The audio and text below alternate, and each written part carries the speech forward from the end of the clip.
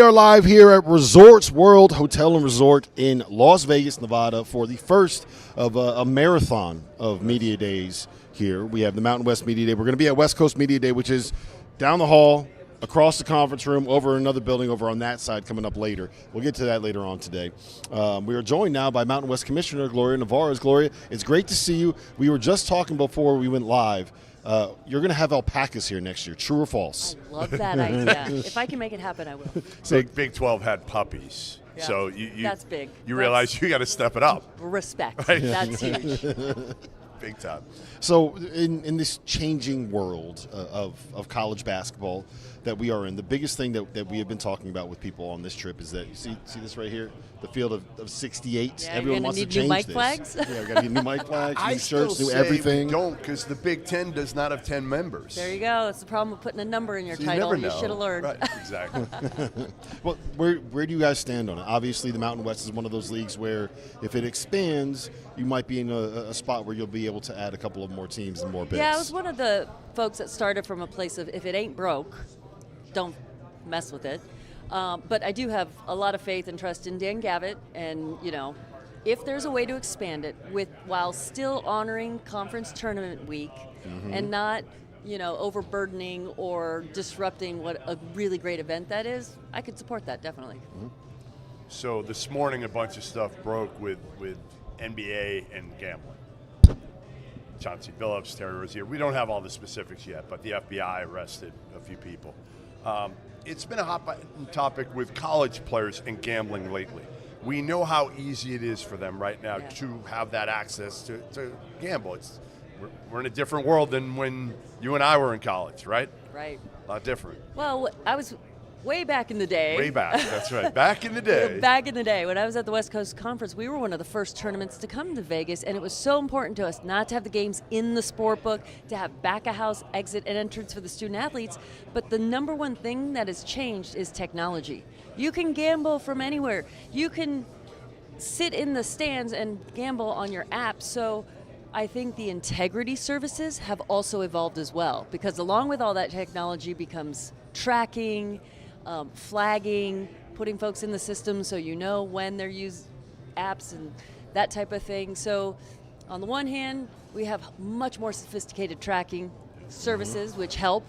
We have a lot of schools offering educational support, but this is the fear, one, and two, I really support Charlie Baker's platform around getting prop bets out of college Get them out, sports. right? Get them out. Yeah. Because those are too easy to manipulate. Yeah, right? yeah, and really tempting, and they come from friends, family, and not legit sports books. Yeah, the part of it that I hope people and players and college basketball players specifically understand is, like, you're going to get caught if you do this, right? There's ways to be able to track the size of the bets, how often those bets are, and whether or not you've made bets that big before. People will be able to figure out, and I promise you, it's not worth getting arrested for rigging a basketball game for a couple of $1,000s. It's just not. No, and we get flags on our games all the time. We've had integrity service. We're in football season right now. We're getting the flags. As soon as we went to live injury reporting, reduced a lot of those flags really quickly. Yeah. When it comes to transfer portal, when it comes to the way that some of this stuff is changing, I had a conversation with somebody last night. The 5-year rule that we talked about, the NCAA, I think, said it's not going to be in until at least the 26-27 season. One, do you like that idea? And then I have an idea I want to propose to you after this, though. Since most are taking 5 years anyway, not just in the athletic world, but in the general student world, I support that flexibility.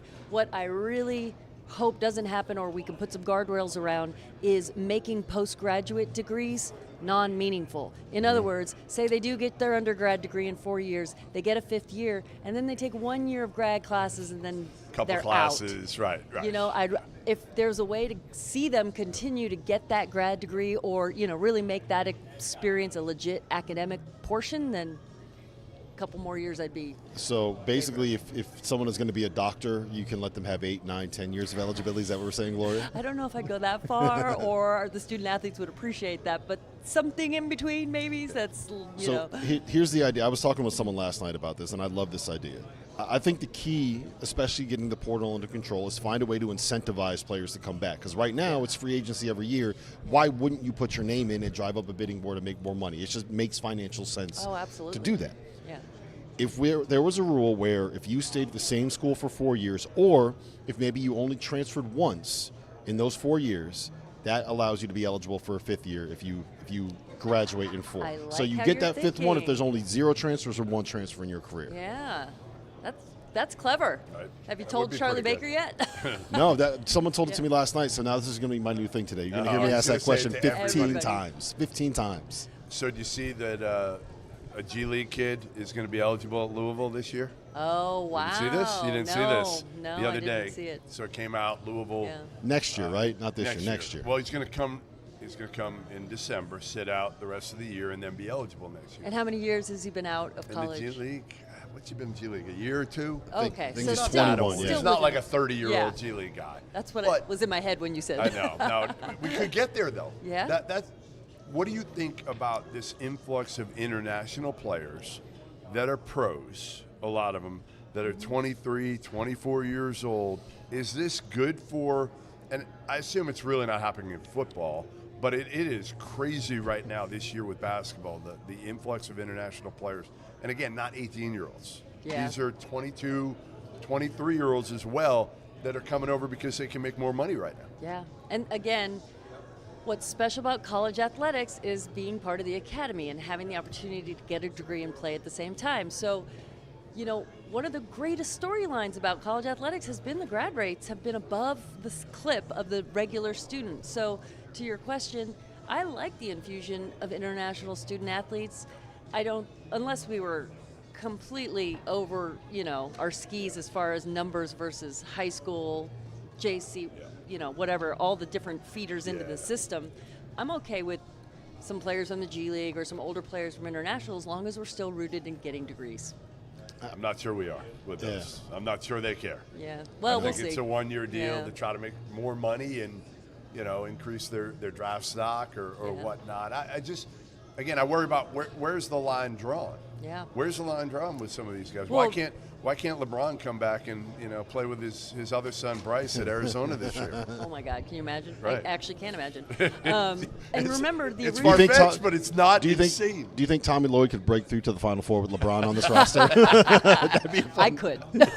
I could coach a team in the final. But you remember the original academic requirements were progress towards degree, and if you didn't progress your student athletes towards degree, you lost the ability to scholarship more student athletes. So if we can get an effective way to track degree progress in this new world. Is the APR gone? Like, don't- honestly, I don't even hear about the APR anymore. I know, but I Right. do believe, and again, I'm not serving actively on a committee right now, but there is a group looking at how do we capture transfers and tracking degree progress, because that's an important component and the thing that really put us in the good numbers for graduation rates. We had a kid the other day. We were talking to 5 schools in 5 years. I mean, how you get your degree? You're not. You're But not. It's You're- not. It's not just the degree that, yes, that is a problem. But when you go to college, right, you build that group of people that you can be around. You have your network. You have your friends. One of my best friends is the guy that does my taxes still, right? If I ever need a lawyer, I got a guy that's a defense attorney that I live with in college, and I got plenty of dirt on if I need it, right? You have that backing. You have those people you can go to. You have an alumni game you can go to. Right, like if you go to 4 schools in 4 years, where are you going to an alumni game? Yeah. What boosters are going to be able to help you Whoever out when you pays need you a the job? most for that alumni gift. It's just you lose the community aspect of it, and if that's what we want college athletics to be, fine. But I think you kind of ruin what it is. I want the players to make as much money as they possibly can. We got to find a way to be able to incentivize them to come back to that same school. And we're also reeling from the wild, wild west that happened with we just suddenly dropped all the guardrails. Yes. And now we're trying to put some back in. So hopefully with putting some guardrails back in, we'll settle the market a bit. Realignment. Obviously the league's changing a little bit. We talked before we started, and one of the things you really want to concentrate on this year is the members that are here right now, making sure that the student athlete experience is as good as it can be. Yeah. But you got to be forward looking as well, right? I mean, you got to play defense. Yeah. Or play offense, or play both. What's it been like lately? Well, we're actually back to business as usual, which has been really comforting because that's what we do. Hold championships, do the things around the sport. So that has been refreshing, getting back to business as usual. Certainly, we're always looking forward, surveying the environment. As far as expansion, I think we're good for now. We're working on our media rights deals, which are really close to the finish line, and then, take a fresh look. Yep. Gloria, it's always great to see you. Great seeing you. It's nice to be able to kick off my morning with somebody that's a little bit more put together than this gentleman right here to my left. So Not hard to do. Thank you. Not hard to do. Is that a high compliment? Or No, low bar. Low bar, high compliment. Okay. That was Gloria Nevarez, Mountain West Commissioner. When we come back, we're going to hear from Steve Alford. We're going to hear from Chuck Bailey and Tyler Rollison of the Nevada Wolfpack. The college basketball season will begin right here on the Field of 68. At 8 a.m. on November 3rd, we will be tipping off the inaugural Field of 68 opening day marathon. 15 hours of nonstop basketball. It will begin in Rock Hill, presented by our friends at Visit York County. Plan your itinerary today at visityorkcounty.com. Winthrop will face off with Queens in the opener, followed by Bradley taking on St. Bonaventure. Then we head out to Sioux Falls, South Dakota, where it'll be presented by Sanford Sports, who is changing the way people play and making sports accessible and fun for all. Murray State gets Omaha at 1 p.m. Eastern Time, with Drake taking on Northern Arizona in the second game in Sioux Falls. Then it's back to Rock Hill for a showdown between Furman and High Point, with Merrimack taking on South Dakota State in Sioux Falls in the nightcap. Tickets for all 6 games are on sale now at the links in the description below. Field of 68 opening day.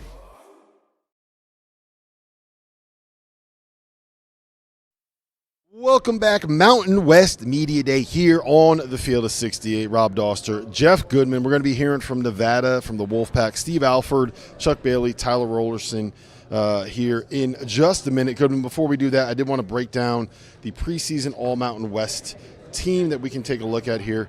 Preseason Player of the Year, Miles Bird. Is that something that surprised you at all, hearing that Miles Bird of San Diego State was a preseason Player of the Year? No, I mean, we've known his talent for a couple of years, and he started to kind of put everything together last year. He's one of the best returning players in the league. That's generally where you're going with this. You're trying to find a guy from one of the best teams, and San Diego State, has been the kind of the cream of the crop in the Mountain West for a while. So I would go with Miles Bird. I think he's going to make another jump, don't you? I do. I think you can make an argument that Miles Bird is not even the preseason Player of the Year on his own team. I think you can make the argument that Magoon Gwath is the best player on that team. Defensive Player of the Year, the Freshman of the Year at the same time. He's a shot blocker. He's a rim protector. He changes everything when he gets on the court. So I think that it's a good point. There's an argument he's that an you can elite make. defender. I just think probably you're looking at Miles Bird saying like he's done it for a little bit longer. Yep. He's got another year under his belt, but I think that tells you why both of us think very highly of Brian Dutcher and the team that he has they're going to be so good this season. And with having Reese coming back and we'll find out how healthy he is. Dagan, do we have the Mountain West poll? Yeah, let's bring the Mountain West poll up here. San Diego State, shocker here, 26 first place votes. Yeah, who else are you voting for? I don't know. I do like the Utah State team. I do like Mason too. Fauslev. He is a stud. He's going to be joining us here later, hopefully, to be able to talk to him. Boise State third. The interesting one to me is Grand Canyon fourth. New team coming into the league. Obviously, they have money. Bryce Drew's been to the last 3 NCAA tournaments and 4 of the last 5 NCAA tournaments, but he is a good coach. Going to be the last one here with us today. Last but not least, right, Jeff? Yeah, in New Mexico. I mean, we got some new coaches in the league too. I can't wait to talk to Eric Olin, new New Mexico head coach. There you see UNLV. Do you think he's Josh walking? Pastner? Do you think that Eric is walking in here today and saying, "Man, I cannot wait to talk to Jeff Goodman"? I saw him last night with his wife. So yes, I think he's absolutely saying, "I cannot wait to talk to." Poor Eric. To me. Poor Eric. I'm not going to use myself. As a third person. Eric really needs to start setting his goals a little bit higher. I mean, we're going to get Josh Pastner, who made multiple appearances on the Field of 68 a couple years ago. He's back, man. He's back. Back. The best part about having Josh Pastner on is that we really have a limited number of questions that we need to ask. Like when I went through and I was preparing for this, there's some coaches where it's like you got to get 8, 9, 10 questions if you're going to have them tournaments. Josh, we need maybe 2 or 3 questions and be able to get it to go. So we're going to be joined here by Steve Alford in just a minute when we get back from a quick break. At Athlete AI is the story of the athlete. And every athlete deserves to have the story told. Under the lights and in the spotlight. This is your moment, your rule. Download, capture, create, share. Athlete AI. Your name is trending. Do you need your fix of college basketball analysis at the end of every night during the season? If you crave instant reactions and informed breakdowns, make sure you tune into the Field of 68 After Dark every night with access to the biggest stars in the sport and a cast of characters that includes the likes of Tyler Hansborough, Randolph Childress, John Fanta, John Henson, Terrence Oglesby, Jarrell McNeil, and many, many more. The Field of 68 After Dark is where college basketball happens. There is no sport in America that is more difficult to follow than college basketball. It can be overwhelming. That's where the Field of 68 Daily comes into play. The Daily is your go-to source for injury updates, recruiting news, and transfer portal additions that actually matter. For just $50 a year, get access to the same information that your favorite team's coaching staff is subscribed for. Quality content can be hard to find in the college basketball space. The Daily is here to help you with that. We're back here on Mountain West Media Day, and we are joined now by Steve Alford, a guy who probably would be a multi-billionaire if NIL was allowed when you were a college student in Indiana. You would be making more money right now as a player than you make salary-wise. On paper, maybe, but I don't know if Coach Knight would have given me He would have given you nothing. Yeah, I would have to donate it to the library fund on campus. So I wanted to ask you that. Well, what do you think Coach Knight would have done if someone came to him in the transfer portal and was like, Coach, I need $1 million to come to Indiana? I really think he would have left college basketball and to become an NBA coach. I really do. Right now, yeah. I don't think he would be. Couldn't have handled it in this climate. I don't see it working. Kind of insane. So last year, you came in with high expectations last year. Absolutely. Didn't do what I know you wanted to do, right? Yeah, it wasn't a year that you kind of. I thought, and I've said this, I think I mismanaged the team. I mismanaged my staff. We've made some changes within the staff. We've made changes. Obviously, it's one of those years where you're coming off back-to-back really good years, and you return enough, and then the portal. The one thing we did in the portal, we got some really good players, but a lot of them had not won before. And I think not the assumption, but just giving players a little bit too much rope. Yeah, too much rope or too much, I guess, credit that they could manage themselves. Because I'm a big believer that you really go from good to great when the players can manage themselves. And I probably shouldn't have given that team that much credit because we really didn't have that leader. You know, Jared had graduated, Keenan graduated, and then Daniel and Trey got hurt, so we didn't have them a lot during the year. And so now you're relying on a newcomer that wasn't a part of that culture to do some things. And it wasn't a year that, Kobe figured things out in January. Now he's on an opening day roster with the Clippers. He's a tremendous player, tremendous individual, and his last 2 months were really, really good.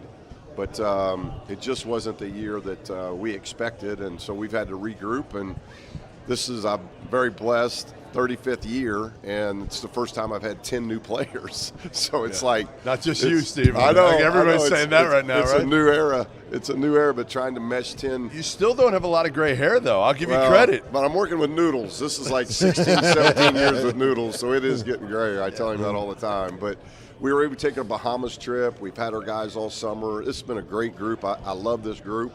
I think our ceiling's really high. We just played pretty well at Utah, but we didn't play perfect by any means. And so I think our ceiling's high with this group. We're going to be different. We've had, because of Keenan and Kobe having big point guards, I think our pace has been a little bit slower.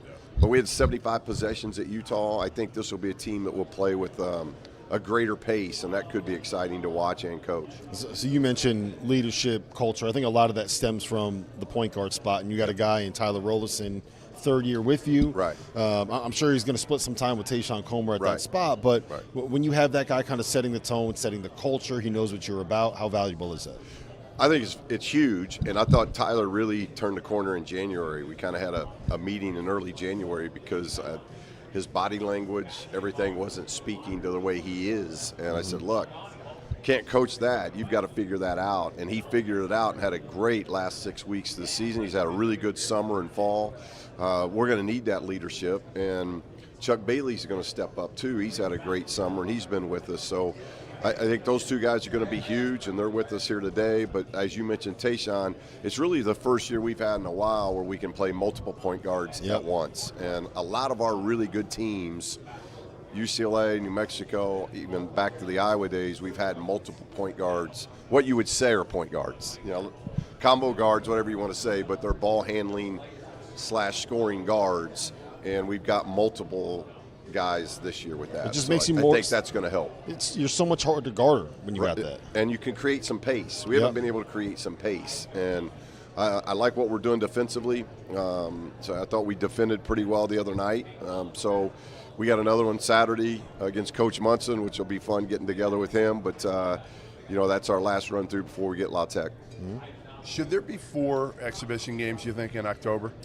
At this point, or Jeff, is that too much? I don't mind that. Yeah. Maybe at least 3, because it's so long. Like we were just talking, Dutch and I were talking about that. It's like the old days, and I get it. It's the old days. Times have changed, but you usually didn't start till October 15th, and you had no summer access with coaches. Right. So you have all that. Players got a break.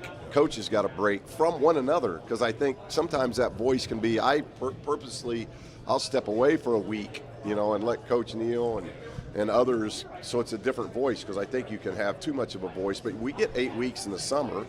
I would like to have maybe another week of a dead period just for family time. There totally should be. But we started, I think, the 23rd or 24th of September, if I'm not mistaken, this year. I mean, it's not even the end of September. It's the 3rd week of September.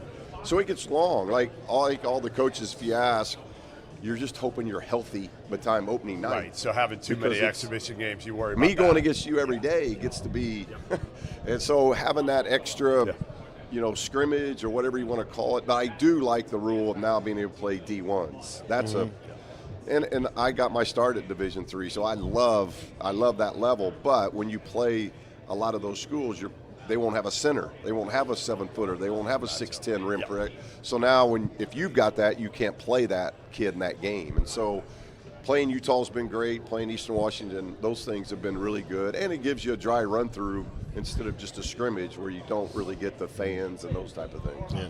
Yeah. Corey was your son Corey Alford was the head coach at Huntington, an NAIA program for I believe it was 4 years, 5 years. Yeah.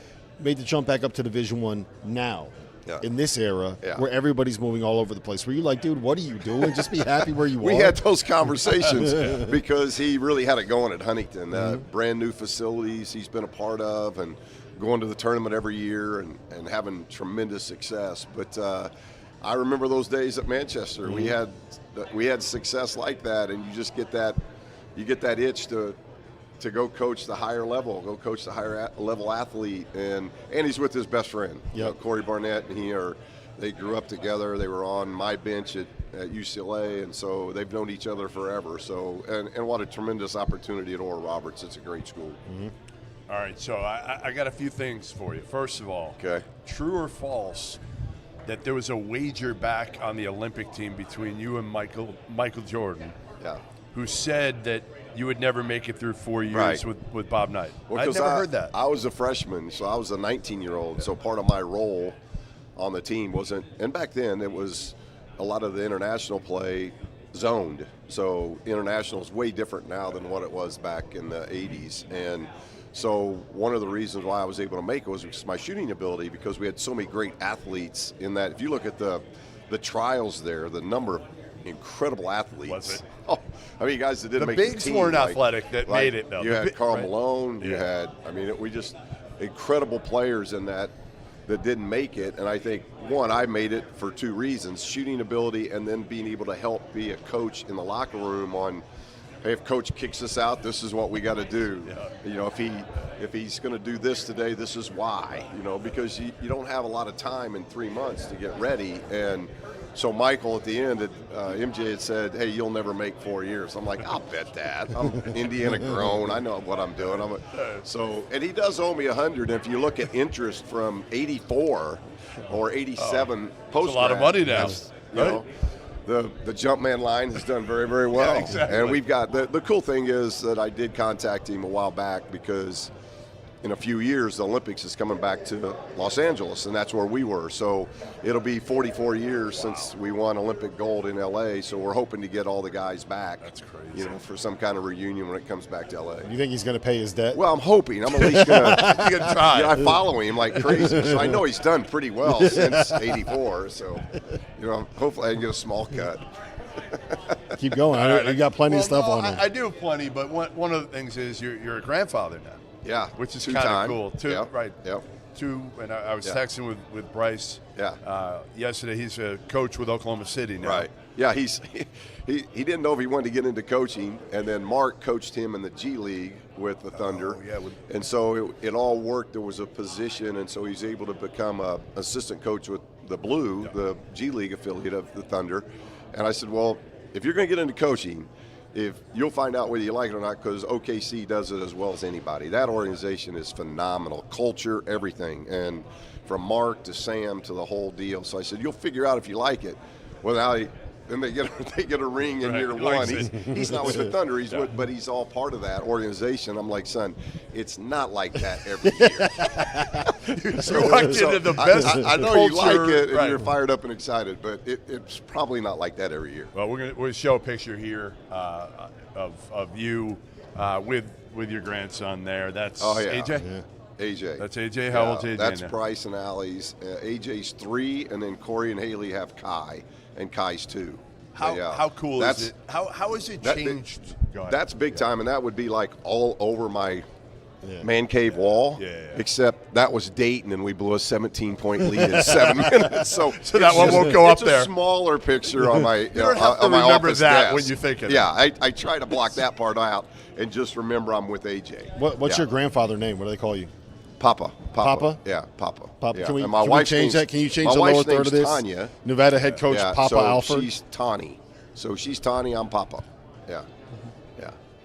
Is Indiana a football school now? Stop Steve? it. Is it a football school? You know I know. me. This hurts you. It does hurt. It's good, but it's like a double-edged sword for you, isn't it? You know I love it. I love what they're doing, and it's so exciting to be able to watch college football and your alumni and everything else. That I root for them every weekend, all that. But now people are now they're going a little bit crazy on the other side. But as you and I talked off the air, it's like we haven't hung a banner since '87. So that's the next step. But it is exciting because when I was in school, it wasn't quite like that every Saturday in football. Did you ever go to a football game? Oh, Steve? yeah, we went, but it was a lot of times you're leaving at the end of the first quarter or second quarter. It was way, way different. But now there's an incredible enthusiasm on that campus, so it's kind of fun.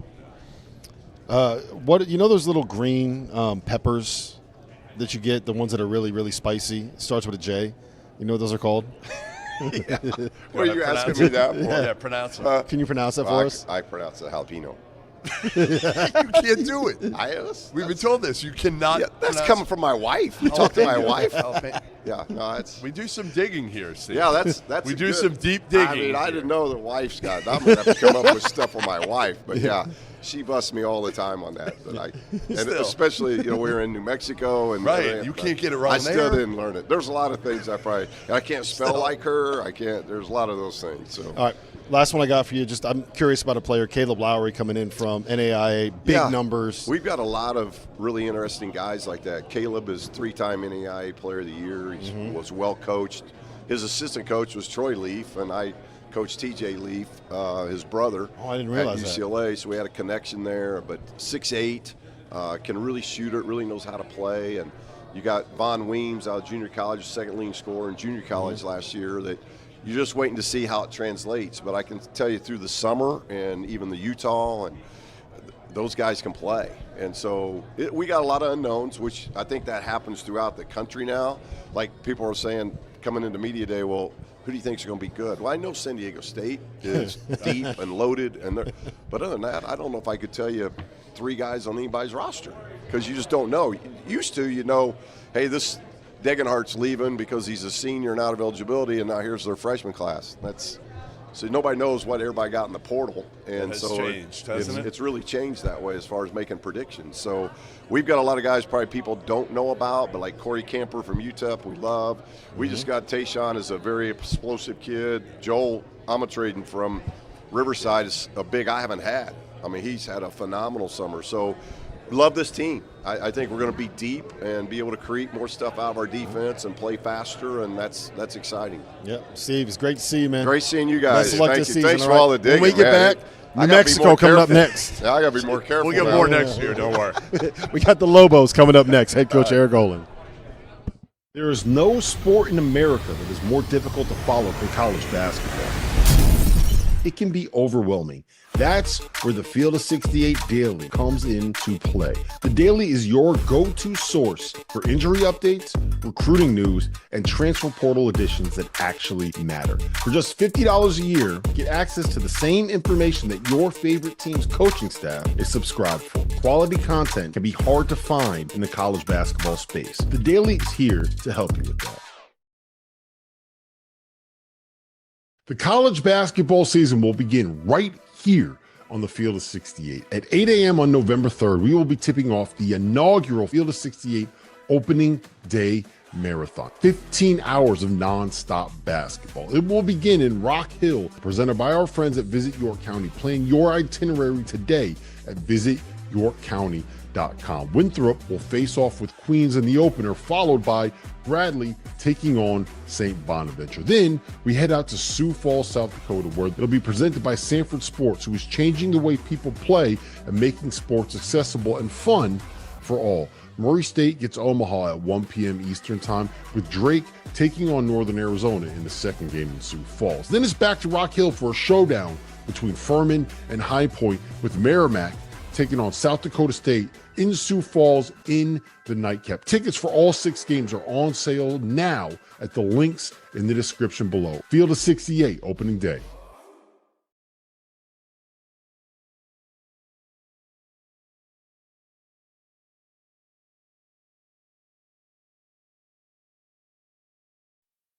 Welcome back, Mountain West Media Day here in Las Vegas at Resorts World, and we are now joined by new New Mexico head coach Eric Olin. Eric, first of all, it's good to see you, man. Second of all, do you know how much this guy talks about you? I think it's partly because you came from San Diego, and San Diego might be his favorite city this side of Charleston. But I never got to see a game there. Yeah, but he talks about you all the time. Does that make you a little uncomfortable? Well, no, I mean, I think all press is good press, right? I don't know about all. I'm not sure I go that far, Eric, but most, all from you has been good. I think, we were kind of out of nowhere a little bit coming through the transition. Yeah. So I think for us, when in San Diego, it was a lot about trying to get anyone to recognize what was going on there, what we felt like we were building, and so ultimately we got good enough where people started to notice. Yeah, it's actually really interesting how you guys were able to build that, right? Because even before you transitioned to Division I think there was one tournament that you went to at the Division II level, and then you get there, and the last year you're at Division II, you go 30-1, and probably would have won the tournament if the tournament actually happened the COVID year. Then you go Division I, you start out, you're good the first couple of years, and you build that thing. You win 30 games last year at UC San Diego. How were you guys able to build that? How were you able to grow that program at 2 different levels? Yeah, I mean, I think the first experience at Division II was really helpful for me going through the transition and starting over to some degree because, we were semi-competitive in the first couple years of the transition with a lot of those Division II guys. And then as we cycled out and we were trying to find our way in the Big West of what was the combination of like little more talent, size, what had to have you at the higher level, plus the fit to what we were doing. I did feel like it took us a couple times through to figure that out, and we had the 1 year where we sort of took a dip. We weren't as good. We had some younger guys, and then I thought we learned a lot from those first couple years of how to build it. And then even when we weren't having the success in the first couple years, there were still some markers of progress that we could recognize because we had done it at Division II. Had we not had that experience, it might have been harder to kind of stay the course or stick to what we were doing and really believe in, like, we know this is going to work. We have proof of concept. We just need to execute it and get the right people in to execute it. And then when we got the right people there, we kind of took off. Yeah. You get an opportunity that a lot of people don't, right? I mean, New Mexico is a really, really good job to be able to go to, because what do you want? You want to go somewhere that you can win, have a chance to win, and you're going to have a chance every year at New Mexico. Resources, I was out there 2 years ago I had never been to the pit before, blown away. Yeah. I mean, the atmosphere, the home court advantage, the fans are all about it. And Richard Pitino left it in a good spot in a way, but you also inherited a team that, you got a lot of new players. Yeah. So, like, you can leave a program in a good spot now, but the problem is, again, you're not retaining a lot. Yeah, it is an interesting dynamic, right? Where we're coming. New Mexico won the Mountain West last year, right? They advanced the NCAA tournament, so the program is in a terrific spot, and the job that they did is really impressive. And so yeah, we're taking over from a great point, but then at the same time, it's also nobody who was part of that is back, right? Players, coaches, staff, from ground zero with players. Yeah, the only people. There's 2 people in our program who were in the program last year, and there are a couple of student managers. Really? Right? Everybody else is brand new. So that was a whole new experience. But yeah, it is an interesting dynamic to come to a championship program, which is, that's what you want, right? Like there's kind of 2 ways that the job is when you take it over, right? Like it's either going well or it's going poorly, typically.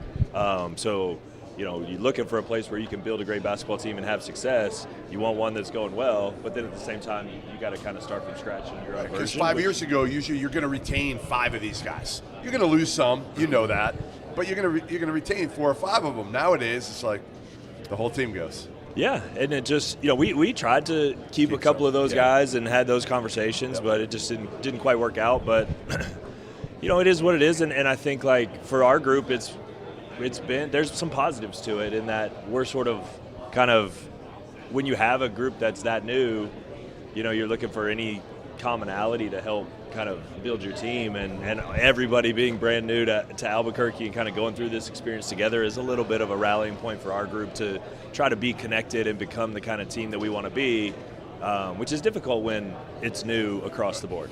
So you have new people to Albuquerque and new faces to New Mexico, but there are a couple people in this program that know about you, that know about what you want to do when it comes to the way that you run your system, when you run your offense and defenses, specifically Chris Howell, right? He was a guy, I believe he won the Big West Hustle Player of the Year? I don't know what that award means, but it sounds like he's a team-first kind of a guy that's going to help you with transitions like that. Yeah, no, I would describe that as that award, and Chris too, because I think he's perfect for it, as like someone who really impacts winning, and it doesn't sort of show up in the box score, right? Like they're trying to recognize that competitiveness, the toughness, some of those things that everybody needs and every team needs to have success. And Chris is really that person. Like doesn't care about points or numbers or any. Just he's about winning. He's super versatile defensively and kind of hangs his hat on being a good defensive player. He's also a fantastic passer. Like I think really good basketball teams have connective pieces, right? Like not everybody can be super high volume and usage and how they attack the game. And so I think Chris allows guys to kind of be themselves with their aggression level and their usage on the floor. And I think that's an important part of team building. All right, everybody's bringing in international guys now. You're no different, right? I mean, you're bringing a kid from Croatia. Yep. Right? Tomislav Buljan. Yep. Buljan, 6'9", had a triple-double last year, big-time rebounder. How much of an impact do you think he'll have this year for you guys? Yeah, we need him to have that kind of impact on the glass specifically. Like we felt like through the process we liked our pieces. We had a good idea about the versatility we wanted on the perimeter, but knowing we're going into a different league than we were in previously, and a little more athleticism, a little more size, a little more physicality, we wanted to address that, and we feel like Tomislav does that for sure. I was hoping that you were just going to let him try to pronounce that name. I was praying that he was gonna, I kind of threw it out there. You got nice. Tomislav. That's a big step up for you. Tomislav's pretty Tomislav good. is That a big was step easy. up for you. Yeah. Buljan, a little tougher. Dayton Albury, a guy who has some Mountain West experience, who can kind of tell you, hey, when you go to this gym, it's going to be really loud here. These are the guys that you need to be careful with because these fans are crazy. what kind of value is he providing for you? Well, yeah, I mean, his value starts with just being a really good player. Like Dayton can really play. That'll help, right? Yeah, and but his experience is certainly something that I think other guys can draw from. I think he's someone who gives his teammates confidence, and he's really positive in his leadership, and so he's been great for us. He was productive. He was on a really good team in the Mountain West last year, and so he had a lot of good players on that team, and so but he was very productive in the minutes that he had, and so our hope is that we feel like he's a good fit for how we play as well, and if we scale up and he could continue to produce at the same type of rate he did last year on in a bigger role, then he could be a key piece for us. So it was easy to get dirt on Steve Alford. Not so easy. I mean, I ran into you and your wife last night. You're going out for dinner. Seemed super nice. Tried. Nothing. She wouldn't give me anything good. I'm convinced there might not be anything on this guy. I don't know. I'm convinced that he is the choir boy. Well, yeah, that's why she doesn't tell any stories. I feel like there's got to be something there. Clint didn't give me much. I'm trying like hell, and I just, Yeah, I appreciate that loyalty from Clint. Yeah, exactly. These guys must still be paying him or something. You are a big, people that don't know yet in this league and in New Mexico, huge Alabama football guy. Huge. Grew Yeah, up that's there. true. So let's talk a little bit about that again and how, you go from Alabama, you go to San Diego, now you're in New Mexico, but you're still a diehard. Are you like every game you're trying to lock in on? I try to watch the games. I mean, we obviously, Saturdays are busy for us too, and so it doesn't always line up, but I think You're not lining up exhibitions around Alabama football? No, Time-wise? we're not doing it. We're not doing it around the games, but we like if we have a practice or a scrimmage on a Saturday, we might go in the morning and make sure we can get in there. But no, the times have lined up. I got to get the last few weeks, 4 in a row good. ranked teams. Like, Yeah, playing good football. Didn't look good early, but No, Ty Simpson's got it figured out though. Yeah, we're excited he's about been it. awesome. What's your name on the Alabama recruiting message boards? I'm not quite on the boards like actively. Not anymore. No. Not anymore. Yeah. He's got- I don't think he's posting, but he was. I think you were checking him out years ago, though. The Oh, boards yeah, for the yeah. recruiting news, all that, right? Yeah, I would. I Yeah. mean, you are diehard. No, for I'm a anybody. big fan. Like, you're not just an ordinary. No, I'm a big Are fan. you like when you're watching the game? Are you calm, or are you like the guy that's yelling and screaming because you can? I'm pretty calm, Yeah. but like I stood up on the pick six. Last week. Like, yeah, no, I'm Is a big that fan. what would get you go? Like, give me, because we see a very even keel guy. Give me something that really gets you going that will, and it might even be something on the court, coaching, where it's a lack of effort or something like that, or Yeah, whatever. I think it's the same stuff that everybody gets frustrated with. It's if like our job when we go in there, everybody and our pro coaches and players is to like control the things that we can control. So if we're having unforced errors, mental mistakes, lack of execution, lack of effort, like if it's things that we can control, then we have to take care of that. And so there's other aspects of the game that we maybe can't influence as much, and our job is to try to not let that creep into our performance. But yeah, it's the things that we can control that sort of like we talk about no self-inflicted wounds. Like if you're gonna get us, like you got to earn it. We're not gonna beat ourselves. Like those are the things that I think that probably get me the most fired up. And and I think that's something that we try to instill in our team, because if you can, if we can take care of it, like that's our job. Let's take care of that. And there's all kinds of aspects of the game that you can't control. The whistle, sometimes it's makes and misses. Environments, external factors. We try to tune that out and focus on what we control. So when we let that stuff affect us, that can be frustrating. You remember what your salary was your first year as head coach at UC San Diego? Yeah, I do. What was it? Go ahead. $75,000. Is it crazy not only to think, again, that you're the head coach in New Mexico, but like how much your life has changed in a short period of time in which, again, you went under the radar for most of it?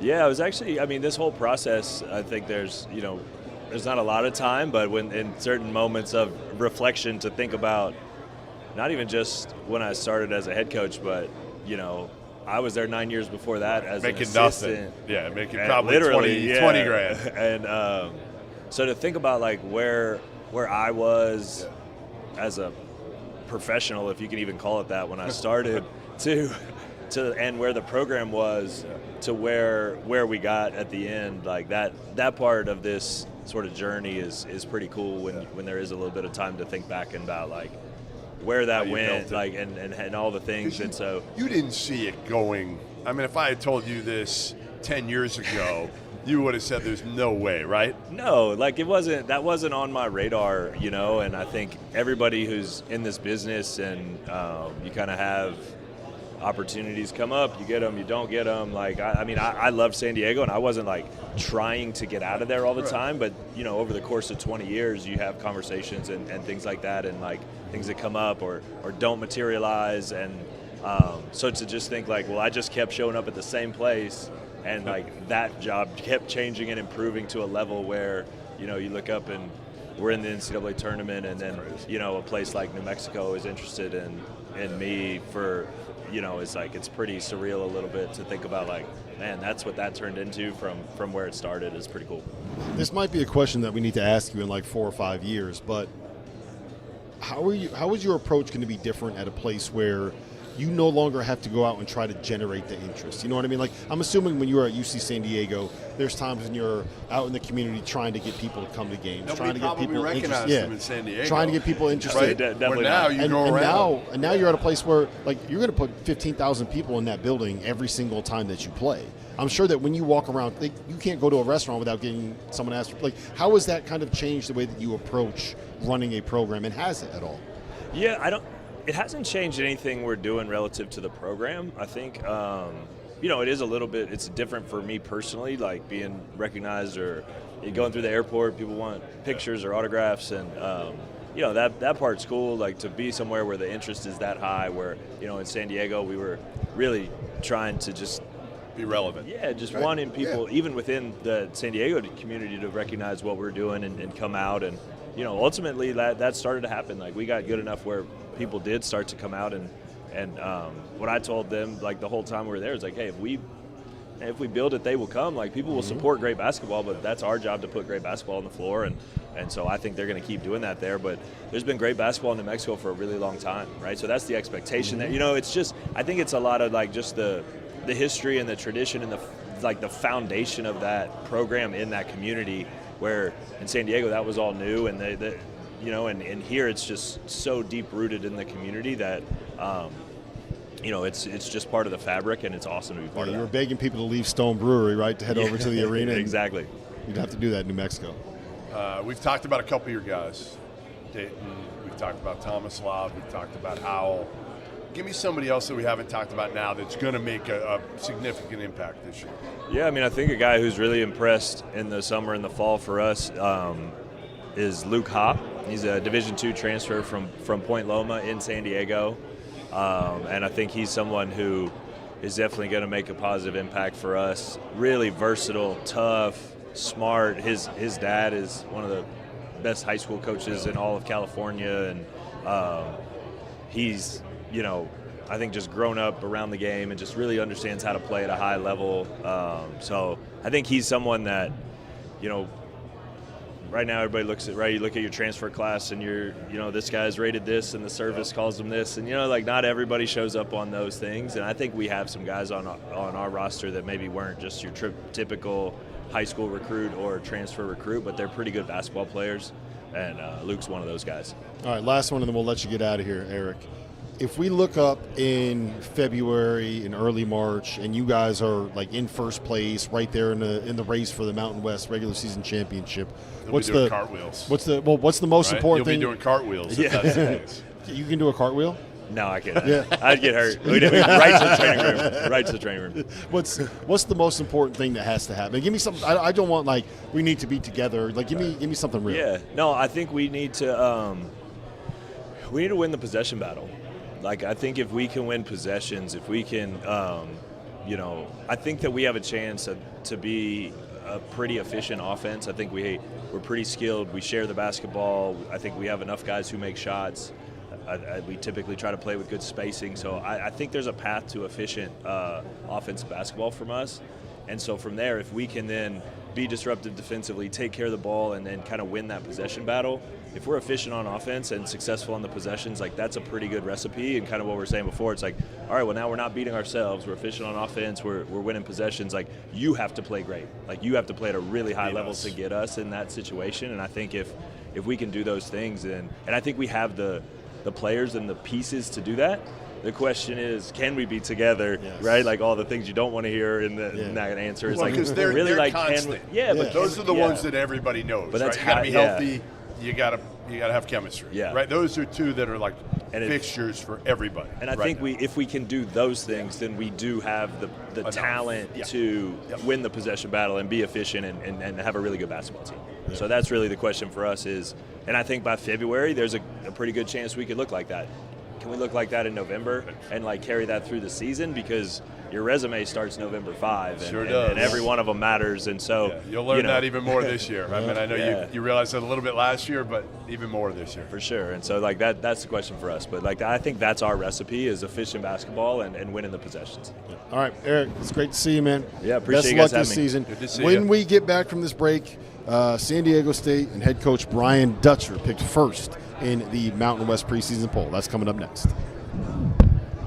Do you need your fix of college basketball analysis at the end of every night during the season? If you crave instant reactions and informed breakdowns, make sure you tune into the Field of 68 After Dark every night with access to the biggest stars in the sport and a cast of characters that includes the likes of Tyler Hansborough, Randolph Childress, John Fanta, John Henson, Terrence Oglesby, Jarrell McNeil, and many, many more. The Field of 68 After Dark is where college basketball happens.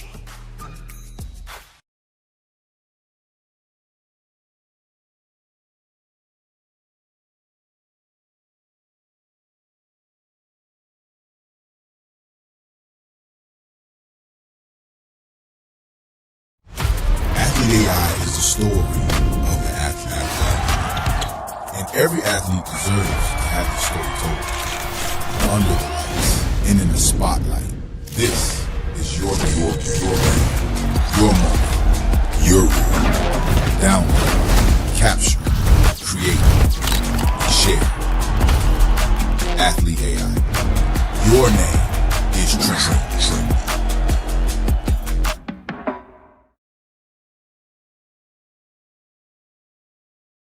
The college basketball season will begin right here on the Field of 68. At 8 a.m. on November 3rd, we will be tipping off the inaugural Field of 68 opening day marathon. 15 hours of nonstop basketball. It will begin in Rock Hill, presented by our friends at Visit York County. Plan your itinerary today at visityorkcounty.com. Winthrop will face off with Queens in the opener, followed by Bradley taking on St. Bonaventure. Then we head out to Sioux Falls, South Dakota, where it'll be presented by Sanford Sports, who is changing the way people play and making sports accessible and fun for all. Murray State gets Omaha at 1 p.m. Eastern Time, with Drake taking on Northern Arizona in the second game in Sioux Falls. Then it's back to Rock Hill for a showdown between Furman and High Point, with Merrimack taking on South Dakota State in Sioux Falls in the nightcap. Tickets for all 6 games are on sale now at the links in the description below. Field of 68 opening day.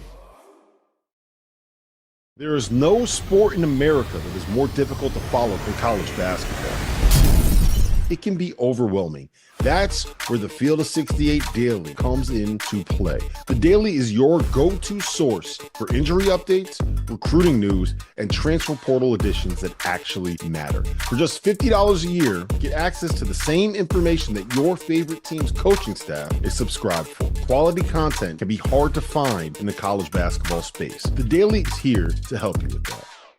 Would you be surprised to find out that the Field of 68 is home to more than 35 podcasts? More than 25 team-specific podcasts that are hosted by the people that know what fans want the most. The Goodman and Humble podcast, the DTF podcast, the A10 Insider podcast, and the Mountain West podcast. But wait, there's even more. The Field of 68 will be launching the ACC Insider podcast this year. Subscribe to this channel and come along for the ride.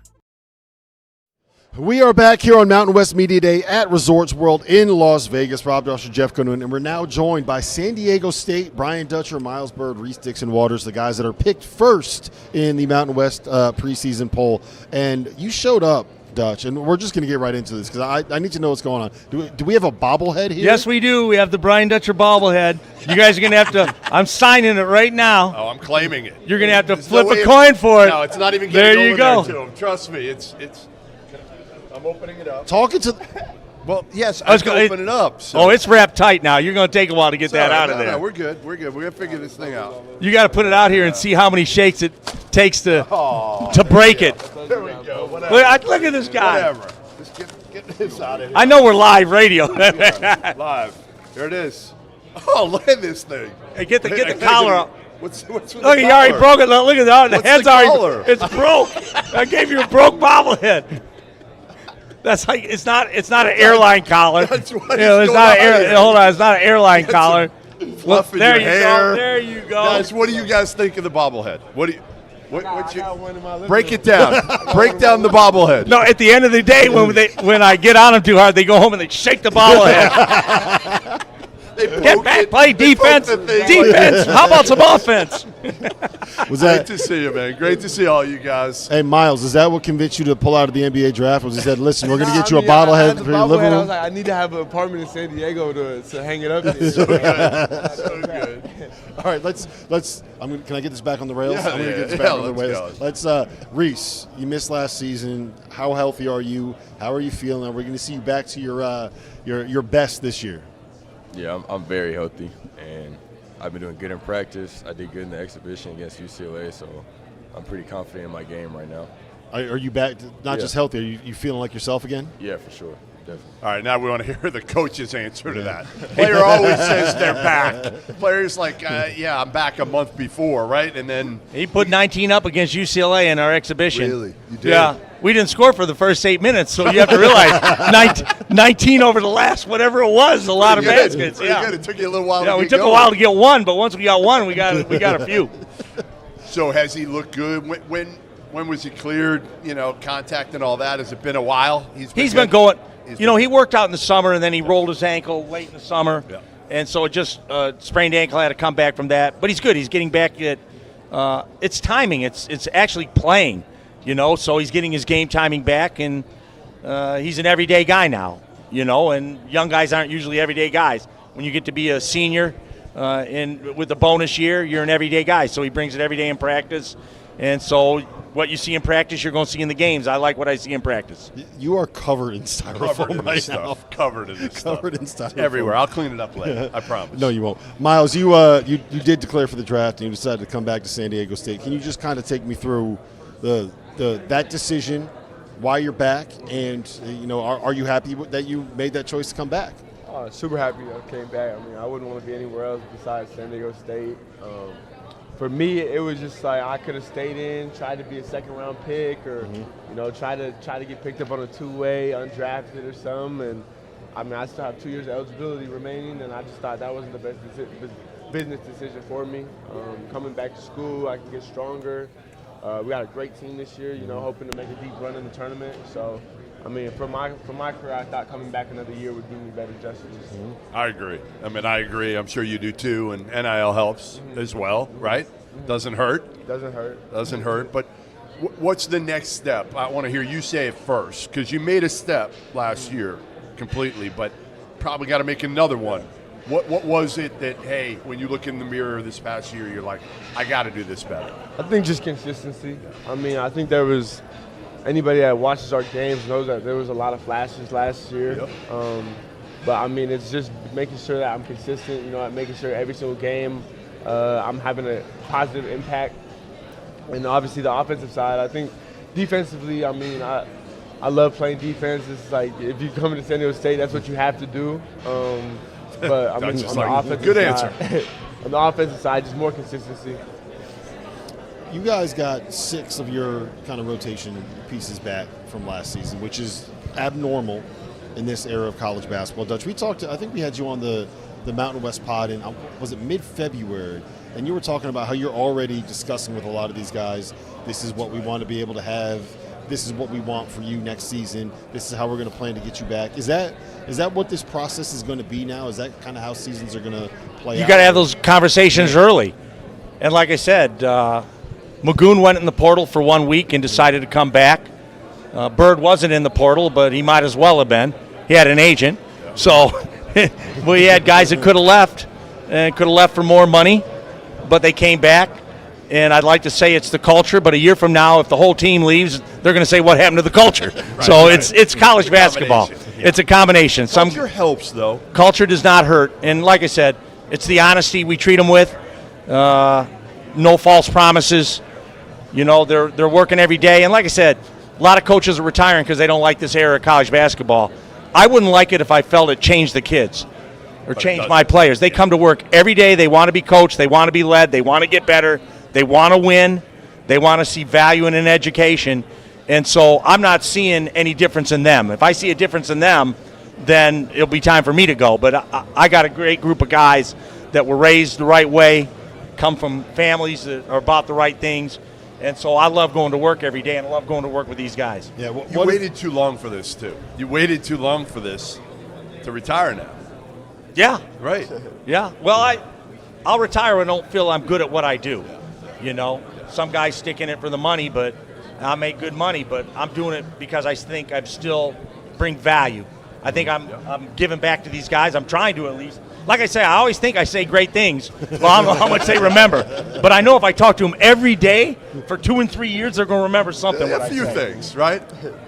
What's the biggest thing that you remember that he said, Reese? Give me the one thing he always says that maybe is annoying now, but you're going to remember it. For me, I think especially my personality and how I am and how I've grown, is that frustration is only hurting myself.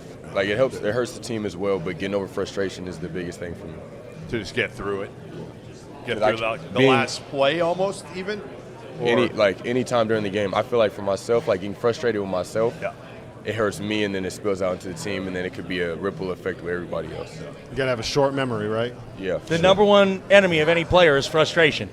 So whether it's at yourself or a bad call from a ref or the coach yells at you and you get mad, if you can't play through frustration, you can't be a player. So we try to next play mentality. Everybody says that. I'm going to clip that out and I'm going to send it to my 10-year-old son because that is the biggest thing we deal with. It's like banging my head against the wall. So it's great to hear that it doesn't change when they get to 22 years old. 23. 23? Did you ever think you'd be saying that? No. 23 still in college? No. Never thought. All right, so Miles, why the nickname Casino? Where'd you get it? Who gave it to you? Come on. I don't know who gave it to me. You think Lester? Maybe Lester or Dave, because he gambles too much on defense. Is that why? Yes. Is that I it? thought it was because my parents lived in Vegas. No, he gambles too much on defense. That's why they call him Big Casino, because he's gambling trying to make those steals. So, Hey, speaking of that, so some stuff came up this morning with regards to NBA and gambling and all that, but I want to get your guys' take on this. All the issues out there right now with college players and gambling, and people being able to get to you guys and the prop bets and all this stuff. What's your take? You guys have been in this long enough to be able to talk about it, intelligently.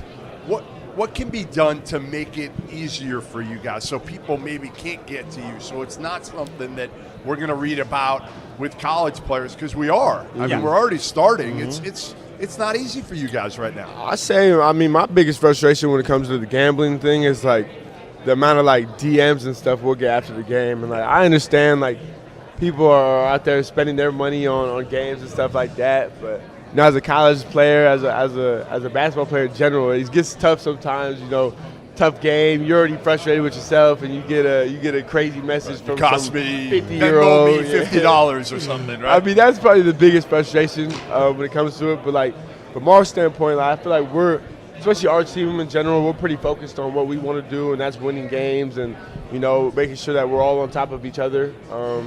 And we Should try they to get rid stay of the clear. prop bets? You think?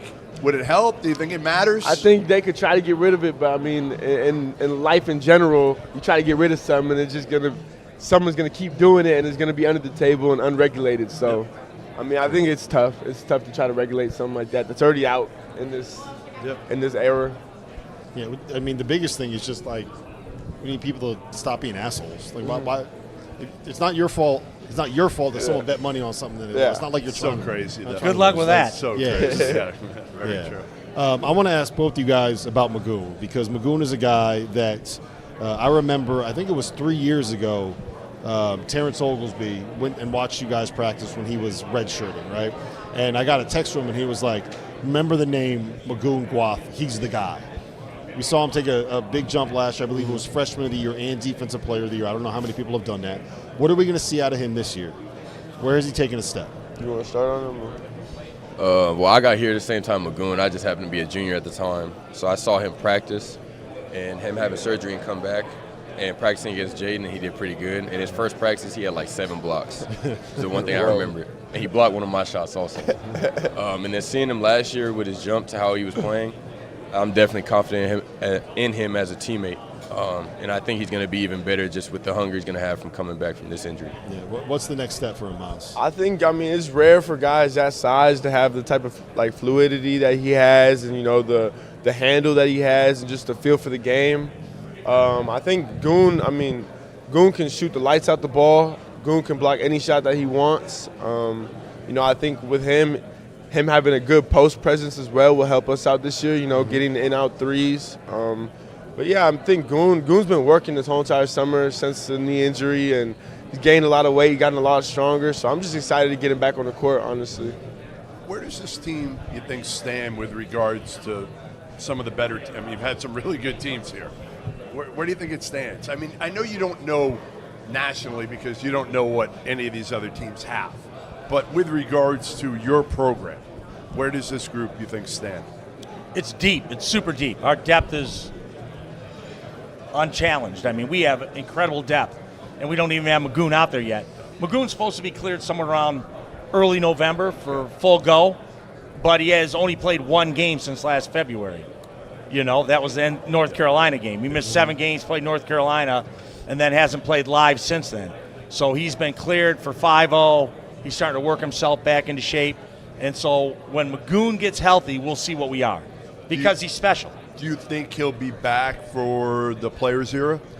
I think he'll be back. I would think he'd be back for Players era, but will he be at his best at Players era? Probably not. Right. It's even Reese after missing a year. Right. It takes a while to get your game timing back. In his mind, he'll be thinking, I'm ready to go, and he'll think he's playing well, but there's that timing element to it. So when he gets back and healthy and gets some reps underneath him, then I think we have a chance to be very good. I mean, you'll put your top 3, I would assume, against almost anybody's top 3 in America, wouldn't you? Yeah, I got a great group. Right? I mean, yeah. I mean, these are really special players. And they're older. Reese is older, Bird's older, Goon is in his 3rd year, and I got Heidi back. Miles Axe young, though. I mean, I'm a young kid at heart. He's young at heart. Hey, coaching, what's it like to coach him? It's got to be fun. In a way, I know, some of your hair, you've lost some more hair since I saw you a year ago. But it's got to be fun coaching this kid, no? Yeah. I just, he just got to put his work in every day. It's like he said, it's consistency. He'll run into a practice, he'll throw 3 balls away, turnovers, and I'll be like, come on, I've seen that enough. Done. I'm done with that. No more. So no more. He knows. He heard you. Yeah, he's locked in. He's locked in. He knows. So it's going to be different this year. More mature, Miles. So we had a good practice, our last practice, and I got up and I was harder on him in that practice. But then with the same tone, I'm like, if I have to coach like this, it's going to be a long way till March. So at some level, these are mature young guys. They have to know what the standard is. I can't tell them every single day in those terms what I want. I have to tell them when I think it's necessary and important, but I can't ride them till March. They know what it is. Yep. They're older guys. They know what it is. So they have to – there's 2 kind of teams, player-driven teams and coach-driven teams. Yep. And player-driven teams are always better. So they have to step up and take more responsibility for practice. Sean Newman, 10 points, 8 assists last year at Louisiana Tech, redshirt senior, veteran point guard coming in. How much easier is he making your guys' life? Is he setting the table for you? I mean, he's a true point guard. It's I wouldn't say it's rare nowadays to come across a true point guard, but, a guy who's got the vision of a true point guard is someone that you love to play with. I mean, it makes it a lot easier for us. Just decision-making off of ball screens. And I feel like his points right now are to try to get guys the ball. I think he has another aggression of scoring that he can get to. I'm excited to play with Sean, honestly. I mean, that's my guy. All right, so I found out a few things about your coach that, I try to get some dirt on him. It's a little bit there, right? But, actually it was very positive stuff of here's a guy who does his own yard work, paints his own house. I mean, how many guys that are making, Dutch money that are still doing this stuff, right? I mean, that's Midwest value. That's raised that way. Do your work, you know. So then I hit his mentor, Steve Fisher, and I said, Fish, give me something good about him. So I'm going to read it word for word. May get him in trouble a little bit here. He goes about Dutch. I wouldn't say he's tight with his money, but more Midwestern frugal. He says, however, he's the only person I know who has never used valet parking in his life. No, never. Won't valet park. You're going to park way down. I'm going to park at the meter. So you're going to go way down. You'll walk a mile. I'm going to park at the meter, but I'm not going to turn the receipt in because they pay me a lot of money, so I can pay $8 for parking. Yes. No, but I don't know if you guys even understand how fortunate you are to have a guy like this as a coach. I don't. You've only, you've had two. You've only had one.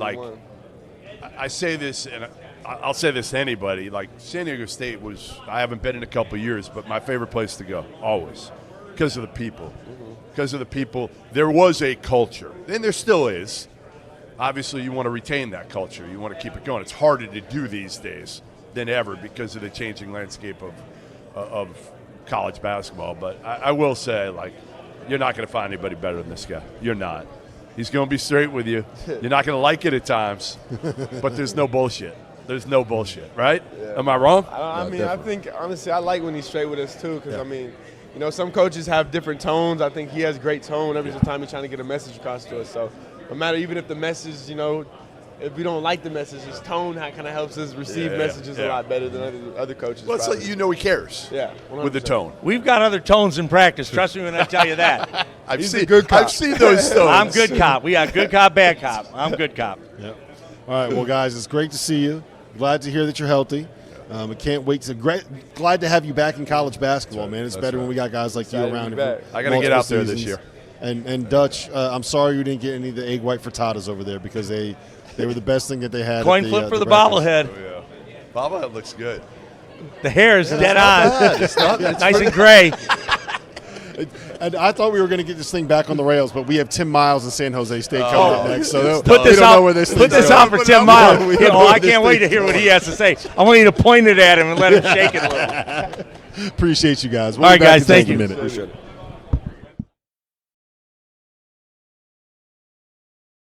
There is no sport in America that is more difficult to follow than college basketball. It can be overwhelming. That's where the Field of 68 Daily comes into play. The Daily is your go-to source for injury updates, recruiting news, and transfer portal additions that actually matter. For just $50 a year, get access to the same information that your favorite team's coaching staff is subscribed for. Quality content can be hard to find in the college basketball space. The Daily is here to help you with that.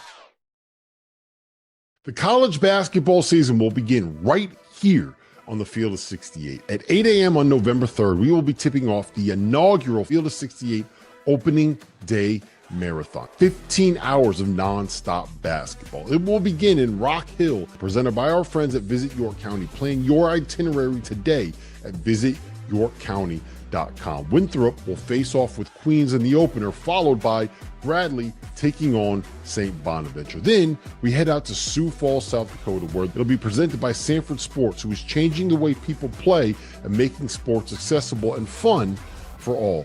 Murray State gets Omaha at 1 p.m. Eastern Time, with Drake taking on Northern Arizona in the second game in Sioux Falls. Then it's back to Rock Hill for a showdown between Furman and High Point, with Merrimack taking on South Dakota State in Sioux Falls in the nightcap. Tickets for all 6 games are on sale now at the links in the description below. Field of 68 opening day. Athlete AI is the story of the athlete. And Every athlete deserves to have their story told. Under the lights and in the spotlight, this is your moment, your room. Download, capture, create, share. Athlete AI. Your name is Trent.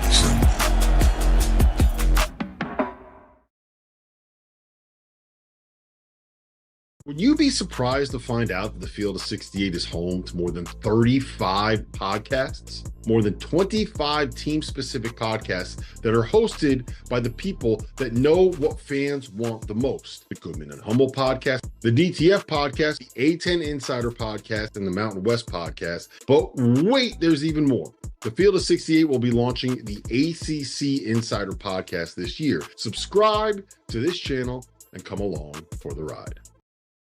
Do you need your fix of college basketball analysis at the end of every night during the season? If you crave instant reactions and informed breakdowns, make sure you tune into the Field of 68 After Dark every night with access to the biggest stars in the sport and a cast of characters that includes the likes of Tyler Hansborough, Randolph Childress, John Fanta, John Henson, Terrence Oglesby, Jarrell McNeil, and many, many more. The Field of 68 After Dark is where college basketball happens.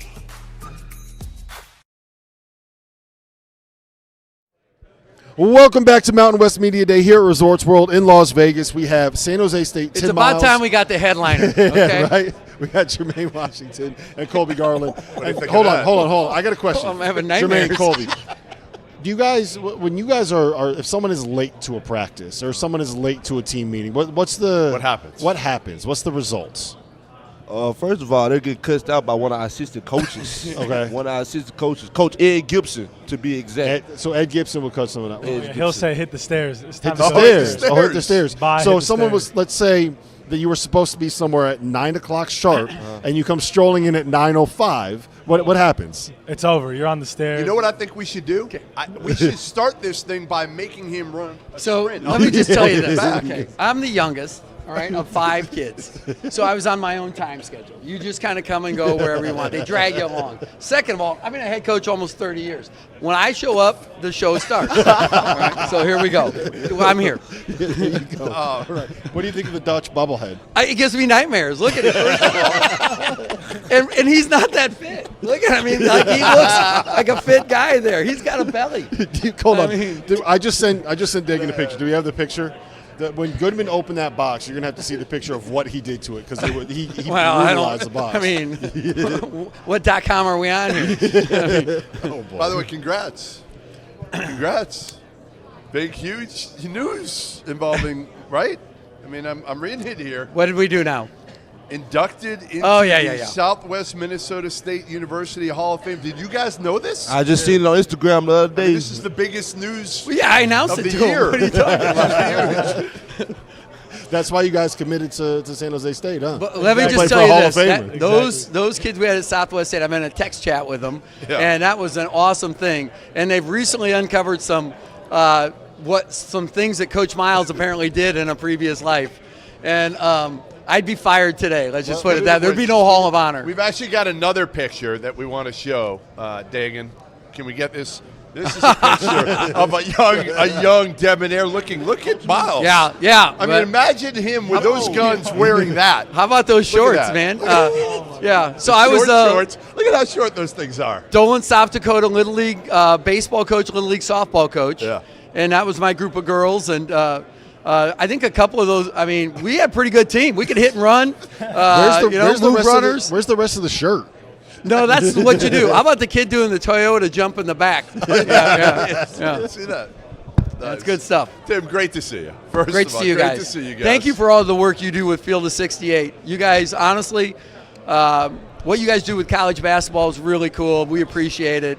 And Miles takes credit for the Field of 68. Did you guys Why know is that? He does. He takes credit. Tell him, Miles. First of all, it was a non-existent entity before me. All right, did it exist? No. Okay. It did So they call me and they say, we need a real podcast. We need somebody, because what we're doing is not going to make it, right? So I decided to host a podcast, Inside the Mind of Miles. The mind of. Imagine The mind of Miles. Like, Yeah. what goes on up there? So they created a graphic that opened my forehead and nothing came out. By the way. Yeah, it was a good graphic. And so I got every dignitary, every big wig in college basketball to be on my podcast and just propped them up. Like, biggest ratings they ever had. Ever. It was their first year. And so, so we owe it all here to they are Tim today, Miles. All of it. driving Rolls Royces and a Prius, and sending their kid to school, Indiana, Kelly School of Business. That's right. The whole thing, man. So, I just telling you that there is no Field of 68 without old Coach Miles here. That's not entirely, Every year it's the same bit. They're going to say, "Oh, here comes Miles again." Yeah. Here it comes. Here we go. Wow. We were going to get you a reward to thank you, but he's been demoted He's to not even intern looking Connor. now. Like, is this He's like been a? demoted to Connor. embarrassed. He was supposed to bring you a Coors Light. Right. I have one. It's a little task for early, you. okay? Right? No, All it's right. never Let me early. get done with Never work too first. early for you. All right? No, that's true. Of course but I have to work. I do work. And when I'm done with work, though, they ask me what my favorite post-game meal was. I'm like, a cold Coors Light and a hot pizza. Are you crazy? Like, I don't need a meal. preferably a win. Yeah, that's right. What is it like playing for this guy? What is it like having him kind of run the program on a day-to-day basis? Because I feel like it's got to be a little bit out of control sometimes. I think, for one, it's entertaining. I feel like I don't think I've ever had a coach like Coach Miles. Like, the phrases he has, some of the things he says, just the way he goes about a player making a mistake. It's entertaining. It's something I've never played for before. Can you take it seriously, like if he yells at you? I mean, when he's yelling at you, yeah, you take it seriously. But when he's yelling at someone else, You're laughing. you might look at your teammate and crack a smile. That's actually what the Southwest Minnesota State kids, they're like, always took a towel into halftime. So when I got on somebody, they're brushing the sweat off because they're laughing. So it's Colby knows. He's new. Pasha's been around. But we have fun. We're going to have fun. But we're going to build a winner too. And this year, by the way, if these guys, we can get them into the postseason, it'll be the third time in 4 years, first time in school history at San Jose State. You think that'll get We're you right into there on the cusp. Will that get you into the San Jose State Hall of Fame too? Might. I don't know. I'll probably nominate myself for sure. Colby, He's a fun coach, like you said, a legendary coach. I mean, it's fun to be around. It's very energetic, and I think it's going to be fun. He is a legend in his own mind. There's no doubt about that. There's no doubt. Colby, why? I guess, going from Longwood last year, you had a really good year. Why did you choose San Jose State, and what do you think you can add to this team this year? Came on my visit. Obviously, the coaches made me feel welcome, from the head coach all the way down to the assistant coach, Coach Marion. I mean, they did a great job of hosting me. I felt like family around here. It was a great vibe. They kept it honest with me, and I think that I can add some leadership to this team, playmaking ability, the ability to touch the paint and get make my teammates better. And guard on the defensive side of the ball, do whatever I can to help my team win games. So I did a little research before we came down here, and if you Google Tim Miles and you go to his Wikipedia page, you know what it says on his Wikipedia page. This is a quote, a direct quote. It says, during his time away from coaching, Miles served as an analyst for the Big Ten Network, Fox, and Fox Sports 1. And that's it. Wow. That's it. You're trying to claim that you started Field of 68, and we can't even get credit? Is there another link that says propped up an entire network? That's right. Well, in all seriousness, this season is the 25th anniversary of something for you. Do you know what it is? No. Do you know what it is, Goodman? No. Do you guys know what it is? No, it is the 25th anniversary of the last time that you won something as a basketball coach. No shit. No kidding. Wow. It's been a while. It's been a while. You go Division I Independent. See how that goes, all right? I was waiting. I found that out like 6 days ago. Yeah. And I've been waiting so long to be able to ask you about that. Miles, you see why I quit broadcasting. I'm going to be the one. Usually it's him trying to get it back in the rails. I'm going to get it back in the rails here. You got a lot of new faces, like everybody else on this team. What is this team going to look like? What are the strengths of this team? Yeah, I like the buy-in of this team. I think that they want to do well. They want to work together. They want to do it. It's not always that way, right? And let's face it, can you usually tell if it's not that way now? They fight you a little bit, and it's kind of like breaking a horse, in a way, right? I mean, trying to get everybody going in the same direction. He's comparing you to a horse. Yeah. It's crazy. It's crazy. I'm comparing the art of coaching. Okay, all right. So, where were we? 9 new guys, 8 new guys. 2 years ago, there was a guy. I saw him. I'm walking on campus, and this dude's walking on campus. I see SJSU basketball, and I'm looking, and I'm like, "Who is that?" Like, I don't recognize the guy. One of your players? So I'm walking, and I'm looking, and I'm like, "Oh, that's our starting 4-man." I'm like, I thought he was taller. Like, literally, so that's college coaching in its essence. In today's, literally that happened. I think it was the first time I've talked about it publicly.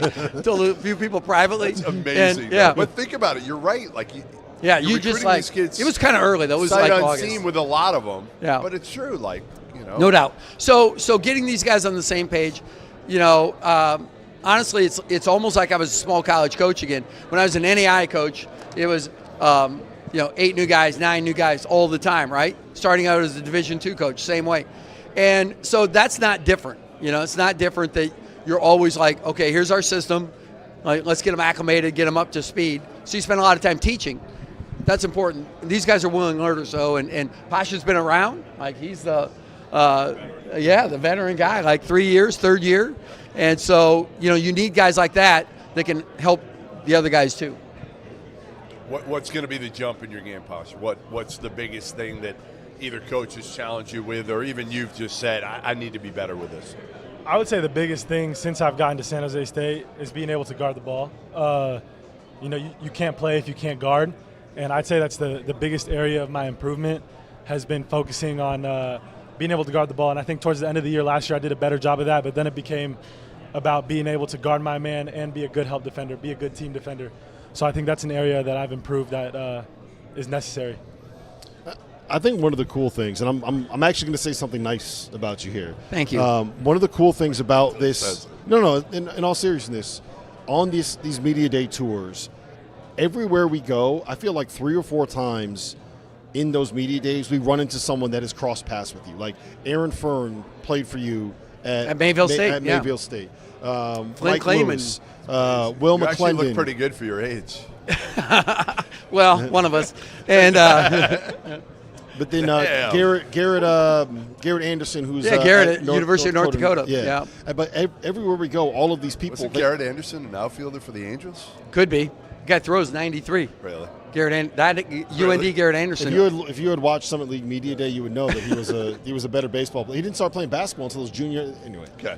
I think at one time I had 13 former players and assistant coaches that ended up Division I head coaches. I was going to do something. I was going to reach out to all those guys and say, give me one word. We'll do it next year. One word to describe Tim Miles. Let's go with these guys. One word to describe Tim Miles. Interesting. It's pretty good. I like that. Yeah, I like that. Man, I would say entertainment or different.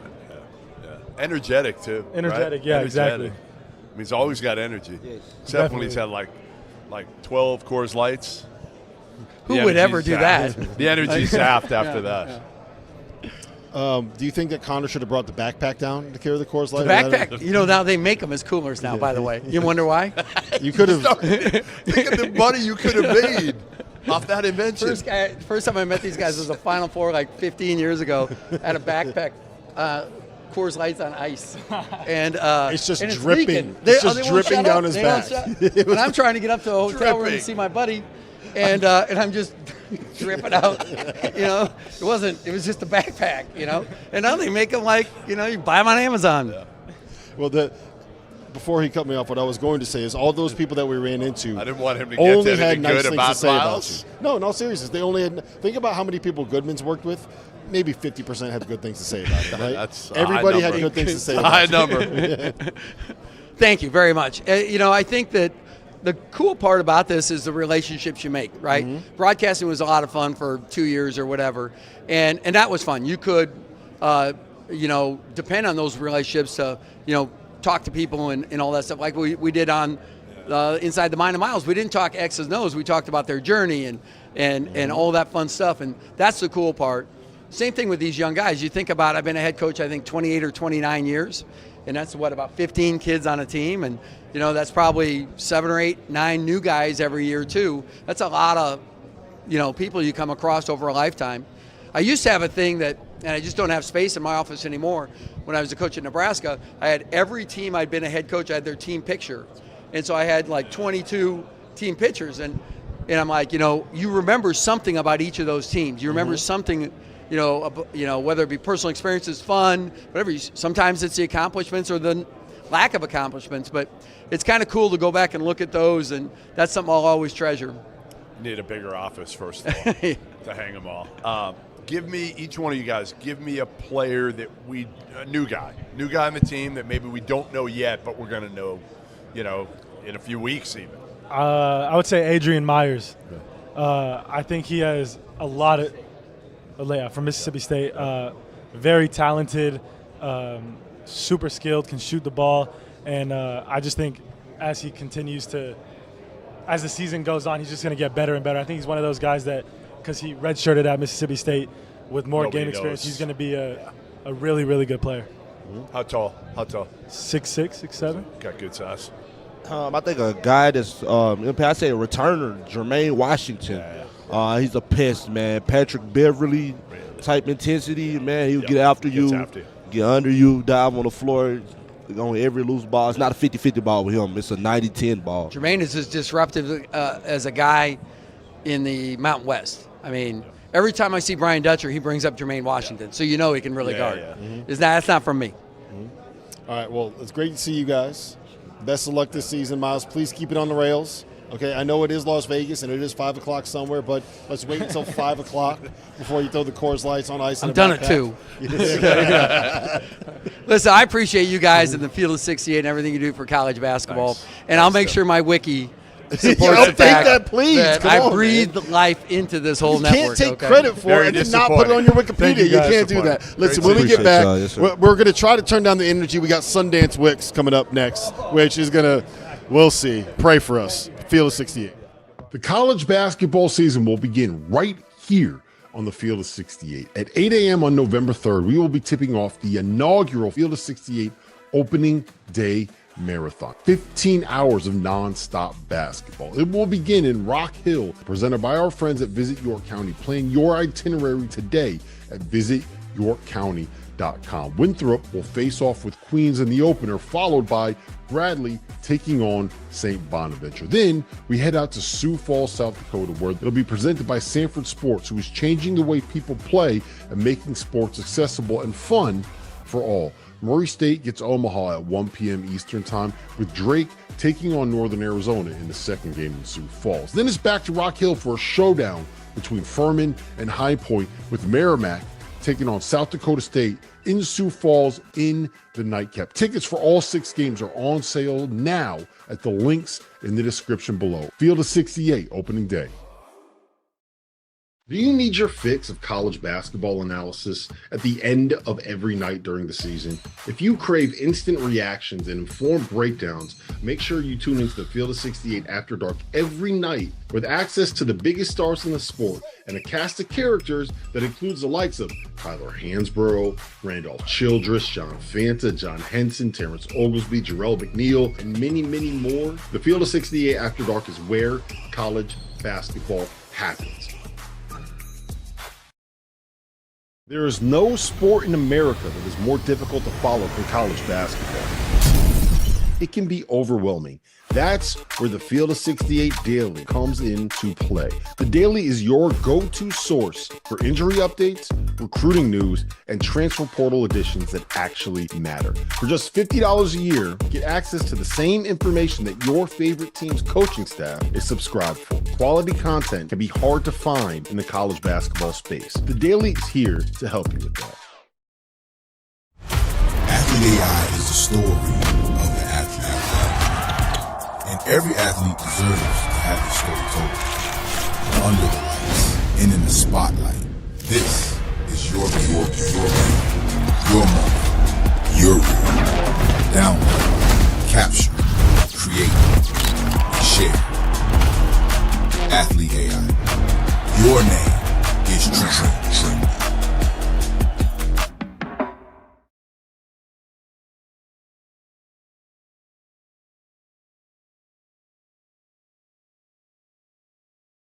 Do you need your fix of college basketball analysis at the end of every night during the season? If you crave instant reactions and informed breakdowns, make sure you tune into the Field of 68 After Dark every night with access to the biggest stars in the sport and a cast of characters that includes the likes of Tyler Hansborough, Randolph Childress, John Fanta, John Henson, Terrence Oglesby, Jarrell McNeil, and many, many more. The Field of 68 After Dark is where college basketball happens.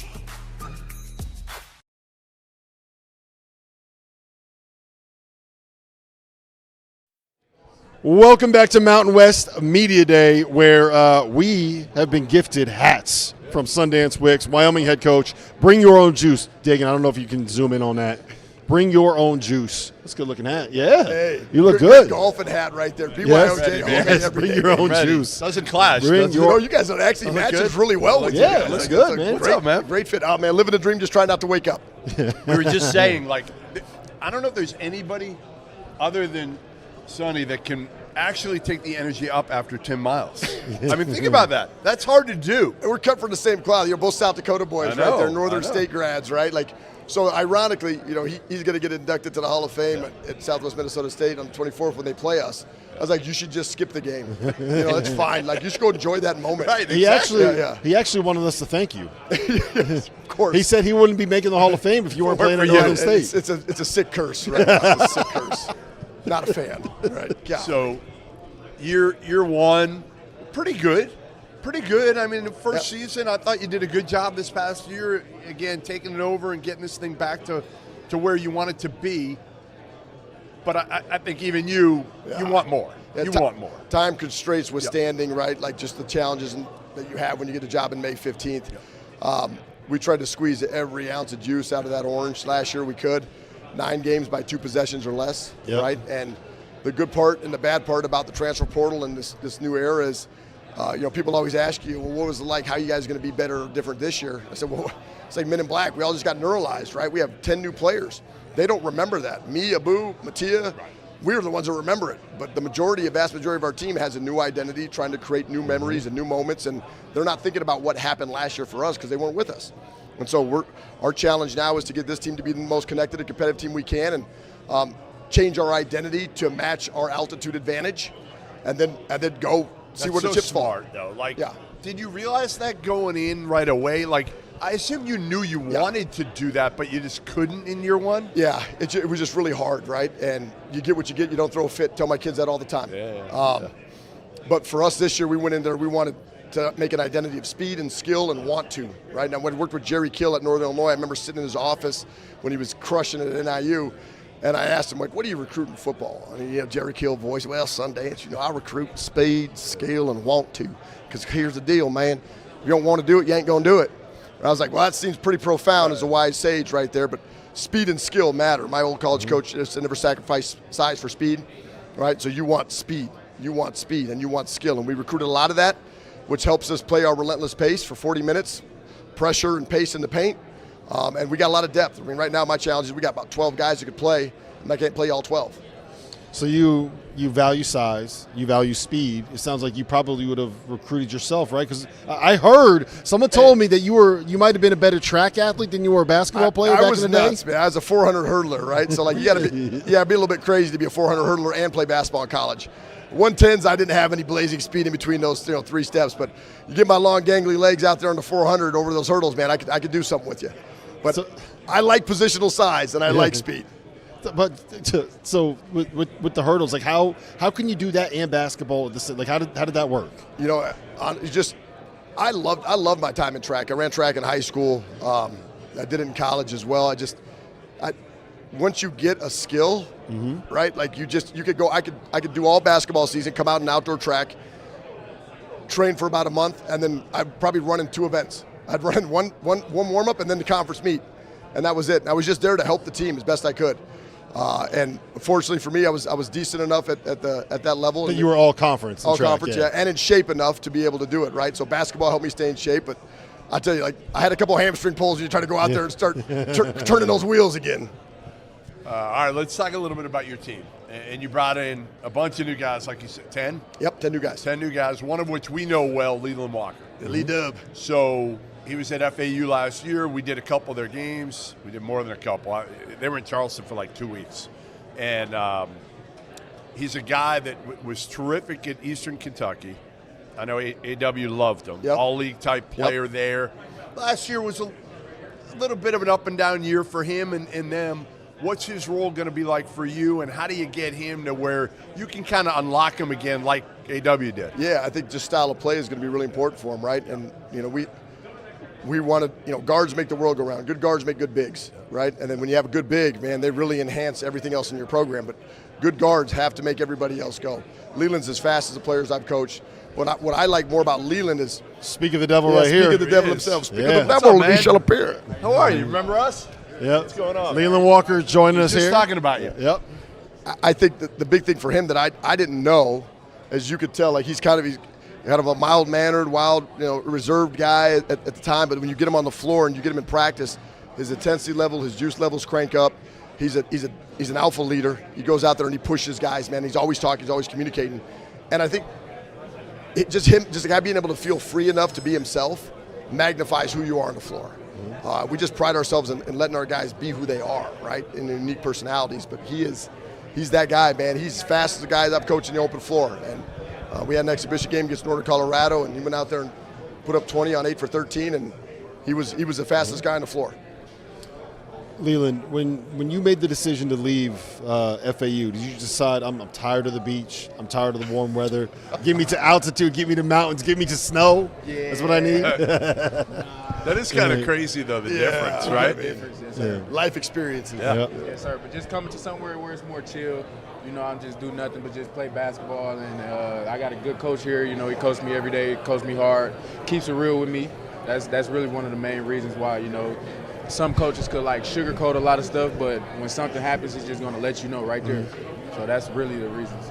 How was last year for you? Because it felt like a little bit of an up and down year for you personally, for the team. Was your confidence at all shaken last year, and did you need to get it? I assume this guy's probably great at getting it back. Yes, sir. I definitely had to build my confidence back up for sure. Last year was a bumpy road. I don't want to really talk about it as much, but it was just a bumpy road. I mean, I think true confidence comes from demonstrated ability, right? Yep. And we have intentionally pushed these guys to a place that's the hardest summer he's ever had. And you build that resilience, you build that grit when you go through hard things.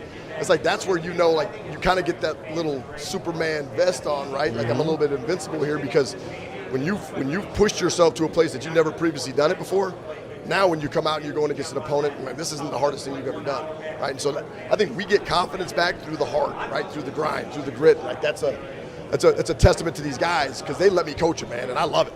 I love it. All right, so I'm going to give you 3 players. You're going to tell me who the best player is of these 3. Okay, LeBron James, Michael Jordan, or Jeff Teague. Jeff Teague. That was a setup from the Jeff start. Teague. Setup. Shout out Jeff Teague. Shout out Jeff Teague. Played for his AAU program, right? Yes, sir. Loves Jeff Teague. Yes, sir. Grew up, played on this AAU team, man. Just one of the main NBA players I got to build a connection with. He was fast, man. Yes, sir. That dude could go, couldn't he?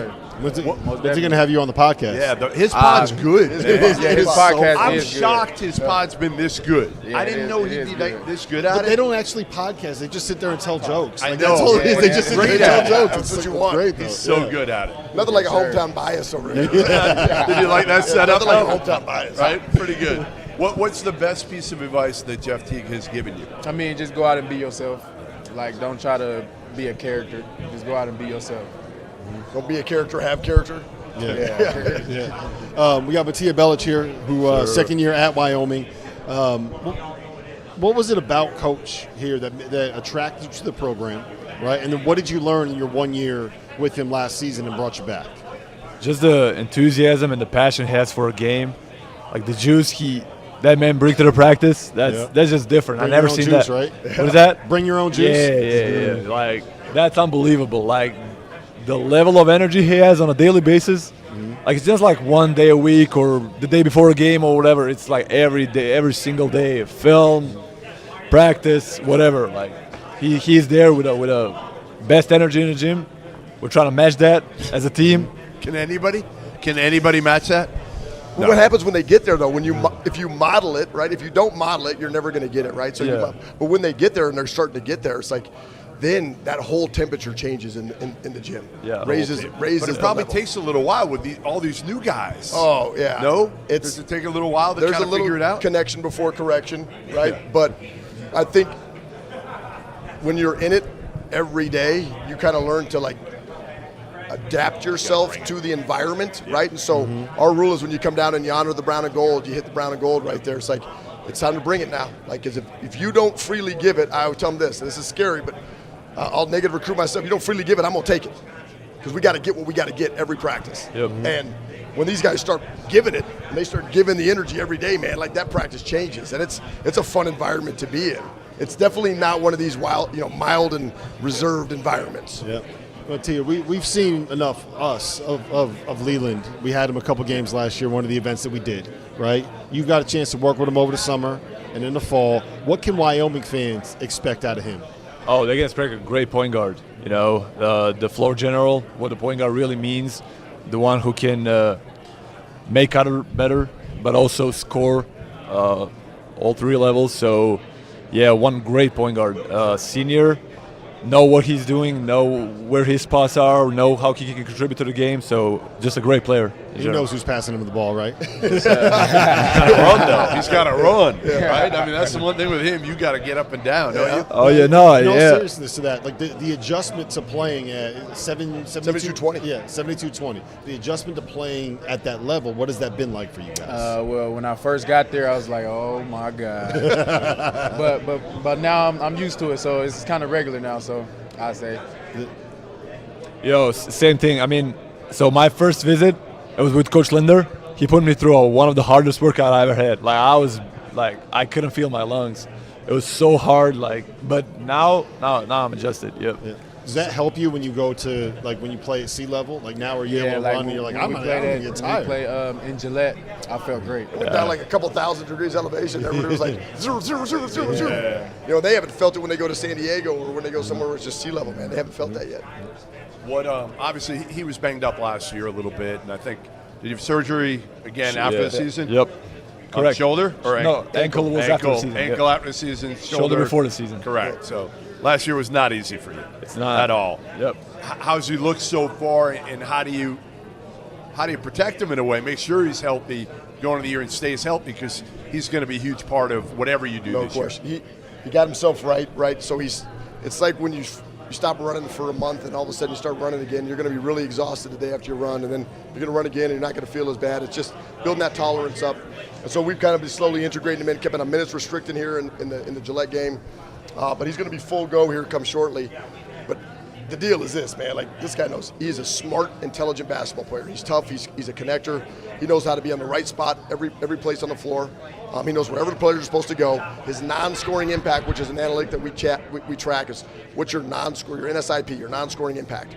And he's one of the highest on our teams in his non-scoring impact. So there's always that role everybody wants to score, and you can see your value percentage scoring. But when you have a guy out there who can defend, who can rebound, who can create open shots for others, and he's not doing it himself, which he has the capability to, that's one of those guys, a Swiss Army knife. And so just his experience, his toughness, 6'7", 240. You need somebody who's been in the program too. Yep, I mean, correct. that's huge right now. Is like all these new dudes. I mean, it probably took you a while to learn everybody's name. Oh, yeah. Right?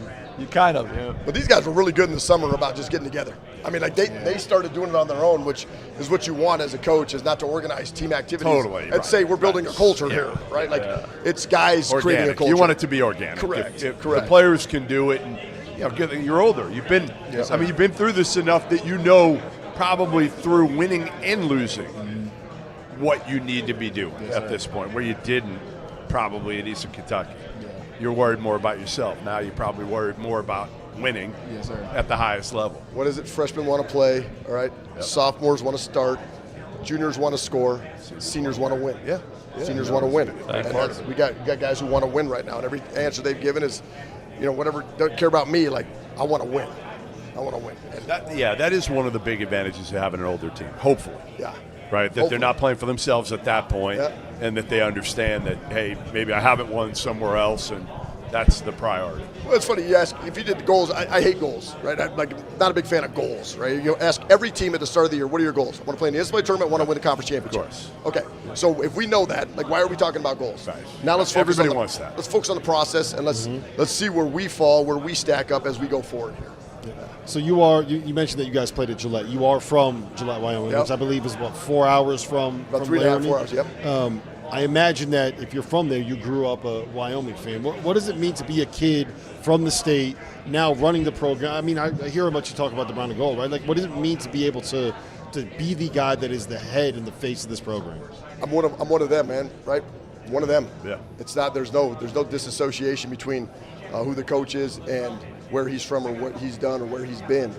I'm one of them. I was raised in coal country. Right? I was raised in a blue-collar sticks, 8 miles outside of town on Forest Road, gravel road. It's like there's a little grittiness to me that I hope that Wyoming understands, and we represent that way. And then we've always wanted to create a team that plays that way, that has that kind of, little bit of resilience, a little competitive intensity and spirit that, like, we don't have it all. Like, we don't have the biggest budget, we don't have the most resources, but we got one university in the state of Wyoming. One. That's why we call it One Wyoming. And everybody rides for the brand. So there's nobody else. You don't get to be a fan of anybody else. You get to be a fan of brown and gold. And so for me, it's an honor. It's always an honor to be and represent the state of Wyoming. But to go back to Gillette in the full circle moment where I'm from, to see my hometown come out, the place that raised me, the place that taught me about what it's like to get up at 5 a.m. and hit the coal mines, right? And have your best friend's dad drop you off at Twin Spruce Junior High at 5 a.m. before the doors open at 5:30 for weights because he had to go get to the mine. Like, that's who we are. I'm still up early every single day, 4:30 a.m. in the office at 5, right? That's who I am because that's where I was. That's what happened at 8th grade. And these guys know it, man. Like, when we watch film, 6 a.m. You ready? They're like, Coach, can we do it after practice? What are those 6 a.m. film sessions like? Are you walking in there trying to stay awake? Yeah, is he like this all the time? He's all the time. All the time. Yes. All the time. As I said, energy level every day. That's crazy. Yeah, I'm gonna run this race hard, man. I don't know how long it'll last. I forget. Caffeine? What do you drink? I don't need caffeine. Caffeine needs me. There's the quote of the day right there. Yes. There it is. Well, listen, Sundance, it's always great to see you. Leland, Mattia, it's great to catch up with you guys. Best of luck this season, and try to keep them in line this year. And the answer is Michael Jordan. I agree. Leland. Shout out Jeff Teague. Yeah. Here's what we got to do. What kind of season do you think you have to be the guest on the podcast? What are we looking at? All league, all conference, win a conference championship. Win a conference championship. We'll get you on. There you go. Jeff Teague, you heard that, man. If he wins a conference championship, this guy is riding for you harder than anybody's ever ridden for anybody. Yes, sir.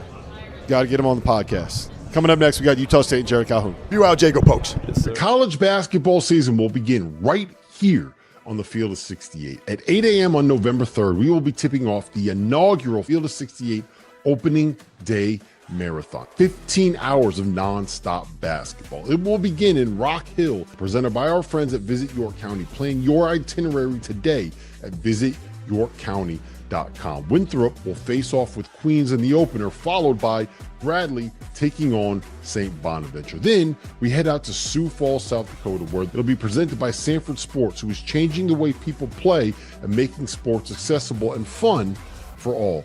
Murray State gets Omaha at 1 p.m. Eastern Time, with Drake taking on Northern Arizona in the second game in Sioux Falls. Then it's back to Rock Hill for a showdown between Furman and High Point, with Merrimack taking on South Dakota State in Sioux Falls in the nightcap. Tickets for all 6 games are on sale now at the links in the description below. Field of 68 opening day. Athlete AI is the story of the athlete. And every athlete deserves to have the story told. Under the lights and in the spotlight. This is your moment, your rule. Download, capture, create, share. Athlete AI. Your name is trending. Welcome back to Mountain West Media Day here on the Field of 68. We are live from Las Vegas Resorts World Casino and Resort. We got Jared Calhoun, we got Mason Fowsleb, we got Carson Templin here from Utah State. Jared, what's going on, man? It's good to see you. How How good does it feel to be able to overcome the fact that you got Ben Asher on your staff and still win 26 games? You know, me and Ben have been together a long time. I know you and him are close. Ben does a great job. Actually taking a bigger role this year with the offense. So, great guy. That's risky. Yeah. Yeah, we trust him. We trust him. So, coming in, getting this job again, you knew this was a special place, right? Nobody kind of loses here. You come in, you do a good job last year. How do you kind of keep this going this year? Obviously, with having these two guys, it makes things a lot easier, doesn't it? Yeah, you know, Jeff, I think each year presents a life of its own. As you said, there's some real built-in advantages from a home court environment. We've really changed, I think, with the times. Utah State, you know, last year we were the lowest budgeted team in America to get an at-large bid. Teams like Indiana, teams like West Virginia, teams like Ohio State spent millions of dollars, did not get in the NCAA tournament. We spent less than $1 million and we made it. And we were one of those 36 teams. So we really value players that believe in we over me and want to pass the ball, want to make the right reads. But I feel good about our team. I like this group a lot. Yeah. We'll talk about we over me, Mason. You've been here for, I believe, 3 coaches now. Is that correct? You redshirted for Coach Odom. You played for Coach Sprinkle, and now you're playing for Coach Calhoun. Why? I guess why? Like, you were at Utah State for 3 years through 3 different coaching changes. What is it about this university that is keeping you here?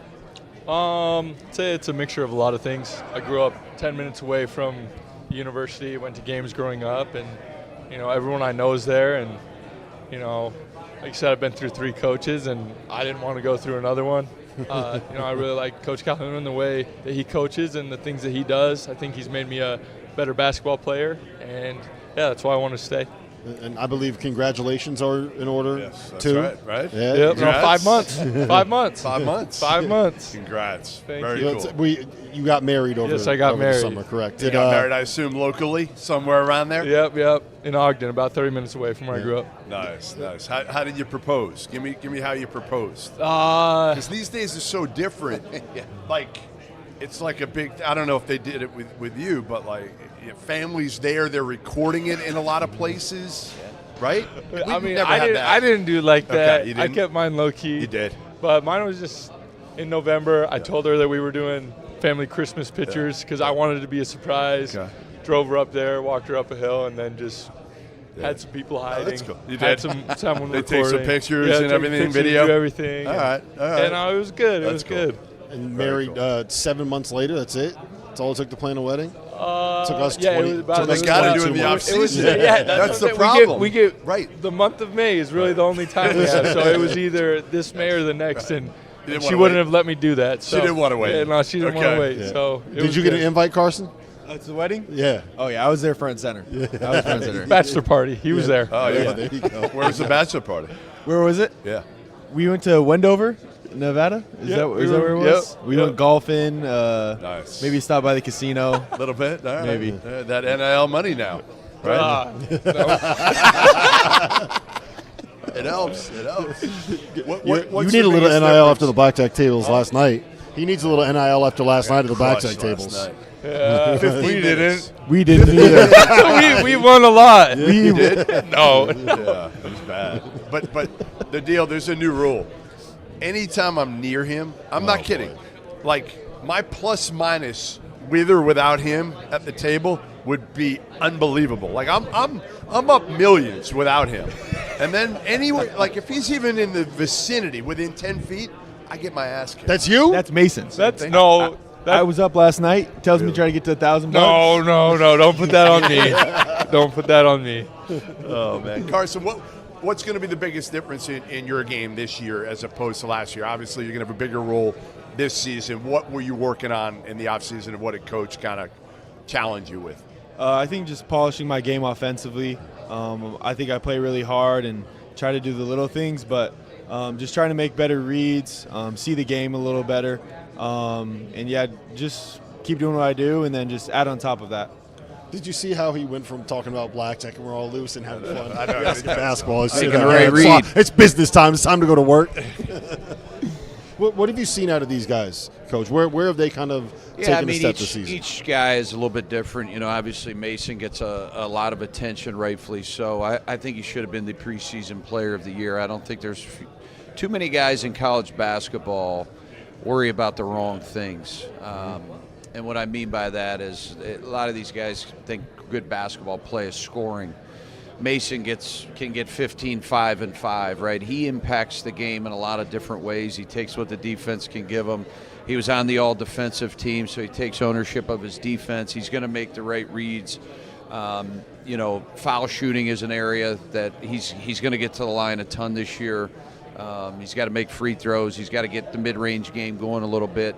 KT has showed great signs. I think he shot 3 threes in the first game, made 1. So we want to improve the number of threes that Carson Templin takes, and also his leadership. You know, understanding they're now juniors. The 5th-year rule may not go into play, so that they only got 2 years. We're hoping they get another year on top of that. But with the NCAA, you never know what's going on. Do not. And I think every athlete just sue them for something. Yeah, you probably got a needs chance to just figure something out. Worry about year to year at this rate, because those are the rules we're given. So you said you want to get Carson more threes this year. You shot 29% from 3 last season, Carson. We got to get that up. We're going to be shooting more, right? Yeah, no, we're definitely getting that up this year. He's getting them up. He'll get it up. So tell me about this dating thing, this shoot your shot dating thing that you did. I know he's got a wife now. We gotta move here. I'm trying to help him. Younger. Jeff I'm saw trying that, to help so you him. saw Right? that. No, he's struggling. So what is this? I just went there's a jewelry store in Logan. Okay. They've been really good to us. So they approached me, asked me if I'd come in one night and spend 10 minutes with 10 different girls and just talk to them and just so 75 any sparks? Anything coming out of this? Or what? I think there may be one. Maybe one. You don't want to. No, we give anything away. Get into it. Keeping it low key. I think 75 girls signed up to come see me, which was crazy. How many girls do you think would sign up to talk to Jeff? Just one, my wife. Just one. Hey, we gotta that's keep all this you need. PG rated. Exactly. That's all you need. Come on. I'm a happily married man here. Exactly. What are we doing? Give us maybe somebody else, a newcomer on the team. Each one of you can kind of go through it if you don't mind. Can't pick the same person. Somebody that's going to impact this year that maybe, and it could be somebody who even made a jump. Yeah, I would say I'll go with the transfers. They can go with the freshmen. Yeah. I'm going to say just really, I think all 5, to be honest with you, Jeff. I think that's a pretty broad answer, a lame answer, but MJ Collins can shoot. He's very versatile from Vanderbilt. I think he'll score the most points he has in his career. I think Colby King from Butler will take the next step. I think Zach Keller gives us positional size. Luke Carney has ability to really shoot, average 10 a game, in the Mountain West. So all those kids, I think the transfers will be really good, and they really fit Logan, Utah, in the need that we needed in all those positions. Go ahead, freshman. We'll talk about the freshmen. Like you said, like Coach said, we have a great freshman class. How much older are you than these freshmen? Why are we talking about that? We got to talk about that. like when you look at these 5 freshmen, years. when you look at them now, are you like, man, these dudes are young? No, I think it's scary as I get older. It's crazy. Yeah. But no, they're awesome. I think back to my freshman year, I was the only freshman, and it was hard. But the fact that there's 5 of them and they come and compete every day and they bring it every day is awesome. I'll give they're all amazing, athletic and long, and they all have great potential. Give me one that we're gonna know. I'm gonna go with Adlin. Who is it? Adlin Elmi. Okay, yeah. Yeah, just like I said. What's his game? He can shoot, he can drive. He's just gifted. He's 6'10" with a 7-foot wingspan. That probably the most under-recruited freshman in America. He's going to be that good. 2 or 3 NBA scouts have already identified. He's really good. He's got a chance. Why do you think people went missed to on Paul the 6? He didn't even start on his high school team. I think he's just scratching the surface. Wonderful person. He's a good player. Will you throw him into the fire this year? Yeah, he'll play right away. Yeah, he'll play next week. Yep. Have you found that with a lot of the Power 5 programs now really focusing on bringing in transfers and bringing in older players and juniors and seniors and 5th years and 6th years, Are you able to get access to maybe a higher level of freshmen that's Yeah, I mean, the coming to Utah kids we State? have are different. They look different. They don't look anything like normal freshmen. They look like Power 4 guys, right? They got positional size. They're athletic. They're long. I think, what Coach Dutcher did last year with his freshman class is similar to what we did with Farrell Compton, Magoon, DeVorville, all those guys that he brought in. Our freshman class is somewhat similar that nobody's talking about because everybody talks about the revenue sharing and the budgets and how many millions we're paying this guy, and rightfully so. There's the Power Fours have great players, but as you said, it's a chance to steal some good high school guys, and I think we did that. Yeah. You guys were able to bring back, I believe it's 5 rotation guys, right? Yeah. And I think there's only one guy that was part of your rotation that played double-digit minutes that didn't end up coming back for something other than graduating, right? You lost guys Dayton Albury. Yeah, Dayton Albury. Yeah. How would you advise other coaches on how to be able to develop that kind of camaraderie, that kind of culture, that kind of team building so that you have guys that actually want to come back and play for you? I think you got to have real conversations with your guys, real relationships. I look at these guys as like little brothers. They come to my house quite a bit. My wife, loves them. My kids love them. Our staff kids are around them. Learned this from Coach Massimino. When I played for him at Cleveland State, every coach you take something from them. The family environment that he created for me as a player is something that I always wanted to do as a coach. And, I think that's why we're pretty well connected. They know me inside and out, and I know them inside and out. And it's been a really, I love Logan. It's a great place. Mason was laughing at the little brother comment. I think it's I don't think we're that old, father Coach. figure. Maybe me. I'm probably the only one that can say that about me. Mace could say that, yeah. That's right. So you guys know how tight he is with Joe Mazzulla, Celtics head coach. So a week or so ago, Mazzulla played. I'm from Boston, by the way, so I've known Mazzulla forever as well. Played against the media. Did you see what happened? They ran it up. They won I think it was like 55-4 or something like pressing the whole game. So they were pressing the whole game. So if you guys, now it was Mazzulla and Deshaun Butler and some of the other coaches that are fairly young, but if you had a team out there playing against the media, against us, would you press the whole game? I'm not in shape enough to press. We'd probably play the matchup zone, Eric Hout's matchup zone, but no, we wouldn't press them the whole game. Probably not. Yeah, it'd be ugly. Yeah, I do think it'd be ugly. Maybe on both ends. Yeah. Maybe on both ends Yeah. for us. I would have had Deshaun Butler locked up. Oh, yeah, sure you would have. I actually would have thrown an elbow at Mazzulla by the end. Yeah. If he tried pressing me when they're up 40, I would have absolutely thrown a ball. Yeah. I would have too. He might have lost a tooth. Mason, better basketball player or quarterback in high school? Oh, man. Definitely a better basketball player. I wasn't the greatest quarterback. I could throw it. Right? I could throw it. Still? I just ran, if I'm being honest. I'd drop back. You didn't throw it? You never threw it? I threw it sometimes. I wasn't a great quarterback because I didn't trust my receivers enough. I drop back and I just kind of run. Just take off Yeah. at the first moment of any pressure. Literally, no, that's just go. literally what would happen. Yeah. Really? So you're basically a running back. Basically a running back. Yeah. Did you get recruited at all for football? Yeah, I actually had more offers in football than I did basketball. From like who? Utah State, BYU, Weaver, Virginia, Utah. Have you ever gotten that itch? Have you ever thought about like, hey, maybe I can? You know who did it? try Greg Paulus years ago. That's right. Played 4 years of basketball at Duke.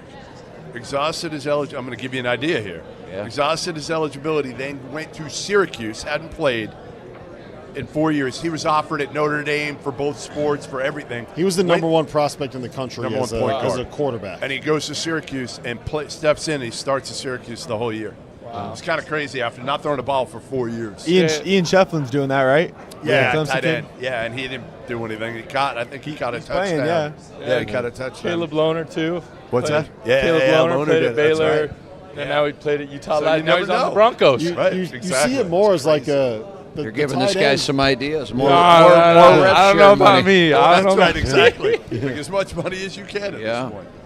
Yeah, the tight ends, it makes more sense. I feel like playing as a quarterback is That's a different beast. Yeah, that's way different. Last one I have for you is Utah State especially. You guys have been so successful that I think it's so hard for you to get good games there, right? Yeah. This league as a whole, that's the case, right?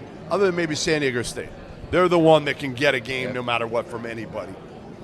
How do you change that? Is there a way? Have you thought about something to be able to get the big boys to maybe play you guys? Yeah, I mean, I think, Jeff, of all the years, this would be the hardest year in the country for mid pluses, right? The Atlantic 10, I hear there's 7 schools that have $3 million or more. We're not at that level yet, right? So we got to do it really with team, and we got to do it with scheduling. To get Penny Hardaway to come in late February, Jeff, I thought was a great game. It's kind of a numbers game, right? Either way, whether we win or lose it, it's going to help you. It's going to help our numbers. I think scheduling is really, you have to be really strategic. If you look what we did last year, we played a lot of teams. This year we got Illinois State picked to win it. We got VCU picked to win it. So if you can't get the Power Fours, how do you go get the best mid-majors, right, that go on and have good seasons? And we've been able to do that the last couple of years, definitely last year in Logan. We'll see this year. But we would play any of those teams. We're begging to play Utah, BYU. We want to get some of those rivalries again.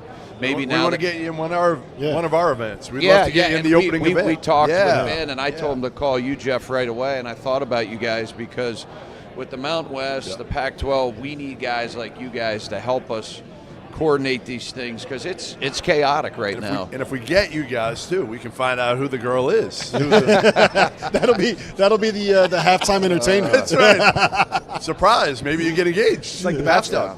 That's right. Right. Hey, you can start all over again. Get a new group. I think we're coming to new crop nationally. We don't have to keep it to just local. I'm not opposed. I'm not opposed. So did I hear that correct? That you're trusting Ben Asher with your offense and your schedule? And scheduling, yeah. Oh, it's a lot, man. No, we want to come to that because I think it'd be really good. Yeah, we'd love to have it. Yeah. Yeah. Listen, it's great to see you guys. Yeah. Congratulations Good to see on you the guys. wedding. Congratulations on being the object of 75 women's affection. Not a bad place to be. Best of luck this season, guys. Thanks, When we guys. get back, coming up next, former Field of 68 man Josh Pastner will be joining the show.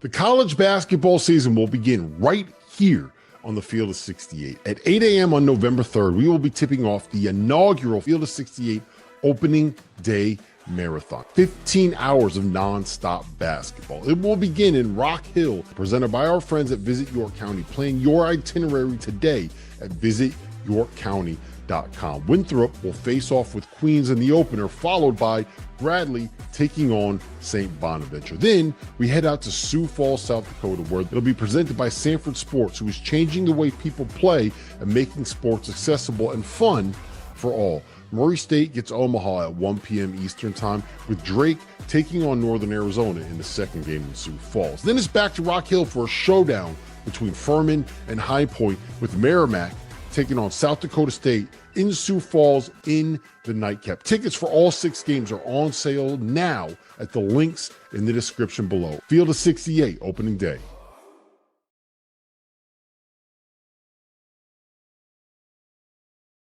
Do you need your fix of college basketball analysis at the end of every night during the season? If you crave instant reactions and informed breakdowns, make sure you tune into the Field of 68 After Dark every night, with access to the biggest stars in the sport and a cast of characters that includes the likes of Tyler Hansborough, Randolph Childress, John Fanta, John Henson, Terrence Oglesby, Jarrell McNeil, and many, many more. The Field of 68 After Dark is where college basketball happens.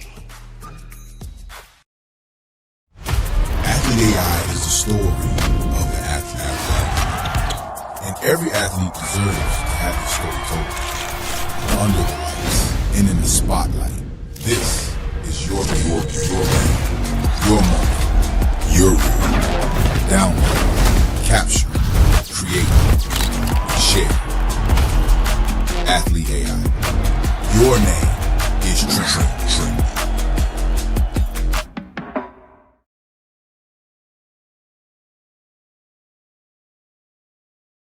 There is no sport in America that is more difficult to follow than college basketball.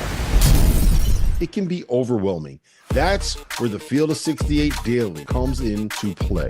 The Daily is your go-to source for injury updates, recruiting news, and transfer portal additions that actually matter. For just $50 a year, get access to the same information that your favorite team's coaching staff is subscribed for. Quality content can be hard to find in the college basketball space. The Daily is here to help you with that. The college basketball season will begin right here on the Field of 68. At 8 a.m. on November 3rd, we will be tipping off the inaugural Field of 68 opening day marathon. 15 hours of nonstop basketball. It will begin in Rock Hill, presented by our friends at Visit York County. Plan your itinerary today at visityorkcounty.com. Winthrop will face off with Queens in the opener, followed by Bradley taking on St. Bonaventure. Then we head out to Sioux Falls, South Dakota, where it'll be presented by Sanford Sports, who is changing the way people play and making sports accessible and fun for all. Murray State gets Omaha at 1 p.m. Eastern Time, with Drake taking on Northern Arizona in the second game in Sioux Falls. Then it's back to Rock Hill for a showdown between Furman and High Point, with Merrimack taking on South Dakota State in Sioux Falls in the nightcap. Tickets for all 6 games are on sale now at the links in the description below. Field of 68 opening day. Do you need your fix of college basketball analysis at the end of every night during the season? If you crave instant reactions and informed breakdowns, make sure you tune into the Field of 68 After Dark every night, with access to the biggest stars in the sport and a cast of characters that includes the likes of Tyler Hansborough, Randolph Childress, John Fanta, John Henson, Terrence Oglesby, Jarrell McNeil, and many, many more. The Field of 68 After Dark is where college basketball happens. There is no sport in America that is more difficult to follow than college basketball. It can be overwhelming. That's where the Field of 68 Daily comes into play. The Daily is your go-to source for injury updates, recruiting news, and transfer portal additions that actually matter. For just $50 a year, get access to the same information that your favorite team's coaching staff is subscribed for. Quality content can be hard to find in the college basketball space. The Daily is here to help you with that. Athlete AI is the story of an athlete. And every athlete deserves to have the story told. Under the lights and in the spotlight, this is your moment, your rule. Download, capture, create, share. Athlete AI. Your name is trending.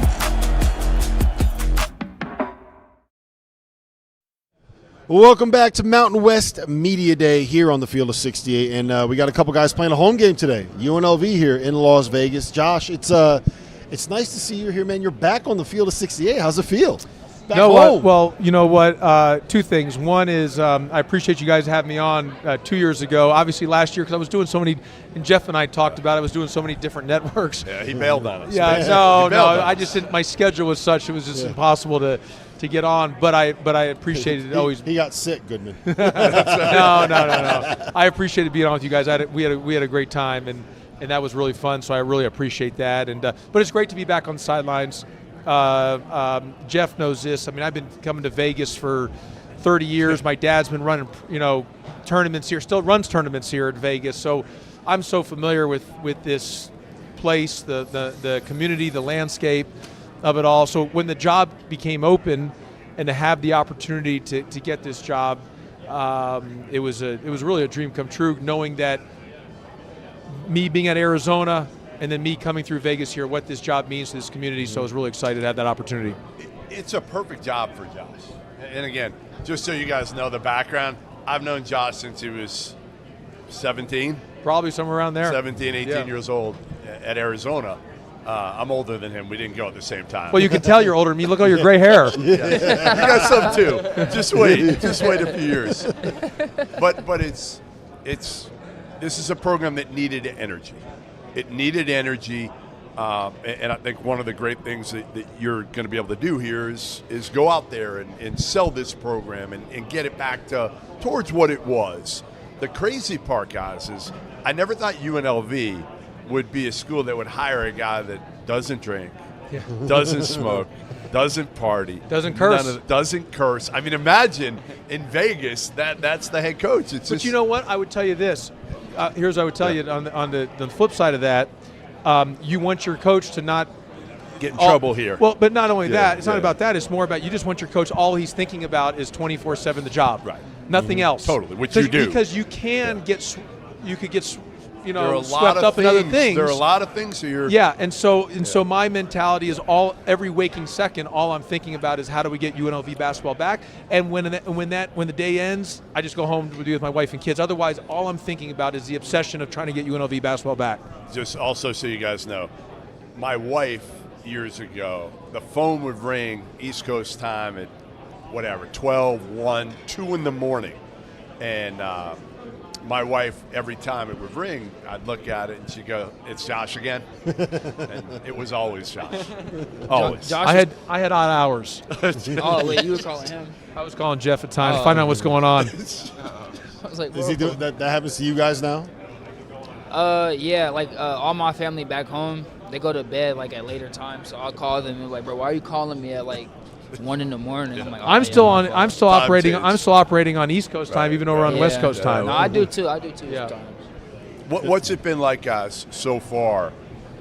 Why, obviously he's a guy that you've probably known about a little bit over the last few years. Maybe not because he's been out. I don't know how much you knew about Josh, but what's it been like so far? Man, it's been awesome.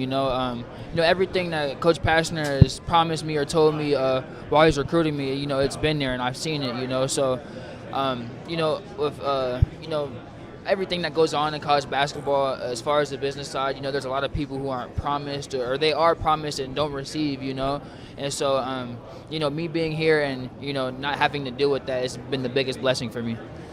Why UNLV? Dre, I mean, we saw you last year at Illinois. We saw some of the flashes of the moments that you would have. Is it because you now have an opportunity to maybe showcase it a little bit more often? Oh, for sure. I feel like I'm a player that I could play Big Ten, but I feel like just the coaches probably wouldn't utilize me the way I want to be utilized. I feel like I'm a player that can go out and play 30 minutes a game and produce, and that's just the type of player I want to be. I don't want to be a guy that just sits there and watches the whole game, That's what I came here. That's what I came to this level to do, So Coach Pastner, he says that he's got great hope in me and great trust in me to go out and do so. So there's nowhere else I'd want to be. And he showed me that with the most emphasis. Miles, obviously you've been well traveled already. A couple different spots so far. Why UNLV? Why'd you pick playing for Josh? I mean, I know the obvious answer is obviously Coach Pastner, but on top of that, I think it's just the vision that he brings. I didn't come here selfishly for myself or for that reason. I feel like just like him, I'm focused every day on just what UNLV brings and how we can help get this program to where it needs to be. So I really came here under that fact and under that vision. I'm just excited to play under Coach Pastner and try to fulfill that wish that we all have. I think the city of Las Vegas deserves it. They've been wanting a good, team in a Mountain West championship for a long time. You haven't even been. You were born. Exactly. So I mean, the last time I heard Running Rebels basketball was when my dad talked about it in the '90s. So sure. So I think we're just excited to set that standard, and I don't think it's just about the players that we have now. Obviously, we have great guys, but I think it's about what Coach's vision is. It's about setting that standard for years to come. Yeah. UNLV could be good for not only while we're here. Yeah. So. Sure. We talked about Dre going from the Big Ten to the Mountain West. You're kind of taking a step up, going from the Big West to the Mountain West. What is the change going to be like for you, and how are you trying to get yourself ready for that adjustment? I have almost confidence in my abilities. I played basketball, I feel like, all over the country, and I feel like I'm one of the best players in the country, and I feel like I can compete at a high level. The conference didn't really matter too much. I got a great opportunity to play on an amazing mid-major team last year, had great guys. And I feel like this was a challenge for me, not only to showcase my ability, but also just come here and to kind of test myself, to see what I'm made out of. Also, playing at this level, it is an adjustment. It is more athletic. It is faster. but that isn't something that I haven't dealt with before, and I don't see why I can't overcome this here. So, How does it work between the two of you guys, right? Like, we got two guards coming in. You're trying to get accustomed to playing with each other, learning what each other wants to do. Yeah, there's no ego with anybody on the team so far. I feel like, especially my job to come in is, get these guys the ball. That's my job, and I don't have any ego about that. I don't mind when they shoot. They can shoot 20 times, and I shoot 0, and I'm okay with that. As long as we win the game and UNLV wins, that's all that matters. So. You like to hear that, huh? It's like the same mentality. You gotta have that mentality. You gotta trust the guys on your team, and thankfully, Coach Pastors recruited a great team, a lot of skillful guys. So that's just the type of thing Miles said. You just gotta have that mentality. Like, anyone on this team could go off for 30 one night, and if that's what it is, then we as guards, we have to make sure we keep feeding that hot hand. How are you gonna play? How are you gonna play this year? Well, before I answer that, I want to know, what are you going to do when are you going to change the field of 68 to the field of 76? No, I've said this to everybody. So how many teams does the Big Ten have in it right now? 18. Yeah, what's it called? Big Ten. Fair enough. Fair enough. Okay, I just was making sure you were aware of that. You don't have to. You don't. Okay. All I'm saying is we'll have an option. I was just curious here. if you're Josh, going to change. you want to know what the truth is? Sure. What's that? We can't afford to buy new Mike Flagsy shirts after he spent last night at the Blackjack I table. understand. I didn't do well. I didn't do well last night. No, Our new Birch budget is bad done, minutes. man. It's gone. Well, no, we got to establish on how we want to play, Jeff. I think it's important. Number one, the two key words I talk about all the time is competitive excellence. Yeah. I mean, we got to really be. I think there's a difference between competing and playing hard. We got to really be great competitors. Obviously, we got to get people back into Thomas and Mack. We all know winning helps and all that. But secondly, with that is the product on the floor. There's a lot of competition in Las Vegas. So what I would tell you right now, though, is they want to see a team that's going to fly around like their hair is on fire, compete like crazy, and they want to be the running rebels. That doesn't mean you don't want to be the dribbling rebels or the walk-up rebels. They want to be the running rebels and play as fast as possible. But that doesn't mean playing wild and unsound and just crazy basketball. Right. You just got to be able to play that with the pace and speed and the intensity and the urgency. Because again, that's a big thing. That's why it is called the Running Rebels, and we've got to get back to that to the best ability that we can. But first and foremost, it starts with the way we compete on both sides of the ball. So we're not going to see you in a hot tub with a booster anytime soon? Well, I'll be here. No. Do you guys understand that reference? I want to keep my marriage. I want to keep my marriage, by the way. So they're like, what? They don't know. You can explain it to them. Yeah. We're not even going to go into it. I got some other things I want to rip on you for. That's fair enough. Do it. Let's go. Let's get into it now. It was back in the day in the early '90s. It wasn't me. It was a UNLV. There was a UNLV booster that was in a hot tub with two of the UNLV players that they were getting NIL they weren't supposed to be getting at the time. Oh God! You can Google it later. All right, we got a couple stories that I got. I did a little digging, hit my guys, your guys, and first tell me. Look at him. He's sweating already. He's sweating.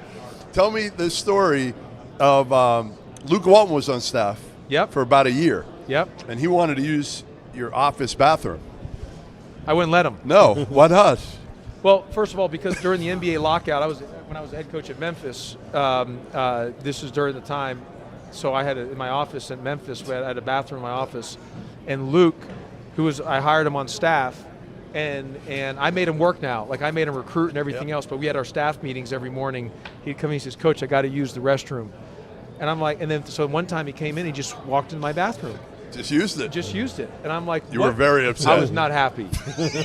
And I didn't, and I went, so he left out there, and when the guys went away, afterwards I said, "Luke," he says, "What's up, Coach?" Because he always called me Coach. I said, "Luke," let me just be direct with you.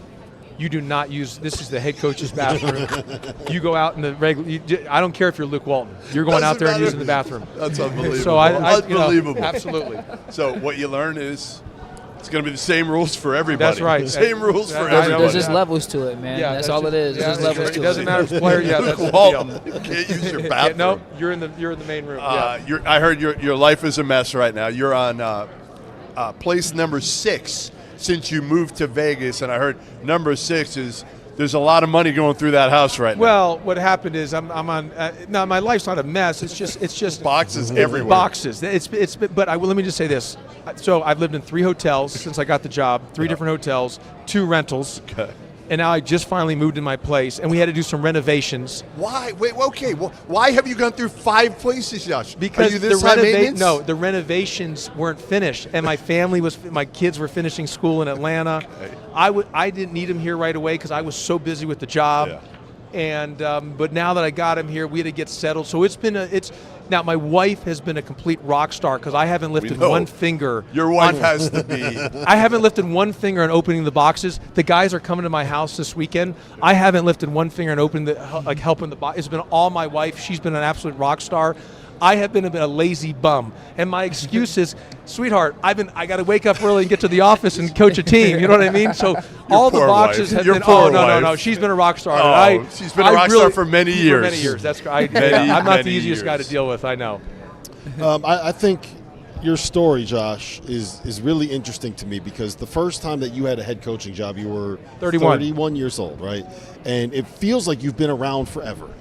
And you're 48 now. Yep. So you're 48 now, and that's an age that a lot of guys get their first job and get their first opportunity. Dutcher, when did Dutch get his first job? I think it was like his 50s, wasn't it? Yeah. And get their first crack at it. So it's Brad Underwood, Yep. Yeah, I'm fascinated to see kind of how this next iteration of the Josh Pastner story goes. Well, Rob, what's interesting? This is my 15th year as a head coach, and I've been at a very high level my whole life. I mean, whether it was being at Arizona as a player, as an assistant, even in the AAU with the Houston Hoops, coaching in the time players. Yeah, I mean, just being at Memphis and Georgia Tech, being in television, being at the high level I was in that. So like the field of 68, right? Absolutely, and I include you guys. You guys are a high level group with what you've done with college basketball and starting something from ground zero, which has been extremely impressive. I say all that to say that I think the last 2 years has given me an opportunity to really look at things, talk to coaches, see different things, go to practices, watch past film. Look at things in a way where it's not the pressure of, man, what are we going to do in this ball screen defense, or what are we going to do? How are we guarding this out of bounds, or do we need to put this play in?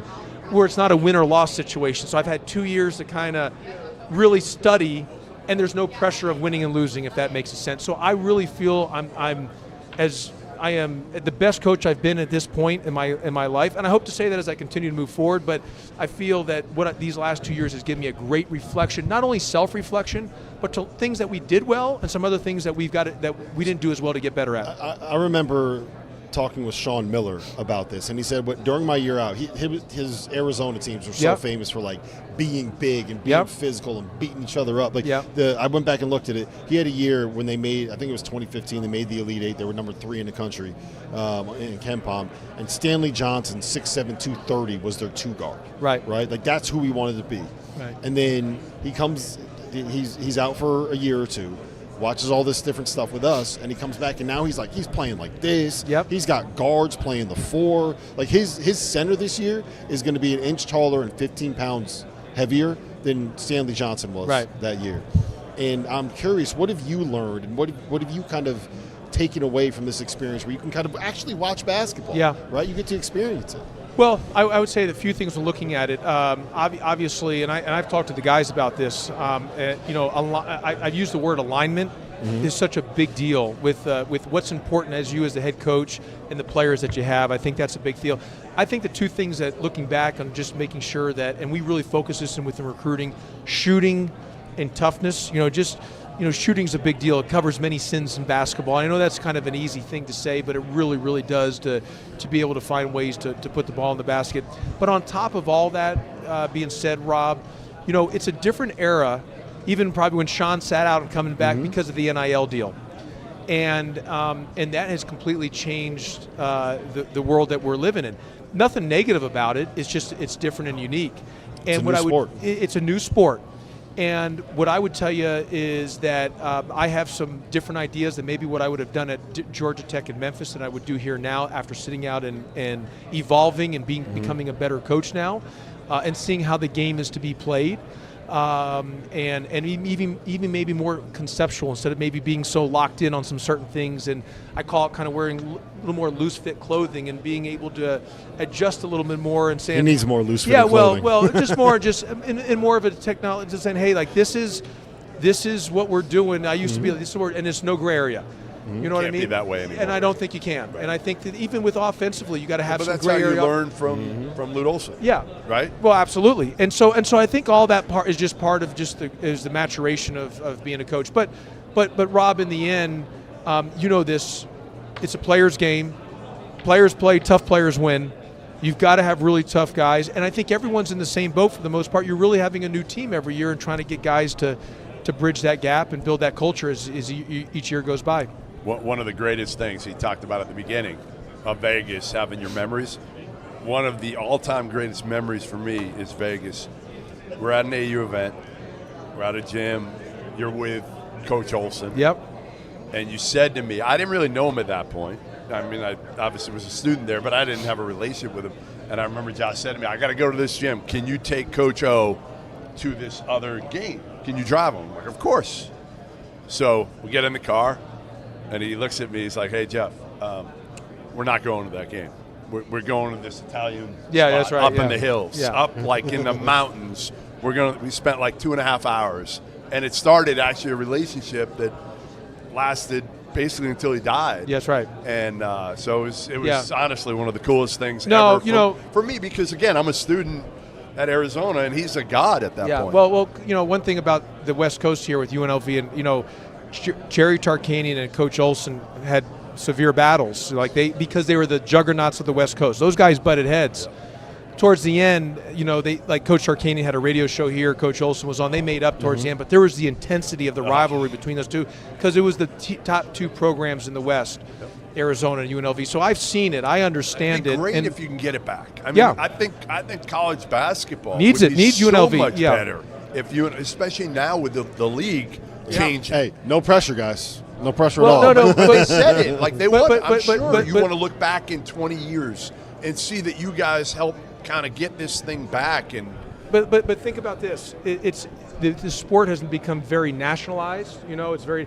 The great thing about the Mountain West, you can get it can still be great regionalized rivalries. You think like us in New Mexico, us in Grand Canyon, the other school, because it's just, and I think that's important in college basketball. I think UNLV it's important for good games. You got to get good games, but you got to be ready for those big games. Yeah, of course. I mean, that's the other part. Right now with our team, we're a little banged up. We got to get healthy. We played Washington on Sunday. We had 6 guys who were injured, so we have 13 scholarship guys. 7 were healthy, 6 were injured. Miles Shea's coming off of a foot surgery, so we got to get him back hopefully here in the next couple weeks. And so we got to get healthy. But once we're healthy, I like our group to say, hey, we can get after together the a good group. I really do. One. Yeah. I really do. I feel good. I think we did a good job on evaluating and got the right group of guys. And the biggest thing for us right now is just got to get healthy. Yep. Appreciate you guys being here.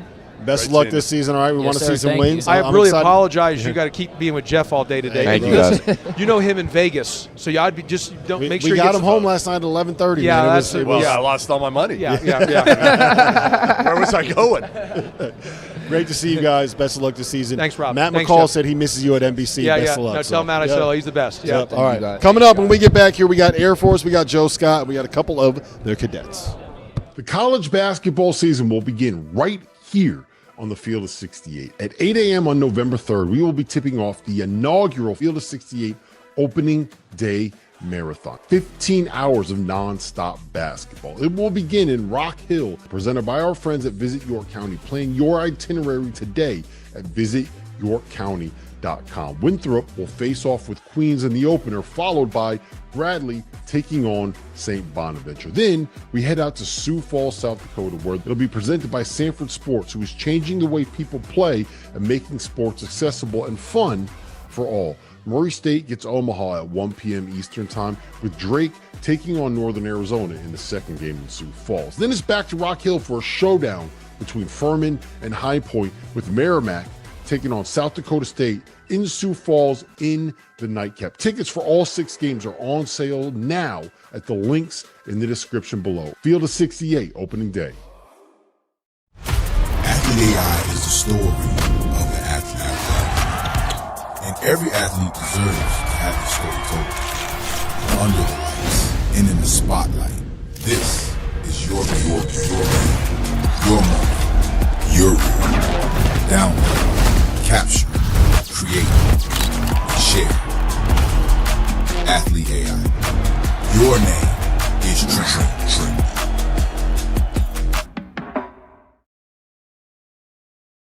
Welcome back to Mountain West Media Day here on the Field of 68 Media Network, and we are now joined by Air Force head coach Joe Scott. And Joe, I was doing a little bit of research beforehand. I just want you to know I was in a fender bender. I got rear-ended, having a little bit of neck and back pain. I heard that you're a good personal injury guy if I needed to get in touch with somebody. That lasted really long. That was one heck of a career there. That was one hell of an 8 months. Right? What happened? But I got the experience. I went to University of Notre Dame Law School after playing at Princeton for. We got the biggest Notre Dame fan on the planet right here. There's no doubt about it. And let me tell you something. So my older son Ben, he's in law school and he's at University of Notre Dame Law School, second year. So, but here's a funny story. He went to Richmond.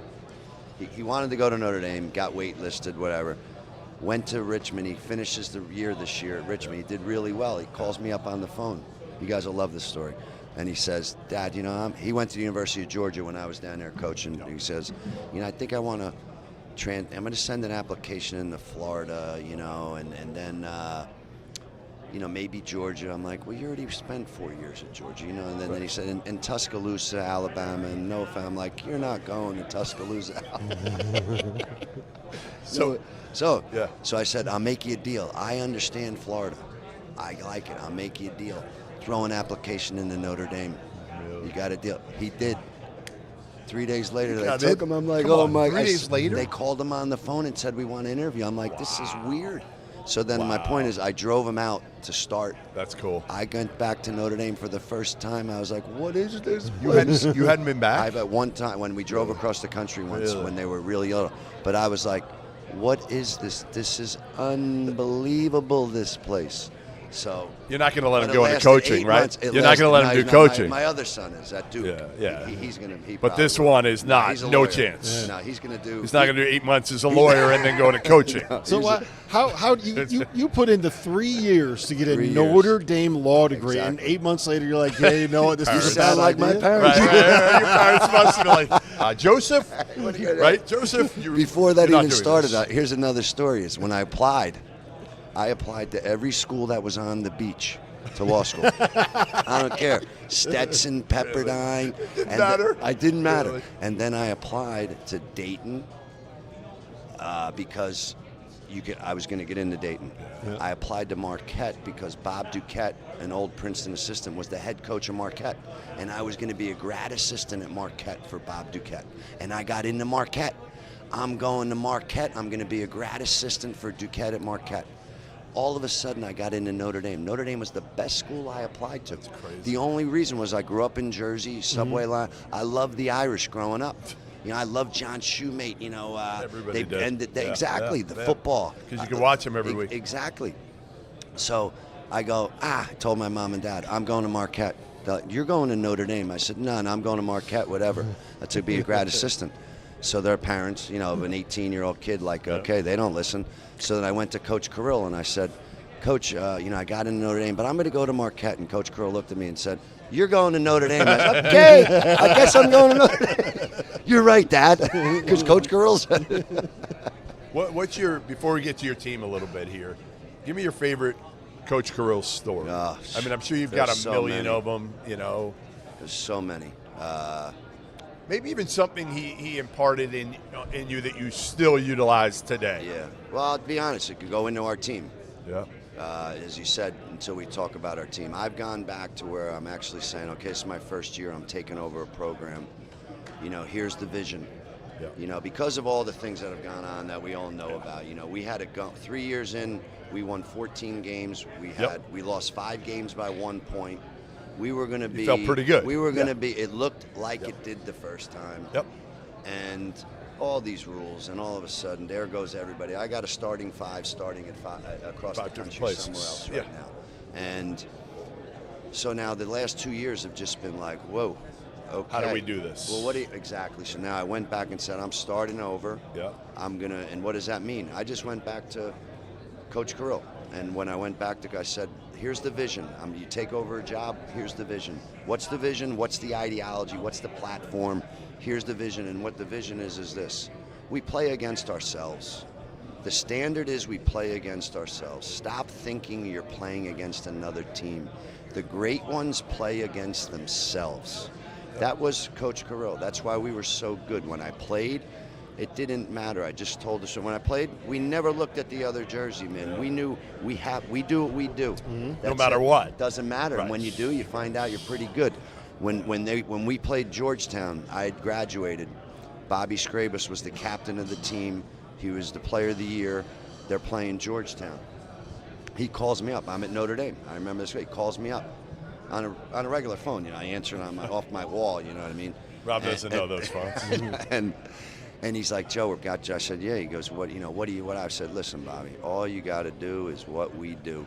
You do what we do, and you'll have a chance to win the game. And I've gone back to that. You know, it's like, here's the vision, the standards. Here's the standards. They're there to make the vision become a reality. Here's the terminology and the communication that supports those standards so that you can say it, do it, make each other do it.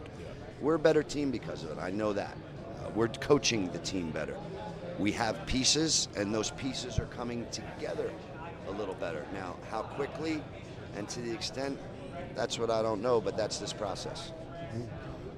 How do you go about doing that in this era, right? I'm sure in the back of your mind you're saying, I'm going to work with these kids maybe in 2 years. I end up getting this guy that came in, he's an all-conference guy. Now, all of a sudden, some high major, some ACC program is going to come in and say, hey, look, you'd be great for us starting at the 3. Yep. So how do you kind of manage that risk while you're trying to build this from the ground up? Well, I think what I've done, again, the last 2 years have sort of shown me and made me say, okay, this is what we got to do. We got to change our recruiting model because we're getting good players. Mm-hmm. Like I made another joke. It's losing. Right. Made another joke. This is what I know. The Northern Illinois football coach stole what I said. This is what I know. We can evaluate. I know I can recruit because I get them. I know we can develop. How do you know? Because they're at 5 other places, whatever. They're all good. Okay, I don't know if I can coach anymore because everybody just says coaching. No, win-loss record. Yeah. They just look at your one loss. Whether you can coach or not is your one loss record. So now that's a joke, but my point is what I've done is say we got to change our recruiting model. I got to get 8 to 10 guys. I can get better players now. We're recruiting really well. Mm-hmm. If I get 8 to 10 of them at the academy with me right away, is that going to help me keep 4 of them? Because if I keep 4 of them, we're doing good because they're better players, you know? Yep. And then as I say that, okay, we got to keep in every area looking what can you do to sort of deal with these things. What I got to do is, well, XO-wise, what can we do? Who do I have? What can I got to come up with different sort of things that we can do because we're playing against 23 and 24-year-olds every game, and 22 have played 100, whatever. You know who can play defense for 30 seconds? 23 and 24-year-olds. You know who can't play defense for 23? Mm-hmm. Freshmen. You know what I mean? So what are we going to do? Got to be older. And then the other thing is, how do I get older? If someone's got the magic pill and the potion to get somebody to stay today, please give it to me. Nobody has you know what I mean? It's this. Joe, it's this. That's what it is. I mean, but let's I face can't it. concern myself. There are some outliers, but for the most part, hey, you better have money. I got 4 juniors. Well, you got 2 guys up front. We'll get to the, Exactly. Wes and Caleb, that like you're 4 and 5. You're in pretty good shape, aren't you? No question. Caleb's gotten so much better. You know, my team they have the hell beat out of them for the last 2 years for one reason. They never played against 18 and 19-year-olds. Used to be the old model was you got to be 22 and 23. I take the court and I'm playing against an 18 or 19-year-old. I'm schooling that kid. I'm beating that kid. That model disappeared. Ethan Taylor went out on the court every game and played against 20. He never had that experience. One of the reasons I'm doing what I'm doing is I looked at my team and said, I don't have anybody that's had the hell beat out of them. I don't have anybody left that's had the hell beat out of them. What I have is Wes and Caleb, who they got experience. That's called experience. And now we got to change some things we're doing, right? As I know, I got those 2 guys again next year. I got Colby Gills again next year. So, Jeff, this was the next thing that I was saying. What other changes I made? I'm not clairvoyant, right? I wish I was. I'm not clairvoyant, but I'm playing the guys that are going to stay. Mm-hmm. Now, I'm not clairvoyant, so I can't predict, But but I'm going you to have a do my better best. feel. I'm going to give my best judgment. Well, I mean, you look at Wes. Okay, let's look at it, right? He's 3 grandfathers who served in the military, right? Caleb, his father was Dad. Air Force And his grad. uncle. Yeah, I mean, there are some kids that you can tell, okay, they have it kind of in their DNA. I got a sophomore. His father graduated in 2003, and his grandfather's a 4-star general. Right. Guess Right. what, Jeff? He's playing.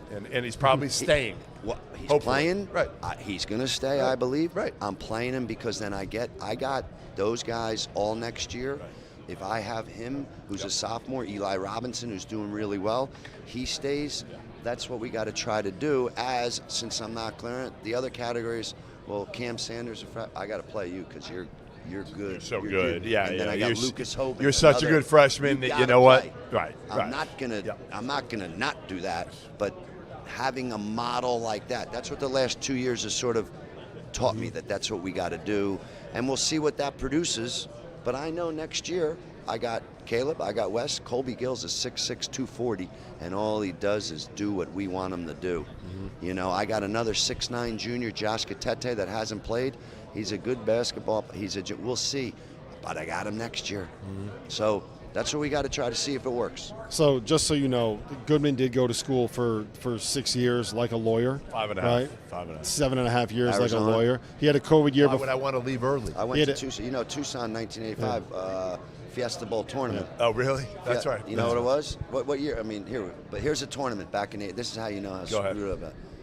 Boston College, Arizona, Wisconsin, and Princeton. Never happened again today. Never. No, Never happened again. Princeton will It never was be Kerr. invited to that again. It was Kerr, Kenny Lofton, Kerr. Great team. Well, they boxed Sean and won Elliott, me. was that- Kenny Lofton boxed and won me. Lou boxed and won me. With Kenny was Lofton, the baseball player. An elite defender. Defender. Unbelievable. Yeah. Unbelievable. That was their first team, but that was a great tournament. Lowe's Ventana Canyon Resort. Oh, beautiful. Beautiful.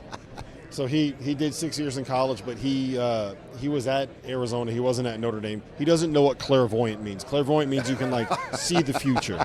Okay. I know. Just making sure he The understands. future for me is not having a co-host. That would be clairvoyant. Clairvoyant would be seeing in the future and not having a co-host, and maybe bringing in Dagan Hughes as my co-host. I'm getting minutes right now because he knows I'm staying. I don't have There anywhere you else. go. I don't have See, anywhere else that's how to valuable that transfer. is. I don't have anywhere See to how go, valuable Joe. that I don't have is. anywhere to go. Yes. Yeah. He's already been in the waiver wire once. Joe, it's great to see you. Now, you man. a Philly fan? I am. I know, tough. Bandwagon. Yeah. Bandwagon. I'm a No, Met he's fan. not a real I'm one. a Met fan, so it's well, even that's worse. worse. That's brutal. He's an even bigger Philly fan than I am. Really? He's a real Philly You got to fan. watch out for this guy over here. Yeah, well, the Fightins they had a good year though. Yeah. They'll keep being good. They're good. The only problem with the Phils is that they bunch of choke artists on that team. Well, I was wondering if maybe the guy's done a good job, Thompson, but you know what? They haven't been able to Get over the get top. a little further, so Yeah. that doesn't bode well. I'm going to give you one Mets name before Got it. you go. We're going to see how good you are. Okay. It's See a what guy we who's got a here. buddy of mine years ago. Not a big name, but came to the Mets. Daryl Strawberry. Crenshaw High. No, he was traded. He was actually traded in the Jeff Kent trade. Ryan Thompson. Do you know that name? Ryan Thompson. You don't know that name? Come on, you know everybody. I mean, give me the Outfielder. era. When? Outfielder. I met him in our Arizona like late Fall 90s? League in '93. Okay. No, I wouldn't. He was super talented Yeah? in the Jeff Kent trade. Okay. And super talented, but went out too much with Strawberry. There you go. That was his problem. And he wasn't as talented as Strawberry. He was 'cause not. 'cause Not many were. Because Doc and Strawberry could do it both. Yes. And Hernandez was, he was up there too. Yeah. So. It's great to see you, All right, man. great seeing you guys. Best of Appreciate luck you this having me season. on. All right, Joe. Appreciate it, guys. Appreciate you Thank having you. me on. All right. Coming up next, we are going to be joined by Boise State, Leon Rice, and the Broncos here. Field of 68. The college basketball season will begin right here on the Field of 68. At 8 a.m. on November 3rd, we will be tipping off the inaugural Field of 68 opening day marathon. 15 hours of nonstop basketball. It will begin in Rock Hill, presented by our friends at Visit York County. Plan your itinerary today at visityorkcounty.com. NCAA.com. Winthrop will face off with Queens in the opener, followed by Bradley taking on St. Bonaventure. Then we head out to Sioux Falls, South Dakota, where it'll be presented by Sanford Sports, who is changing the way people play and making sports accessible and fun for all.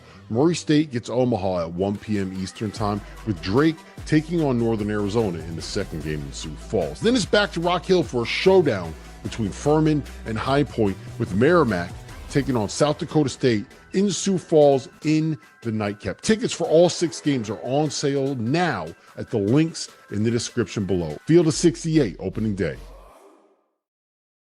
Do you need your fix of college basketball analysis at the end of every night during the season? If you crave instant reactions and informed breakdowns, make sure you tune into the Field of 68 After Dark every night, with access to the biggest stars in the sport and a cast of characters that includes the likes of Tyler Hansborough, Randolph Childress, John Fanta, John Henson, Terrence Oglesby, Jarrell McNeil, and many, many more. The Field of 68 After Dark is where college basketball happens. Athlete AI is the story of the athlete. And every athlete deserves to have the story told. Under the lights and in the spotlight. This is your moment, your rule. Download, capture, create, share. Athlete AI. Your name is trending.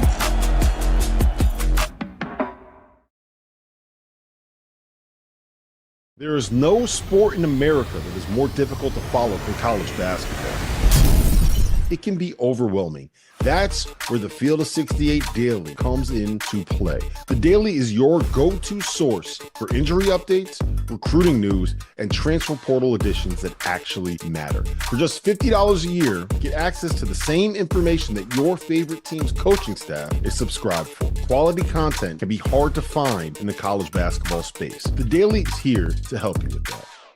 Would you be surprised to find out that the Field of 68 is home to more than 35 podcasts? More than 25 team-specific podcasts that are hosted by the people that know what fans want the most. The Goodman and Humble podcast, the DTF podcast, the A10 Insider podcast, and the Mountain West podcast. But wait, there's even more. The Field of 68 will be launching the ACC Insider podcast this year. Subscribe to this channel and come along for the ride.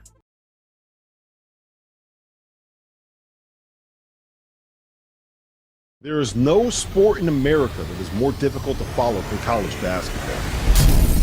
It can be overwhelming. That's where the Field of 68 Daily comes into play. The Daily is your go-to source for injury updates, recruiting. I have one of those, I have no idea what's going on. Javen's over here talking about Brooks Barnheiser and how he's going to be the next NBA All-Star.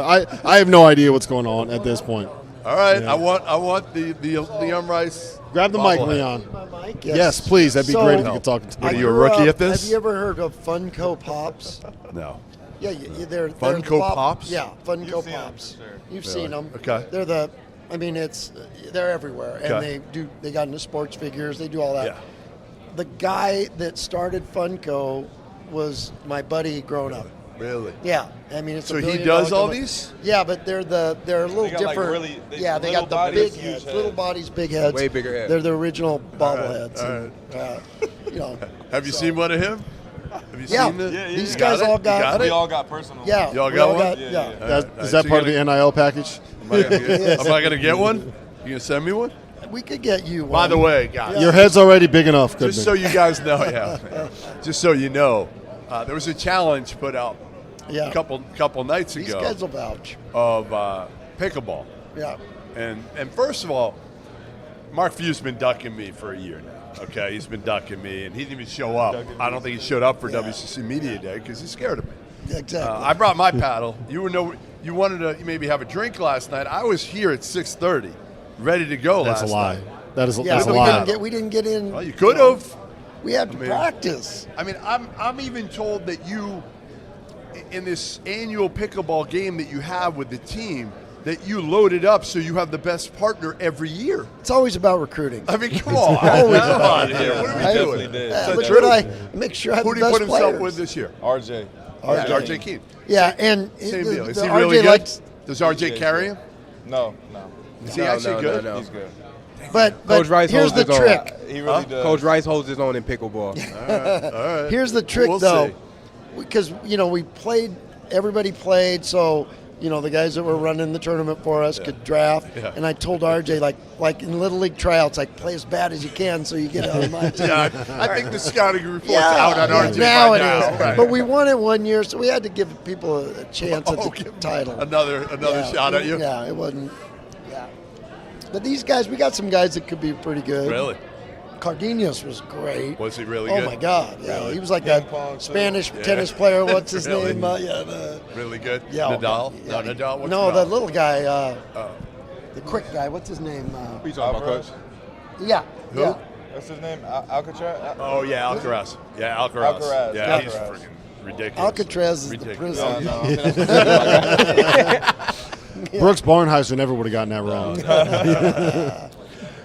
Is Mountain West Pickleball Media Day over? Can we get to Mountain West Basketball Thank you. Media Day? Can we get there? All right, go ahead. Now? Get it back. We got Dylan Andrews transferring in from UCLA for your senior season, correct? Yes, sir. And, you're making the adjustment to the Mountain West. You're making the adjustment to a new coach. What has been the biggest? He doesn't get yelled at as much. What do you mean? What what do has you been the think it biggest is? change for you? Right? Making the move to Boise. Look at him. He's not even reacting to that. Did you hear me? Yeah, I heard you loud and clear. But just coming to Boise, man, being a part of Coach Rice and the program. Coach Rice is a big culture guy, and I really respect that about him. Just me getting used to Boise. I just can't wait to play my first Mountain West game.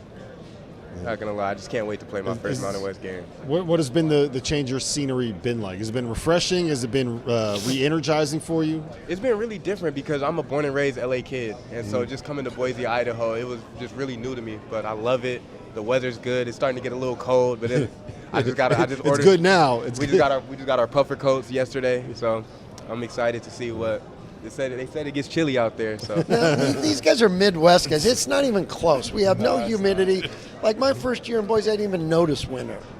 Now I was up to my ass in alligators, so I probably didn't. But the winters are really mild there. Not bad. No, because it's got a little Colorado feel where it's a little snow and then it's sunshine. Goes quick. Yeah. So, I came from Spokane. The year It's cold, I left man. Spokane, 95 inches of snow. We don't get that in Boise. No. So this guy has taken a cool road, right? Great road. You said, I didn't realize you were from Lafayette, but I knew you were an NAIA guy. Yeah. Indiana Wesleyan, Yeah. couple years. You come to Boise last year. And a lot of guys that's a tough adjustment For sure. in year one.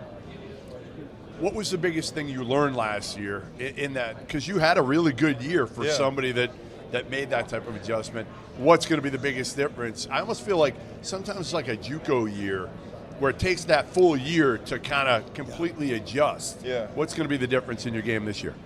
Like you said, the experience, you can't really teach experience. So, you just kind of got to go through it. And then I went through a lot of stuff last year, good and bad, which every season brings. So it's just really exciting this year to be in a new role, having learned from such good seniors like Tyson and Alvaro and Omar Stanley.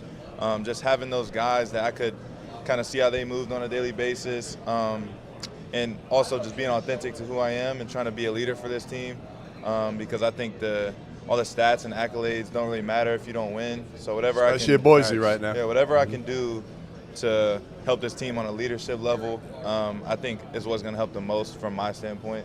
That's the biggest thing I'm looking forward to.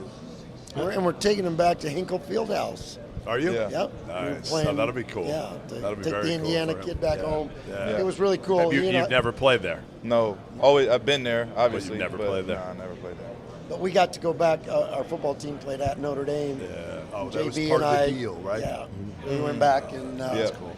went to the game, and I got to see that world That's a little awesome. bit. It was really neat. I think Andrew Meadow might be my favorite player in college basketball. I want both of your guys' reactions. The first time you saw him, and then the first time you saw him play, what was going through your mind? I can start. I've been doing medals since middle school. So you knew. Even a little before that, just because, he's from California, and so I used to see him at AAU tournaments all the time. We used to play at Next Level, spot called the Maps Sports Facility, and he used to have the long hair. Yeah. And I used to be like, who's this kid with the goggles? He's pretty good. He's tough. He just hard work. Like, you could just tell he was just a gritty guy that just wanted to get to it. And so just to see how life pans out and to see that I'm on the same team with him now and seeing that he still has the same work ethic that he had when he was younger, it's just... The rec specs fit him perfectly from like just the look and the way that he plays and who he is, right? Yeah. We were mad he cut his hair. The funny story I told about, we went on a foreign trip up to Vancouver and through a little bit of northern Canada, the western Canada, and we pull up our bus to these gyms or whatever, and there'd be all these girls waiting, and I asked my son, like, what's going on here? And they're like, they're all here for Meadow. Yeah, the hockey look was big up in Canada, Is this the social Hanson media? brothers. Is And social media big? Yes. Pretty big? Yeah. He's kind of, because he played, he went viral when he was first playing with like Bronny James and stuff. And everybody who and played everybody with was like, Bronny. who is this kid? Like getting buckets with the long hair and the goggles. Really? And so he's really well known for sure. How do you keep this thing going in this day and age when you've got resources, but you don't have resources? You don't have resources like your boy Fewy does, obviously at Gonzaga. You don't know that. I do know that. No, I you do. don't. All right, I don't know that. Okay, all right. I'm not talking about resources I didn't to buy ask a good pickleball racket. I didn't ask these guys to take a vow of poverty to come. No, I know that. I'm not saying you don't have anything. I'm just saying. I got you. You still, the expectations are now NCAA tournament every single year. I guess, why can this team do it? Well, you're right. I mean, we won 26 games last year and didn't get, we were right on the bubble and this and that. Yeah, that would have been a school record, I think, when I first got there. Now it's, it's expected and which you like, right? Yeah, we love it. That's why I went there, and that's that to build this thing. We sustain it because of the culture piece, and the culture piece is all-encompassing with our fans, with the community. We are the state school. We are the front porch of the state of Idaho. That's what we say, and because Boise's grown so much, and because, we've got so many resources there, and that's why we're going to keep building it, because it's all, we are the pro team. And so when these guys walk around, they are known. Yeah, and they're known more than the football players because the football players have helmets on. They know who these guys are. Besides Genty. Yeah, nobody knows. Yeah, nobody's or Kellen. Or Kellen Moore. But even like Dylan, I wonder, coming from UCLA, where it's LA, right? Like, we know it. Like the last time for me that I went to a UCLA basketball game when it was like insane was Lonzo. When Lonzo was there, and then everybody went crazy. But it's hard because you're like 8th on the list. Not for sure. You have the Dodgers could be playing. It could be a movie premiere. Lakers, Clippers. Like, it's just so many things going on in LA versus in Boise, where we're pretty much the pro team out here. Going to be fun for you? 100%. To be a part of that, where it's a basketball environment where everybody just lives and dies for it, fan base wise. No, 100%. I'm a part of a college town, so I'm excited for it. The UCLA, I've always said it, like Paulie, it's so weird that like you go there and you guys can be great and it's still like half full. I think that's just an LA thing. I agree. The Dodgers don't even sell out like the playoff games that they're in right now. They show they don't even sell those out. So Javen, you were at Indiana Wesleyan, right? Yeah. So I got two things to ask you. Let's start with this. Do you know who they went after for their point guard? We learned about this on one of our visits last month. Wait, what did you say? Do you know who they really went after to be the starting point guard of that program 4 years ago? Desmond Bain? It was Braden Smith. Oh, Braden. No. He was. Oh wow. Yes. He called them when he was like he called them because he said his list was like it was. That was where he's going. Yeah, it was like 3 Division I's. He was going to go to Indiana Wesleyan, and then Purdue came in, and Purdue and he was like, well, yeah, it's Purdue, so I gotta go. Yeah. So you almost played with Braden Smith as a point guard. But I say all that to say the adjustment for you coming from the NAIA level to the Mountain West level, it didn't look like it impacted you. You were the 6th man of the year last year in the conference last. right? You averaged, what was it, 9.5 points per game. What was it like moving up from that level to this level? Yeah, I mean, it was a learning experience, and I knew that coming up, and that's partly why I wanted to go somewhere that like trusted me and knew that I was gonna have some learning to do and would coach me up to that standard. Because I also knew I didn't want to get in the portal again, so I wanted somewhere that was gonna develop me and not just be like, oh, you don't perform this year, like we don't really need you. So yeah, it was a testament to like the program that I wanted to come to, that they invited me in and gave me opportunity to get on the court, because I always believed I could do this stuff. Like it wasn't a matter of like I didn't think I was worthy to play on a D1 court or I didn't think I had the talent. But obviously there's a lot more things that go into it than just talent. So obviously the physicality, the overall athleticism, because like the NAIA had a lot of talent athleticism, but it's just across the board. Like, so I would say that's probably the biggest challenge for me was that. Have you guys ever seen a picture of a young Leon Rice? Yes. Like a young, like a high school. I saw a picture of him and Bernie. Like a high school Leon Rice? The dark. Whoa! I didn't know you had. You had the hair, Coach? I didn't know you had.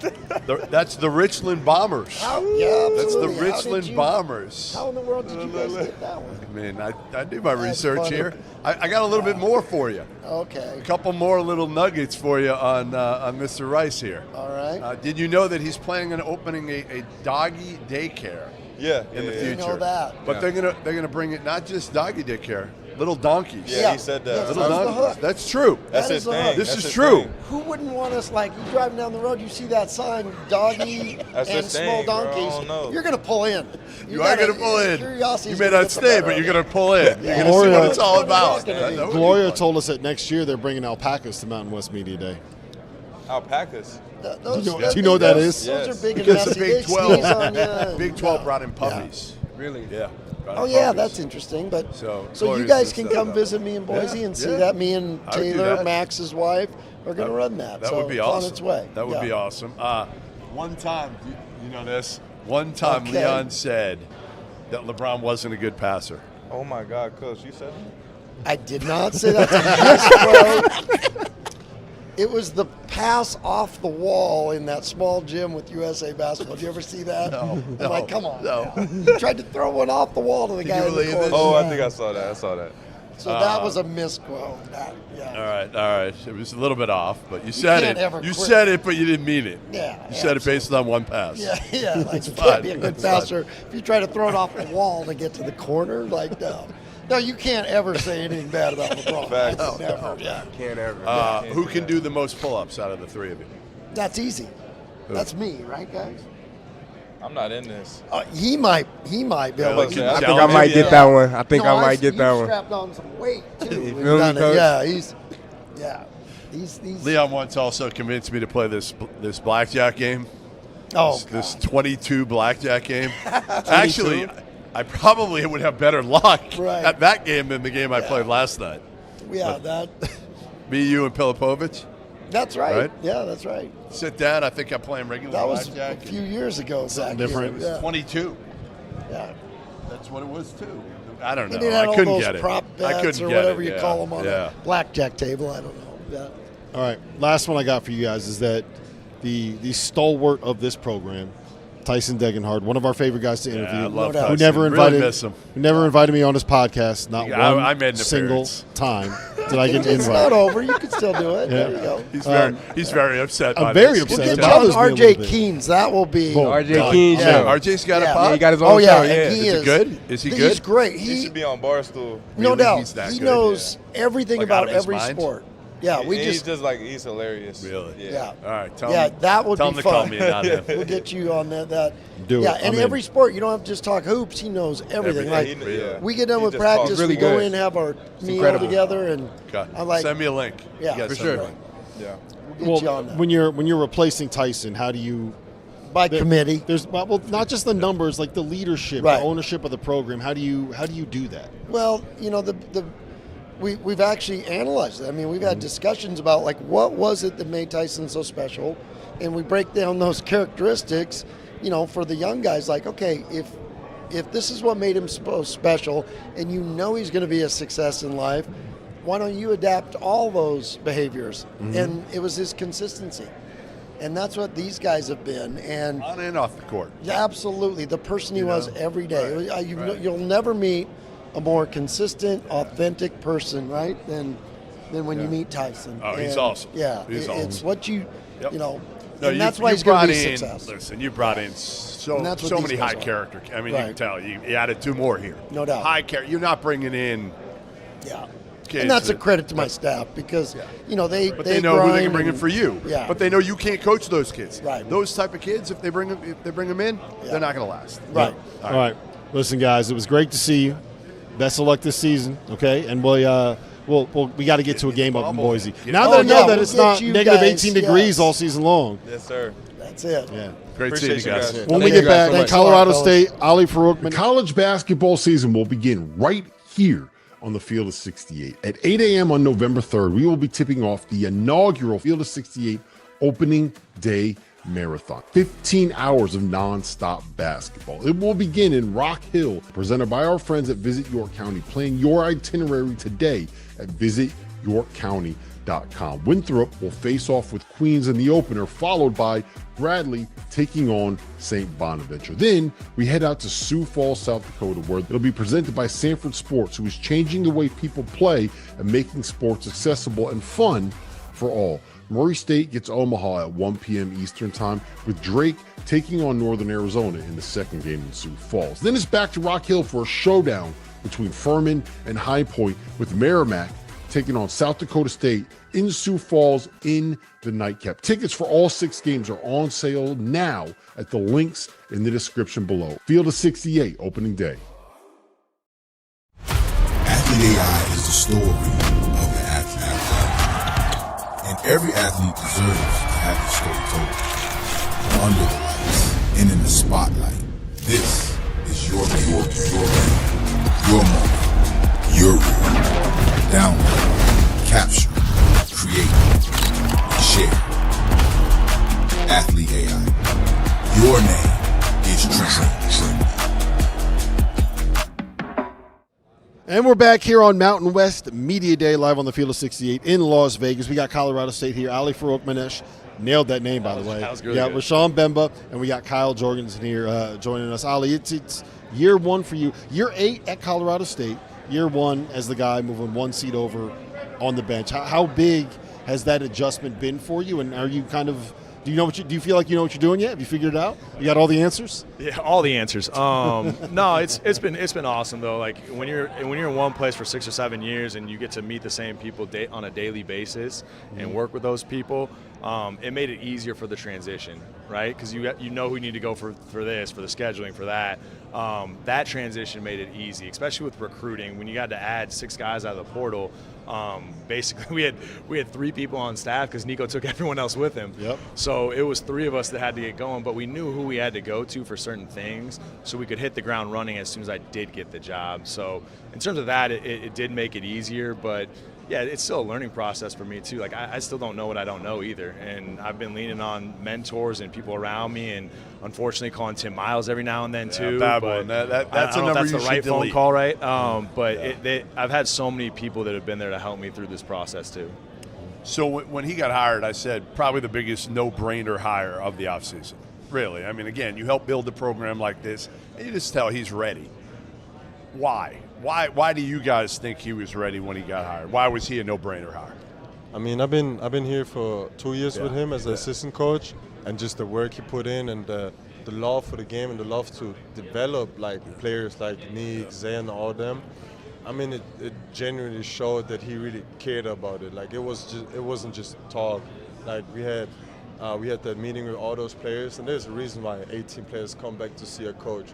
So I mean, I think that just speaks for itself why it was a no-brainer to get him as a head coach. Before you jump in on that, was he, as the assistant, was he the good guy or the bad guy? Some of both, I'd say. Was he? Honestly, yeah. He'd have some good days, and there's definitely some bad days where he would have to, sub me out or something. I did something. Because usually you're like good cop or bad cop as an assistant, yeah, right? it was Like, some of both. kind of have a role. Yeah, nah, he was a little some of both? Yeah. What do you think? How will he change now? Strictly bad cop, I feel like. Wow, it's been that bad. But all jokes aside, though, like he's been great. I think I think, you know, even at the beginning of the summer, like it took like probably 6 or 7 practices, you know, into the summer to even just, you know, realize he's really my head coach now. you know, it's still You're looking at him different. Yeah, you know, just going from an assistant to a head coach. You know, we joke about it like a head coach voice. You know, just even those little things like that. But you know, yeah, he's been great. You know, I give him a lot of credit. Where have you seen him kind of grow and develop and change? And one of the things I loved about Nico, whenever time we would have him in the setting like this, is he never really took life too seriously, right? Like basketball matters, but it's also like it's basketball. You know, have you seen that from Allie at all? Is that something that you're kind of the vibe you're getting from him, or where has he kind of grown as a coach? Yeah, I would just say for me, he's grown. I think our outside of basketball connection has grown to a super high level. You know, being a second-year guy, kind of, you know, it's crazy saying I'm a second-year guy. Being a veteran is kind of weird nowadays. But it's true. You know, being a second-year guy and kind of seen as a veteran now, those are kind of the jumps you have to take. Building those connections with your coaches. You know, I can go to him about anything I want, whether it's on the court, whether it's off the court, you know, and I think that's important of a connection to establish with your head coach. Yeah. Definitely. I mean, I think he's genuinely a person who's just there for you. Like, he played himself, like he know how it is after like a game you didn't perform as like the way you wanted to. He comes up to you first and doesn't talk about like what you did wrong, what you had to do better and stuff. Like, he genuinely talks to you as a person, how you feel, that like it was just a game basically, that like you can bounce back from that. And I mean, like, I played overseas, I played in Austria, like, and I was 17, and I had my Jane come up to me, and it was a little different after like a 3-game period where I had not too good of a games, for example. Yeah. But at that time I was still in school basically. I was not on a contract or anything. I was basically a school player who made it to the first team basically, and that kind of pressure was never fed from head coach Ali. You still go to class now, though, right? They're still in school now, too. Yeah, I am in school. It's just a little different in Europe, I would say, like this. So you know these guys pretty well. You bring in, like you said, you know, a handful of transfers here that are going to make an impact. People don't know a lot about, right? Kid from Virginia Tech, Marist, Florida Gulf Coast. Who of these players is going to make a huge impact this year? That, let's face it, like, now it's so different than it used to be when you even got to Fort Collins that, you know, the fans just don't know these guys yet.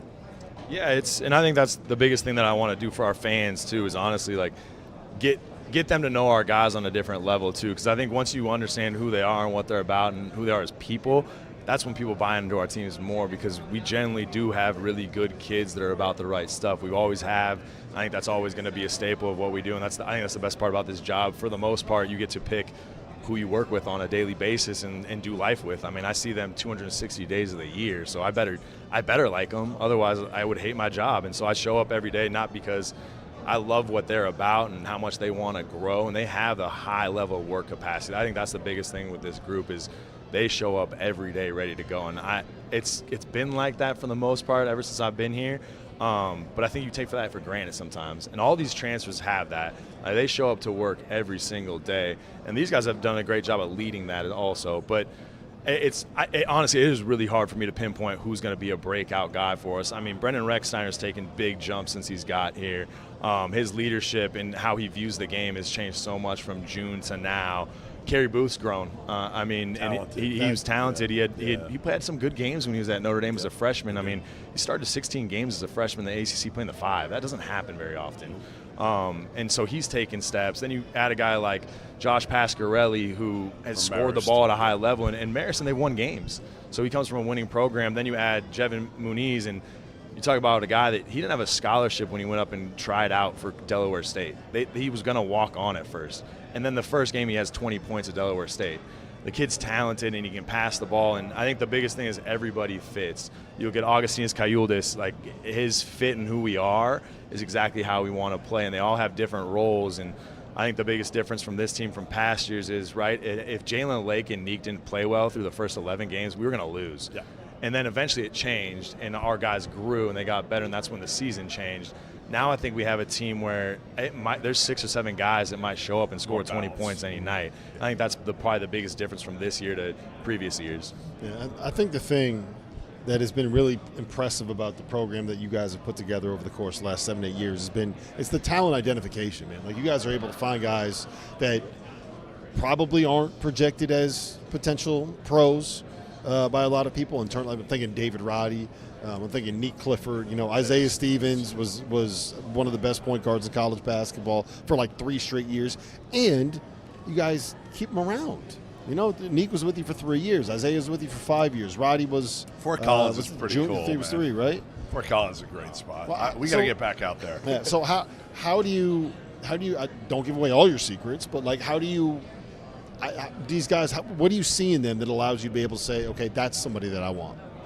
I think first and foremost, like, are they winners? And that doesn't necessarily mean you win the wins and losses, right? Do they play the right way? And I think there's a difference, right? Because like if you're a winner and you just get stuck on a bad team and like like you can't control all that, but do you make enough winning plays? Do you care about it? And then there's positional size and length and shooting ability and whatnot. I think there's some things that we look at that we can change in guys and that we can't. I can't change someone's character too much. I can help you grow, but I can't change genuinely who you are.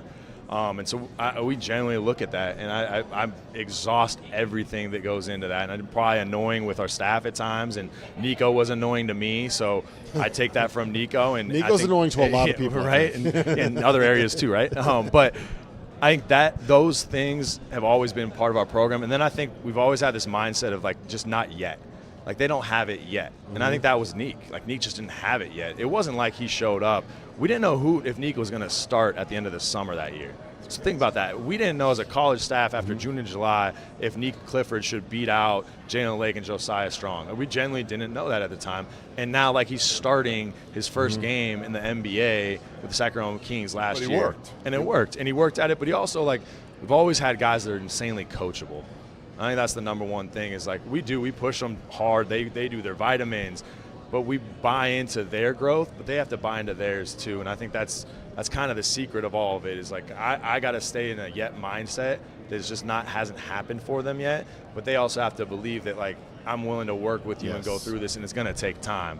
Yep. And I think that's the hardest thing in college basketball now is are you willing to truly take time with someone knowing that like it's not going to happen overnight. Yep. All right, you want to have a little fun? Yeah, let's go for it. I dug up a little dirt on you. Great, this should be fun. All right. Talk to Miles and Nico or what? I sweat no matter what, Jeff. Don't worry about that. No, I know that. So Sean Miller is going to have some competition for the sweatiest head coach in the country this year. No. True or false? False.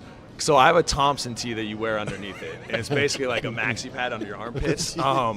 So it comes from Tim Miles. Like Tim Miles is the one who introduced me. That's the best thing he gave me in my coaching career. Right? Advice? Out of 3 years being with him, he gave me a Thompson tee. That's it. Did you know that he wears this? No idea. I got it on right now. Like it's high level. Maxi pad on right now. Oh, it's high level. No, it's high level. Like you got to look it up. Like I need an NIL deal with that somewhere. But no, I don't. But I don't know if Sean sweats like. I don't want to speak for him, but it's like everywhere. Everywhere. Like I'm my armpits, my hands, and my feet. That's it. Like I'm not sweating anywhere else. But like yeah, it's. I go for it. I might lose I might lose the pen every once in a while this year, but I don't think. I guess I don't know yet. We'll see on Saturday. Exactly. Who knows? All right, number 2. So he's sweaty. He's messy. Really, really messy. I'm told like spilling food, drinks. Who said that? Nico or Miles? No, I'm not telling. I don't think it was either one of them actually. I'm not throwing either one of them. Got that many people coming at me right now. Yeah. I would say I've gotten way better with that. Okay. Like, but I got my influences was Jim Molinari, who's an assistant at Boston College. Yeah, I know and Jim. Love Jim. Jim spills everywhere, Really? like everywhere on everything, on everyone, on everybody else. Okay. So like that was I think I had bad influences, right? It wasn't necessarily just me. Like so I've grown since then, right? You don't change, you grow. And then like I had another assistant who's now at Minnesota with Nico, Brian Cooley, who he spills everything. So like I guess maybe on this staff now I might be number 1, but I was definitely not number 1 before. So you have how many kids do you have now? You have 4 kids. 4 kids, yeah, 4 right? kids. Why don't you just borrow one of their bibs? I know you still got something around. It never crossed my mind. I thought that would look weird on the basketball court. Probably the biggest thing that So now I had to give up the board, right? So another assistant does the board. I'm not standing up there doing that. But I used to stab people all the time with my pen. Like, it was an accident half the time. If I was mad at Nico, I'd just swipe him sometimes. But that was one problem we always had with the board is I always had this pen, and I would literally just mark him up. And so there was, so we didn't have quarter zips, like, so we couldn't wear our white quarter zips anymore because I literally had a streak across Nico's back. And like Erica, his wife, said it. She's like, well, she's like, oh my gosh, like you have a giant black pen going down your back. And like I didn't really realize it because I just turned and like boom, like got him. And so that was the big joke always is like, man, like I was a sniper with a pen. Would you know that and you just wouldn't say anything until afterwards? Yeah, there was one time I can't remember what game it was, but I got Nico bad, and it was like I'm talking about like almost like a cross through his back. And like after it was done, I saw it and I was like, oh, like, trouble now. But like I can't really say anything to him. Like he's kind of busy right now, and like he's already stressed out. I don't want to wear on him, so I didn't say anything until after the game. I goes, hey, look at your bag. And he looked in the mirror and goes, what? And so then we couldn't wear the white quarter zips anymore. Green. So that was the end of that. Yeah, exactly. All right, I got one more for you. Ready for this one? How many do we have? 3. This is it. Then I got one for Sean after. Nothing bad. Nothing too bad. Nothing bad. Like, are we coming at them at some point? We'll see. We'll see. What do you do when you get mad? When I get mad? What do you tend to do? I'm told you do something, maybe do you touch your nose and sniff real loudly? Yes. Yes. It's like I don't know if they've seen that yet, but like if I get mad or if like I'm trying to make a point that like, and I think I'm right, it's usually how do you do it? It's just a quick like this. And so like, and it's like in our meetings because we used to meet for like 3 hours with Nico. Like those meetings were exhausting, and like. Yeah, I thought I was right. So, like, if I thought I was right, it got to the point where you could tell that, like, I wouldn't even have to say anything. I'd be like, no, like, that ball screen defense makes no sense. Like, they do this on this. We should be doing this. And then at the end of it, I was just – and then you knew, like, I was kind of mad about it. And, like, yeah, we needed to change. So, yeah, I don't do it as much anymore. But, yeah, my wife calls me out on that all the time. But sometimes I have the sniffles, too. Like, I'm half Middle Eastern. So, like – I also have a giant nose, so like, yeah, there's a lot more oxygen I got to bring in too. So it's not always that I'm mad or angry. Yeah, it's next year. Sometimes I'm I have gonna get some good stuff from your wife. Okay, so I didn't even. Well, that list is gonna be like 10 next year. Then she's gonna take care of it. Yeah. No doubt. She's awesome. Well, this is fun, guys. Thanks. No problem. No problem. Rashawn, I got one for you. What's the over/under on the amount of hours that you FaceTime your girl back in Vienna in Austria? Per day. How many hours? Freshman year or junior year? Nah, 1 or 2. That's it? I heard it was more. I heard it was more. It's way more. Nah, we got an 8-hour difference, first of all. So She's it makes a it tough. midwife, second, so it's like she has 12-hour shifts too. So it's like sometimes I call her more often throughout the day, but in total, accumulated, probably like 1 or 2 hours. How long you guys been together? Wow. I'm going to 3 years in April. 3 years. Nice. How many times a day do you call her? It depends, like if a lot. Wait, are you guys roommates? Yes. Oh, yeah, so we're roommates. So you know. We're roommates. So I would say like it's not like crazy long, but there's multiple calls. It's yes. definitely multiple calls. It's like 5 minutes, but like a lot of there's them. like probably double digits. Yeah, Rashawn, that is crazy. That is not double digits. No, it's not. Rashawn, I got your back. Ask him how many times a day he talks to his daughter on the phone. She calls me. And she's 22. She calls you She's 22. Sure. How many times does she call me? A lot. A lot. A lot. I love her to death. I love her to death. We took a drive from American Media Day in Birmingham to Big South Media Day in Johnson City, a 5-hour drive. She called 11 times. Like it's a full conversation every time, or is it? No. Yes. I gotta go. No, don't call again. Oh, I am not answering this call again. Hello. Great to see you guys. Colorado State here. Ali Farouk Manesh, Rashawn. You're a good sport. Very good sport. For being a rookie. Hey, I'm self-aware of myself. I know the faults. I didn't know if I could, go all in, but you took it well. Coming up next, we got Fresno State, Vance Wahlberg, David Douglas, and Jake Heidbreder on the other side of the break. The college basketball season will begin right here on the Field of 68. At 8 a.m. on November 3rd, we will be tipping off the inaugural Field of 68 opening day marathon. 15 hours of nonstop basketball. It will begin in Rock Hill, presented by our friends at Visit York County. Plan your itinerary today at visityorkcounty.com. Winthrop will face off with Queens in the opener, followed by Bradley taking on St. Bonaventure. Then we head out to Sioux Falls, South Dakota, where it'll be presented by Sanford Sports, who is changing the way people play and making sports accessible and fun for all. Murray State gets Omaha at 1 p.m. Eastern Time, with Drake taking on Northern Arizona in the second game in Sioux Falls. Then it's back to Rock Hill for a showdown between Furman and High Point, with Merrimack taking on South Dakota State in Sioux Falls in the nightcap. Tickets for all 6 games are on sale now at the links in the description below. Field of 68, opening day. Athlete AI is the story of the athlete. And every athlete deserves to have the story told. Under the lights and in the spotlight, this is your moment, your room. Download, capture, create, share. Athlete AI. Your name is True. Welcome back. Mountain West Media Day here on the Field of 68, live from Las Vegas Resorts World Casino. Jeff Goodman, Rob Dauster. We're joined now by Fresno State. We got David Douglas. We got Jake Heidbreder. And we got the 11-time grandfather, Vance Wahlberg. That's right. So what is your grandfather nickname? What are they calling him? Papa. Papa? For all of them? Yeah. Across the board? Yeah. Was that your choice, or was that kind of forced on Kind you? of half in it. More mine. I always called my grandfather Papa and so forth. So I kind of liked it. So you've got a year under your belt now. We know Fresno's not the easiest job in America, but trying to figure this thing out now and take that jump this year. What was the biggest thing you did in the offseason, Vince? What did you try to kind of accomplish after year one to be like, all right, you know what, in this league, I know we're going to need this? Well, very good. But the key is, a combination with the portal, the money, how much money you have, and so forth. One thing I really want to do is to get shooting. I thought last year we had very little shooting. DJ was hurt last year. He was our best shooter. So bringing in Jake really helped. And we got 2 or 3 other guys that can really shoot the ball. So I think the shooting, there's one area that we really, picked up very well. Yeah. Mention your health. How you feeling, man? You healthy, David? Feeling good, yes, sir. Well, take me through kind of the recovery process and where you at right now.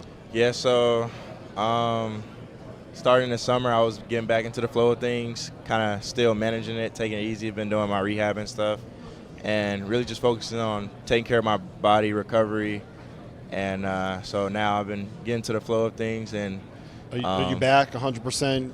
Almost there. Almost there, yeah. I've been in practice, though, pretty much practicing the whole time and stuff. He's been back to practice about the last 10 days, so he's still got a little bit of a ways to go. I would say he's about 75, 80%. We want to make sure he's there when it counts. Yep. So what are you hoping? Is there like a timetable for when you're kind of? We're going to have to see how it goes. I'm hoping 2-3 weeks, maybe 4. Yep. How good a shooter is he? You've coached. You've coached a lot of really. You've coached a long time. Yes. You've coached a lot of really good players, really good shooters. Not trying to make you feel old. I am too. How good a shooter is he? I heard he made like some astronomical number in a row in practice. Well, last week I just got done telling. He made hit 97 out of 100 threes. Out of 100. Hit 78 in a row. So. That tells you he's a decent shooter. A decent he's shooter? He's a decent shooter. Have you seen that before? No, of I haven't. But he knows. One of my ex-players was in the gym with him a lot this summer. A kid named Cole Anderson, played at Santa Barbara. Cole should shoot it pretty good. The two of them would have really good shooting contests. Those are the 2 best shooters that I've ever coached. Is it true that you had to leave Clemson because Terrence Oglesby forced you out and said we can't have someone that thinks he's a better shooter than me on this team? That is very correct. So accurate. It's T.O.'s fault for sure. No, Clemson obviously was great, and everything. I graduated from Clemson, love Clemson. I just kind of wanted a bigger role, so that's kind of the main reason.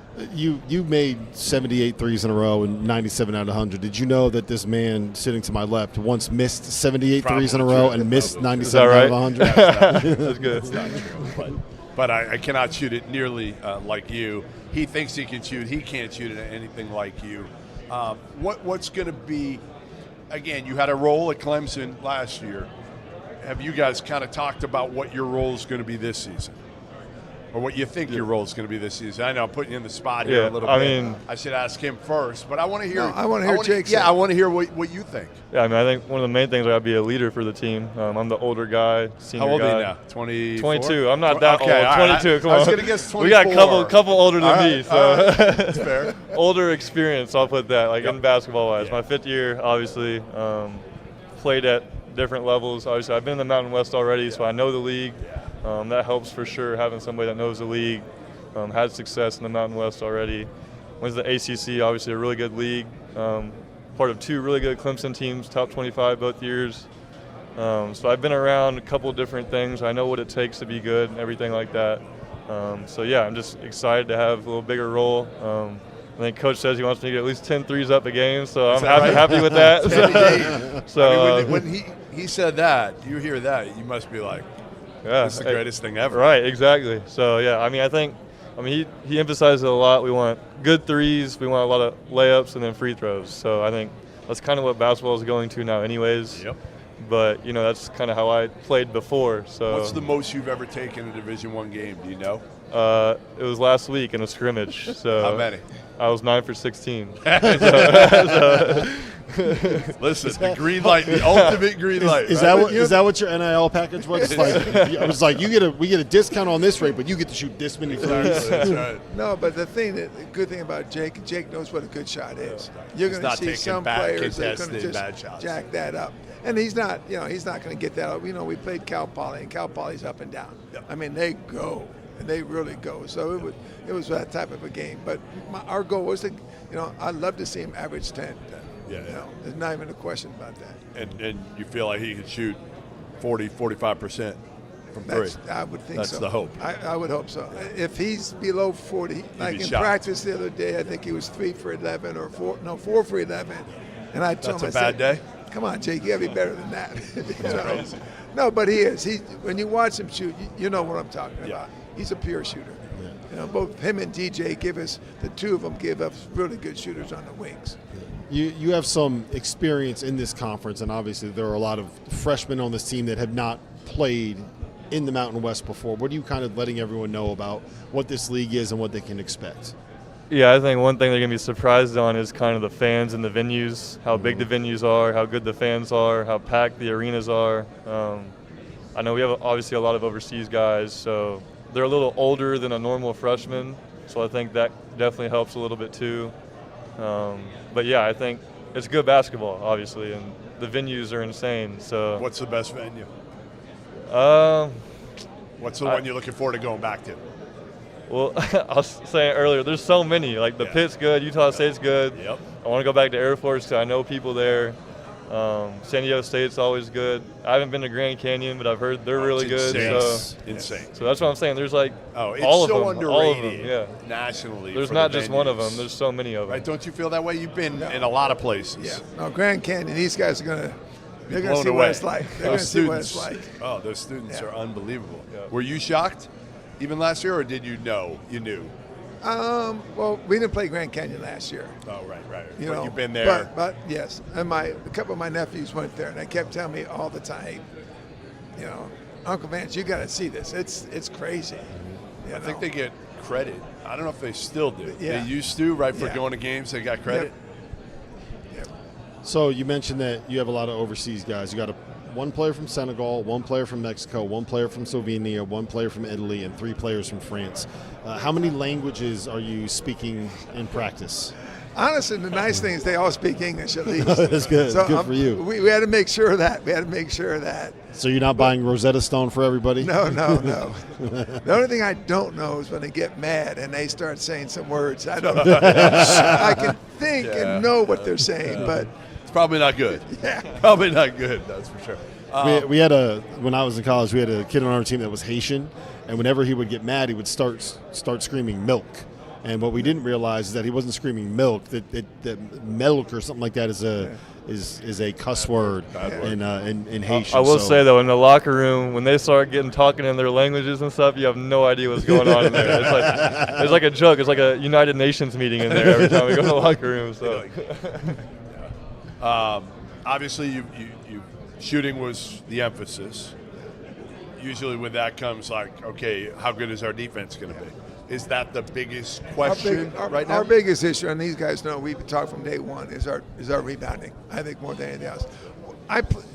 We're going to play a different type of defense. I really don't want to play defense for 30 seconds. I'd rather put a little bit more pressure. They might beat us. We might get a steal. You know, I want to go more like this. You know, so I'm a little probably non-traditional that way because there's a lot of really good defensive teams in this league. Because of the personnel you have, you feel like that makes sense. I want to do that. Plus, I just think it's a more enjoyable game to watch. 100%. What are we going to see out of you, DJ, now that you're healthy? What kind of player? I mean, we saw you at Green Bay, right? And then I don't think that Fresno fans got a chance to probably see who you were and what you are when you were at your best. What are we going to see out of you this year?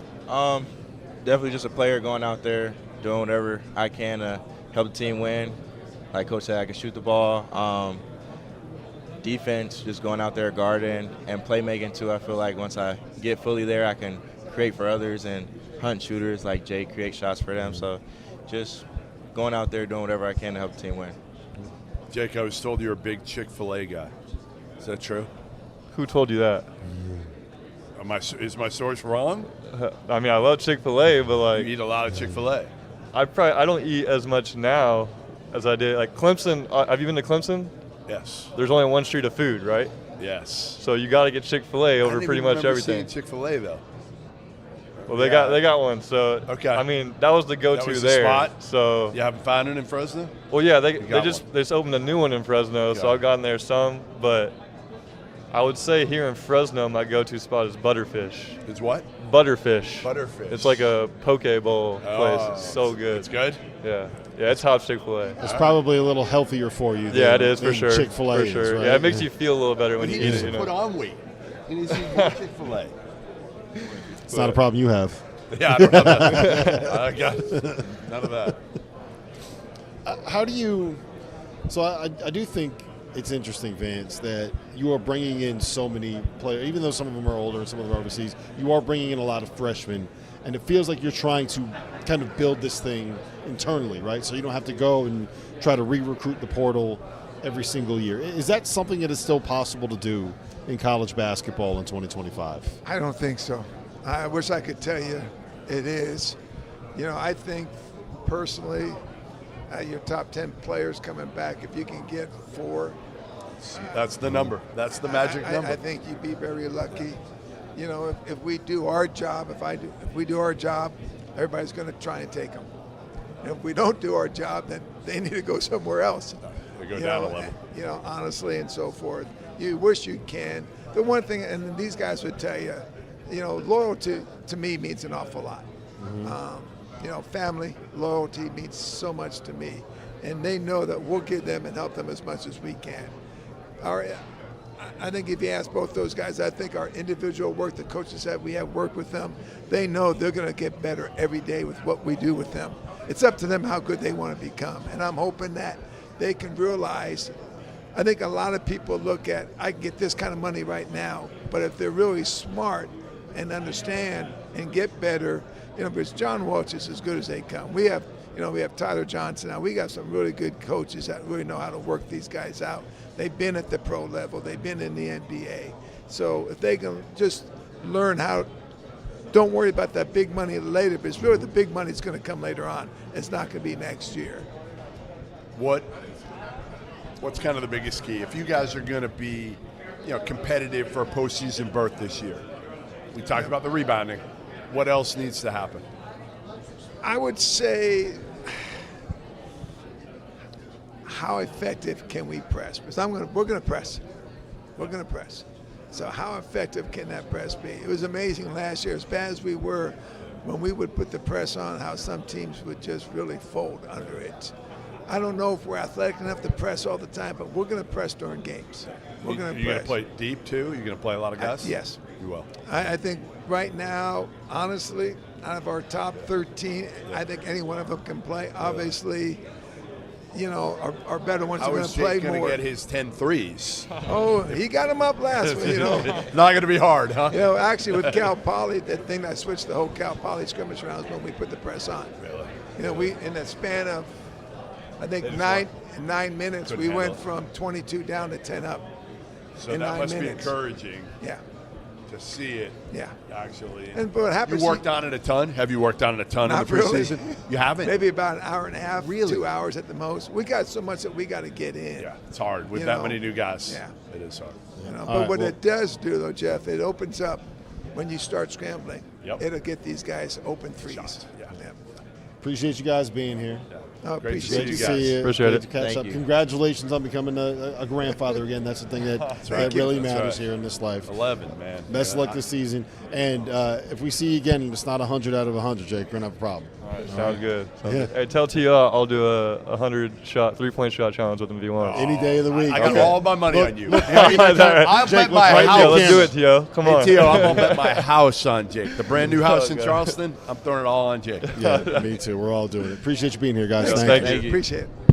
The college basketball season will begin right here on the Field of 68. At 8 a.m. on November 3rd, we will be tipping off the inaugural Field of 68 opening day marathon. 15 hours of nonstop basketball. It will begin in Rock Hill, presented by our friends at Visit York County. Plan your itinerary today at visityorkcounty.com. Winthrop will face off with Queens in the opener, followed by Bradley taking on St. Bonaventure. Then we head out to Sioux Falls, South Dakota, where it'll be presented by Sanford Sports, who is changing the way people play and making sports accessible and fun for all. Murray State gets Omaha at 1 p.m. Eastern Time, with Drake taking on Northern Arizona in the second game in Sioux Falls. Then it's back to Rock Hill for a showdown between Furman and High Point, with Merrimack taking on South Dakota State in Sioux Falls in the nightcap. Tickets for all 6 games are on sale now at the links in the description below. Field of 68 opening day. There is no sport in America that is more difficult to follow than college basketball. It can be overwhelming. That's where the Field of 68 Daily comes into play. The Daily is your go-to source for injury updates, recruiting news, and transfer portal additions that actually matter. For just $50 a year, get access to the same information that your favorite team's coaching staff is subscribed for. Quality content can be hard to find in the college basketball space. The Daily is here to help you with that. Do you need your fix of college basketball analysis at the end of every night during the season? If you crave instant reactions and informed breakdowns, make sure you tune into the Field of 68 After Dark every night, with access to the biggest stars in the sport and a cast of characters that includes the likes of Tyler Hansborough, Randolph Childress, John Fanta, John Henson, Terrence Oglesby, Jarrell McNeil, and many, many more. The Field of 68 After Dark is where college basketball happens. The college basketball season will begin right here on the Field of 68. At 8 a.m. on November 3rd, we will be tipping off the inaugural Field of 68 opening day marathon. 15 hours of nonstop basketball. It will begin in Rock Hill, presented by our friends at Visit York County. Plan your itinerary today at visityorkcounty.com. Winthrop will face off with Queens in the opener, followed by Bradley taking on St. Bonaventure. Then we head out to Sioux Falls, South Dakota, where it'll be presented by Sanford Sports, who is changing the way people play and making sports accessible and fun for all. Murray State gets Omaha at 1 p.m. Eastern Time, with Drake taking on Northern Arizona in the second game in Sioux Falls. Then it's back to Rock Hill for a showdown between Furman and High Point, with Merrimack taking on South Dakota State in Sioux Falls in the nightcap. Tickets for all 6 games are on sale now at the links in the description below. Field of 68 opening day. Would you be surprised to find out that the Field of 68 is home to more than 35 podcasts? More than 25 team-specific podcasts that are hosted by the people that know what fans want the most. The Goodman and Hummel podcast, the DTF podcast, the A10 Insider podcast, and the Mountain West podcast. But wait, there's even more. The Field of 68 will be launching the ACC Insider podcast this year. Subscribe to this channel and come along for the ride. Do you need your fix of college basketball analysis at the end of every night during the season? If you crave instant reactions and informed breakdowns, make sure you tune into the Field of 68 After Dark every night with access to the biggest stars in the sport and a cast of characters that includes the likes of Tyler Hansborough, Randolph Childress, John Fanta, John Henson, Terrence Oglesby, Jarrell McNeil, and many, many more. The Field of 68 After Dark is where college basketball happens. There is no sport in America that is more difficult to follow than college basketball. It can be overwhelming. That's where the Field of 68 Daily comes into play. The Daily is your go-to source for injury updates, recruiting news, and transfer portal additions that actually matter. For just $50 a year, get access to the same information that your favorite team's coaching staff is subscribed for. Quality content can be hard to find in the college basketball space. The Daily is here to help you with that. The college basketball season will begin right here on the Field of 68. At 8 a.m. on November 3rd, we will be tipping off the inaugural Field of 68 opening day marathon. 15 hours of non-stop basketball. It will begin in Rock Hill, presented by our friends at Visit York County. Plan your itinerary today at visityorkcounty.com. Winthrop will face off with Queens in the opener, followed by Bradley taking on St. Bonaventure. Then we head out to Sioux Falls, South Dakota, where it'll be presented by Sanford Sports, who is changing the way people play and making sports accessible and fun for all. Murray State gets Omaha at 1 p.m. Eastern Time, with Drake taking on Northern Arizona in the second game in Sioux Falls. Then it's back to Rock Hill for a showdown between Furman and High Point, with Merrimack taking on South Dakota State in Sioux Falls in the nightcap. Tickets for all 6 games are on sale now at the links in the description below. Field of 68 opening day. Would you be surprised to find out that the Field of 68 is home to more than 35 podcasts? More than 25 team-specific podcasts that are hosted by the people that know what fans want the most. The Goodman and Hummel podcast, the DTF podcast, the A10 Insider podcast, and the Mountain West podcast. But wait, there's even more. The Field of 68 will be launching the ACC Insider podcast this year. Subscribe to this channel and come along for the ride. And we are back. It is the last team in our Mountain West Media Day live stream, and it's the new team here on the Mountain West Media Day in the Mountain West Conference. We have Grand Canyon, we got Bryce Drew, we have Nana Owusu Anane. Did I get it right? Nana. Yeah, nailed it? Nana. Nana. Yes, sir. That was close, damn it. You were close. Yes, sir. Jaden Henley. That was a lot easier to say than Nana. No doubt. Nana Owusu Anane. New year, new conference. How are you guys preparing for heading into the Mountain West? Yeah, we're excited. I think the big draw was at-large bids. I think, anytime you can have multiple bids in a league, that's where you want to be. And so really excited for that. Obviously, the league is really good this year. A lot of returners that are good, a lot of added transfers. So I know these guys are excited. We're excited to get started.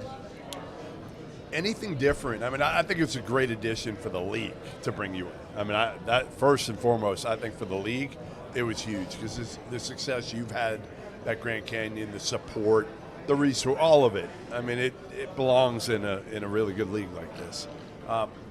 Do you do anything different at all? Not really. I mean, obviously with the changing landscape, you're doing different things every year than you did probably 3 years ago. Yeah. When you started this run. Yeah. No, for sure. And I think you have to be ready to pivot because new rulings are coming out every week that you got to pivot in a different direction. Go get some G League players. Come on, you got to pivot and go. Right. And so I think the biggest thing is the level of player.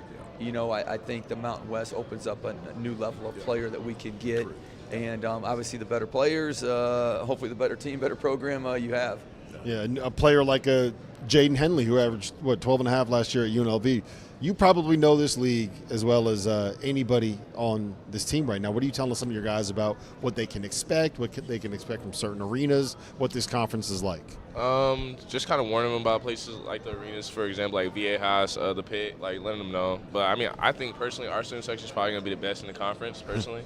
But another big thing, probably just the physicality in the conference, being prepared to like go at people and like the speed and pace of the game. So that's probably the biggest thing. How much of a selling point was that for you when you were transferring and making your decision? It was pretty big. I mean, it's an amazing place to play. I mean, you look at it and it doesn't even look real, to be honest. So it's like going to an EDM festival every time you're going to a game, yeah, right? Pretty much, yeah. Nana, you obviously had a great career in the Ivy League at Brown. You get hurt last year. Take advantage of this opportunity. Why Grand Canyon? You had a lot of big-time schools coming after you at that point. I think it just goes down, the coaching staff and the vision that they preach for me. And then also just the group of guys, they talked about throughout the recruiting process, they talked a lot about just bringing high character guys. And I feel like when you have high character guys, that leads to camaraderie off the court. And I feel like camaraderie off the court leads to success on the court. And for me, I want to win. I haven't been to March Madness. And also not just win, but have a big impact on winning. I felt like all avenues pointed to having that success here at GCU. All right, Bryce. So we just made a little message for your brother, Scott, who turns 55 today. I tried to get some good dirt from him on you. There wasn't he was pretty kind to you. Nice, good to hear. Honestly, I was expecting him to maybe come forward with something really good. The big thing he said, we got a couple pictures here too that we can start to show, but the big thing that he did say was Bryce years ago, and we'll see one of these pictures as we can show the one with him, the Cubs game. The Cubs game. We start this one. Okay. So he threw out the first pitch. It's pretty good form. Thank you. Right? Thank pretty you. good form. Thank you. Now that was good. Yeah. I'm told the 7th inning stretch was not so good not when so you good. had to sing. Yeah, I had to sing. Voice is not very good. We got the crowd involved though, so it was all of our so voices it didn't look so collectively. bad. Yeah. Was it just you? You were like praying that they would all. Yeah, that they would join. So were you super nervous? Oh yeah, super nervous. Probably shouldn't say in front, but I was practicing in the mirror the night before. Were you really? I didn't want to mess up the words, mess it up. A lot of people out there.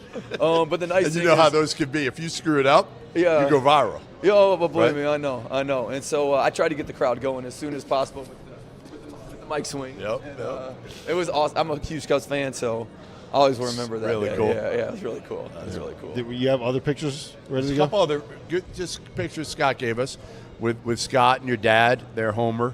Where was that? That's at Valpo. Yeah. So I think that was maybe our. I think we'd be St. Mary's that night to go to the NIT finals in New York. Really? Scott flew in for the game. Yeah. How are your parents doing? Dad's doing great. Yeah. He's doing good. Doing well. He'll be at games. So excited to have him there. Good.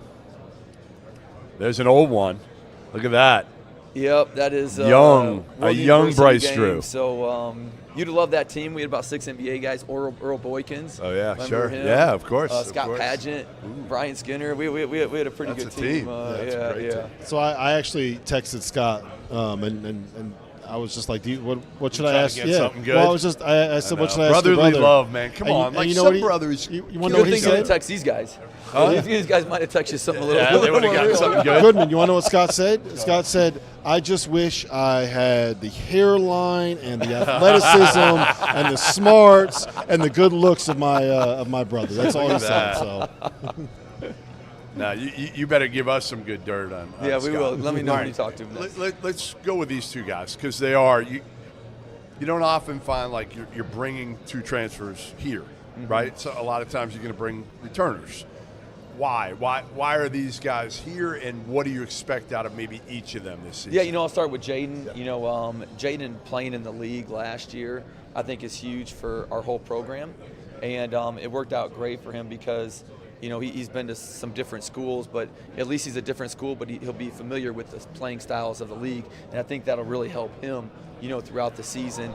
Nana sat out last year, so he's even more motivated to play. And what I didn't even realize is Ivy League doesn't practice all summer. They can't do work anything. out. It's crazy. And so he has taken a huge jump from the time he's been on campus to where he is now. Just his speed, his shooting, his endurance. I mean, I feel like you're a totally different player now than when he first came. And he was good then, than where he's at I hope now. not totally. What were you, 15, 9 boards, 2 assists, 1.5 steals, no, 1 block? those Not are totally pretty impressive different. numbers, Keep some of that good stuff, right? Yeah. It is crazy, though, that again, people don't realize that in the Ivy, you're not allowed, coaches aren't allowed to work with kids, where everywhere else it's blown up where you see it now. You can spend a lot of time with the players. You guys can work out. Yeah. Where has it enabled you, especially after not playing last year? Yeah. I assume this has been huge for you. It's been huge. I mean, I think the biggest thing is honestly just being here all summer. This was my first time in my college career being at a school all summer, being with a team all summer, growing chemistry, and then just being able to consistently work out, get better. Obviously, I mean, you can work out at home, but it's different when you're working out, and then you look across the gym at your teammate working out, and then later that night you guys have team runs where you're playing, getting to know each other's playing style, stuff like that. So it's been a blessing, and I'm honestly so grateful to be here. You know what else is going to be good?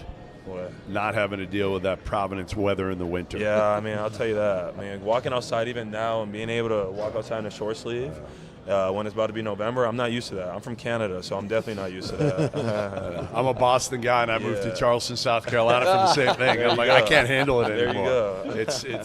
It's life-changing, trust me. I would say, Jeff, the maturity of these two is really you can big. see it. You can see it. And sometimes in the portal, and we really tried to get guys, and he talked about the character, and they have set a great tone for us every practice. And that's hard to find. A lot of portal guys, older guys, don't want to practice, and these two have been fantastic about wanting to practice. Of course, he every wants day. to practice. He couldn't do anything for Yeah. him. Literally, though. Right? Brian Moore, I wanted to ask you about. 18 a game last year at Norfolk State, I believe. Yeah, Norfolk State. He has a reputation for being a scorer. What do you see him providing you guys this year? Yeah, Jaden's been playing, a lot of point guard and Brian off, and then we switch it. Brian plays on the ball, Jaden plays off the ball. And so I think the three of them have been really good together. They all do different things well. They all have a lot of college experience, a lot of maturity. And then I throw in Dusty Stromer, the Gonzaga transfer. He's been really, really good in our practices. And what we love is the blend. They're all a little bit different, but they really fit together well. But Brian's really dynamic with the ball. He's really fast with the ball. He brings us some toughness on defense. He played really well in our Baylor scrimmage. So was that just a trade you guys did in the offseason, was Dusty for Tyon? Yeah, we talked to Mark, and we were like, hey, should we do this? And But hopefully Tyon gets cleared. We're pulling for Coach Few to get him cleared. Are you surprised that he hasn't, with everything that he went through in his life? I mean, looking at it, Pavia's playing and people like that. I mean, he should be playing, and so hopefully they come to that quickly. It's just like simple, just reasoning, right? Yeah, I mean, I don't know. So hopefully it works out sooner than later. Yeah, I would hope so. Explain to people that don't know in this league, because again, you guys are new to this league, the home court advantage that you have, and how. How was it built, Bryce? Yeah, it was before I got there. It's been a fabric from our president. He was an old basketball coach, and he had a vision that the crowd is going to be great. And I'll give you a crazy story. I remember my visit. I came for my interview, and he was basically like, "I'll get people in the crowd. Like, you worry about winning games." Yeah, and that was so interesting because how many presidents would say that to a coach. And so they just do a great job. It's in the culture of our students when they come in. Our Havocs fill up in like 30 minutes. They have to sign up, and in 30 minutes they're filled. It's crazy. And even for these guys, we'll play USC at home this Saturday. It'll be their first time playing actually in front of a crowd like this. And you think they're going to be blown away? Yeah, I mean, we get transfers again from the Big 12 that come in, and they're kind of blown away a little bit even, after you've been playing at Kansas and stuff. So there will be sometimes a little bit of acclamation just to how loud it is in there. Well, neither of them. I mean, you played at UNLV. It wasn't great crowds. I mean, at Brown, it's small, like we know how it is. You visited, right? Didn't you visit, though, during a game last year? I got to see it, and it was crazy. It was something you can only talk about if you've been there. It's something special. So to be on the court with them rooting for me, I'm excited. I'm excited.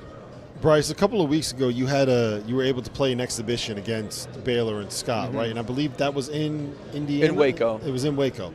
What was that experience like for you guys? Was it the first time? Have you played against each other? No, we've played against each other before.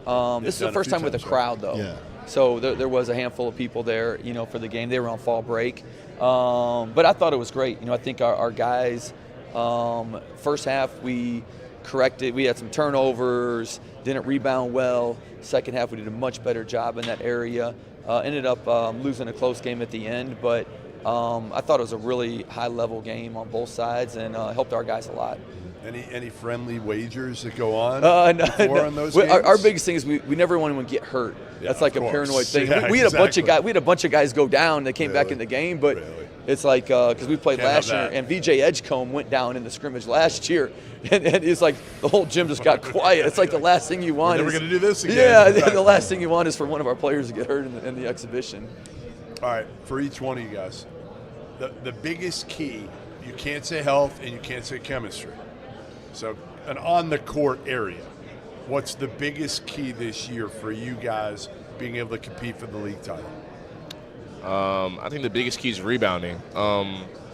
Obviously, and on the defensive end especially, and also crashing the boards hard, like to be respectable.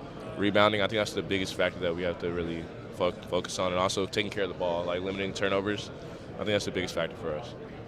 Yeah, I might have to echo that. I think rebounding, and then honestly just being the tougher playing team.